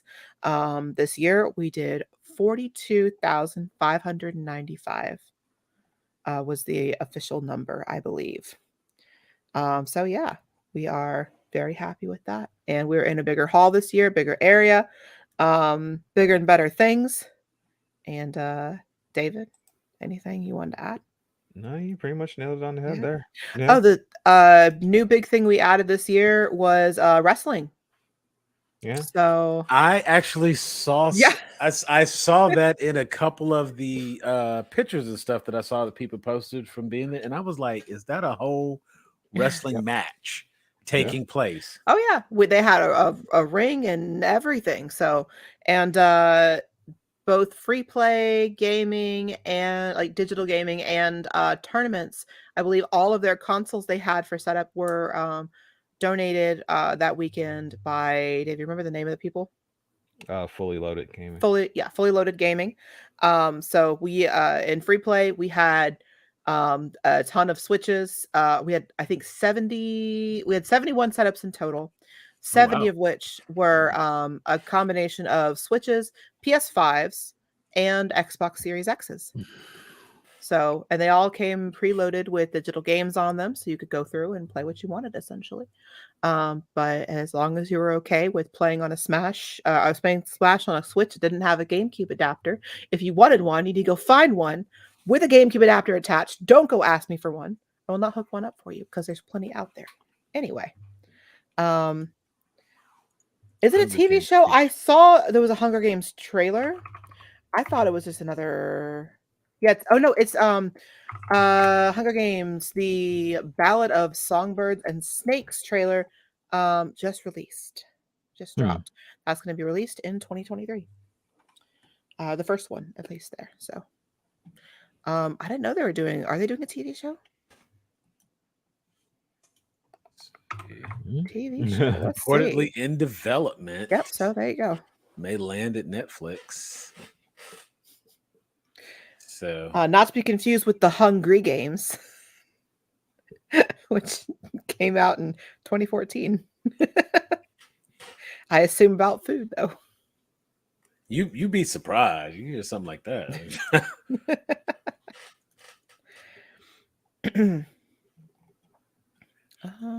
Yeah, okay. I just had to check. I was like, well, what was that Hunger Games about? But no. David, do you have anything else to add? I have nothing else. I am back posting stuff on TikTok now. I've kind of fallen into a rabbit hole of accessibility and fighting games. So that's probably what I'll be talking about for the next few weeks. Yep. That's also streams are actually coming back next week for sure. I just had I had my WonCon and I have some work stuff coming up, but yeah, streams coming back next week. Yep. Good deal. And Good deal. I still stream randomly whenever I feel like it. So if you want to make sure you catch me on my stream, you got to follow me. Just how it works. That would be the way. Yeah. That would be the way. And that's actually where you can find her right there, twitch.tv/SplendaMG. And of course, David down there at Heroic Hat. I am Sam. We are all grown A geeks. This has been a fantastic show. Because I had my people's back, we ran a little longer. We've been doing 3-hour segments, but today wanted to give them their moment to spotlight and shine, and I missed having them on. So, and for me to complain about the movie Red. You know what? Like Turning Red, sorry. Hey. It's because I was like, Red was good. What you talking about? Turning Red. I know. I'm just messing with you. Like, we're not gonna talk bad about Bruce Willis, okay? What we're not gonna do. He do enough of that himself. Shit he was putting out. But now it's like, in retrospect, it's kind of funny because I think about Bruce Willis and I'm like, you know what? If he knew he had this condition, he was probably trying to get stuff pumped out before it got any worse and wasn't able to, which is why he has so many direct-to-video hot garbage movies, because they were having to pay him money to use his name and put him on like top billing for everything. So what about Liam Neeson in Atlanta? Yo, Liam Neeson's, like, let me tell you something. Specifically his thing in Atlanta.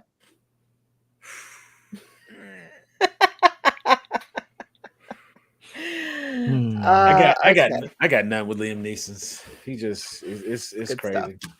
But I've got nothing else. Of course, this is where you find me. I'm here. We did actually have an episode. Ty was a guest on therapy. We did a special episode therapy on Star Wars.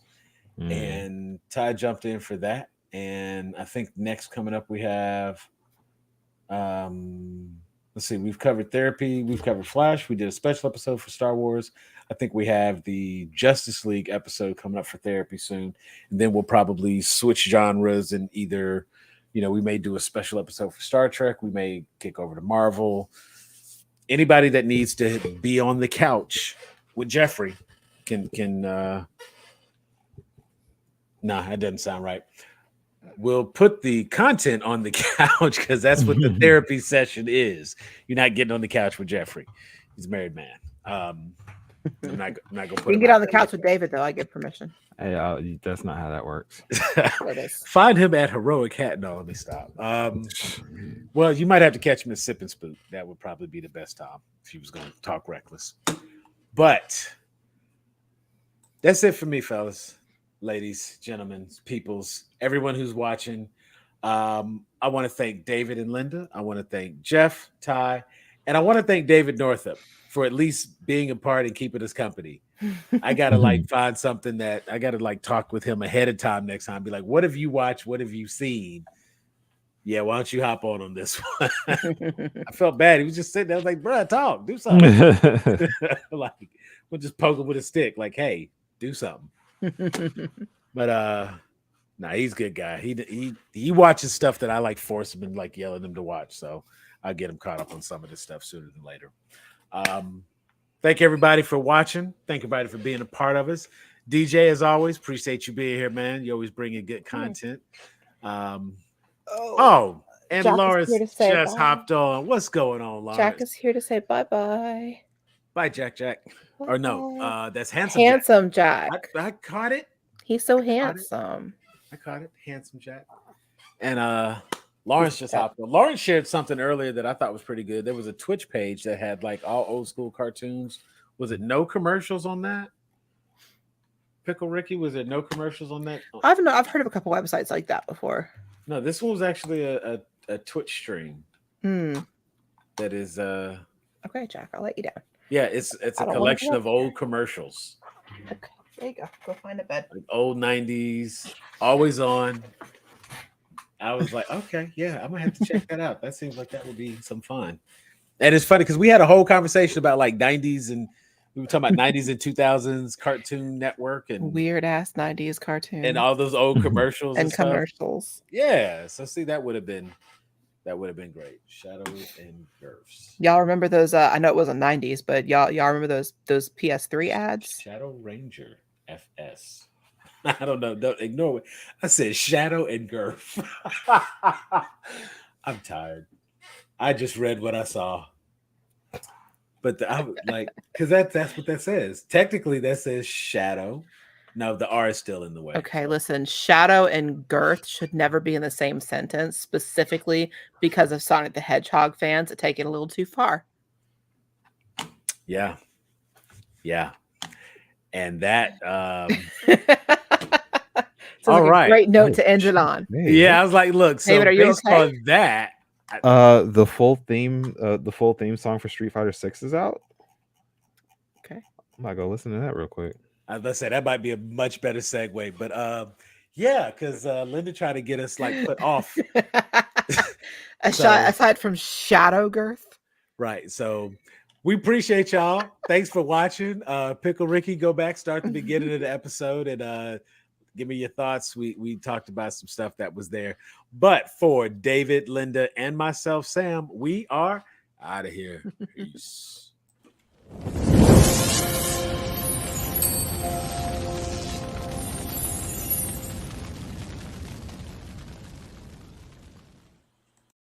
She talk about the Shadow and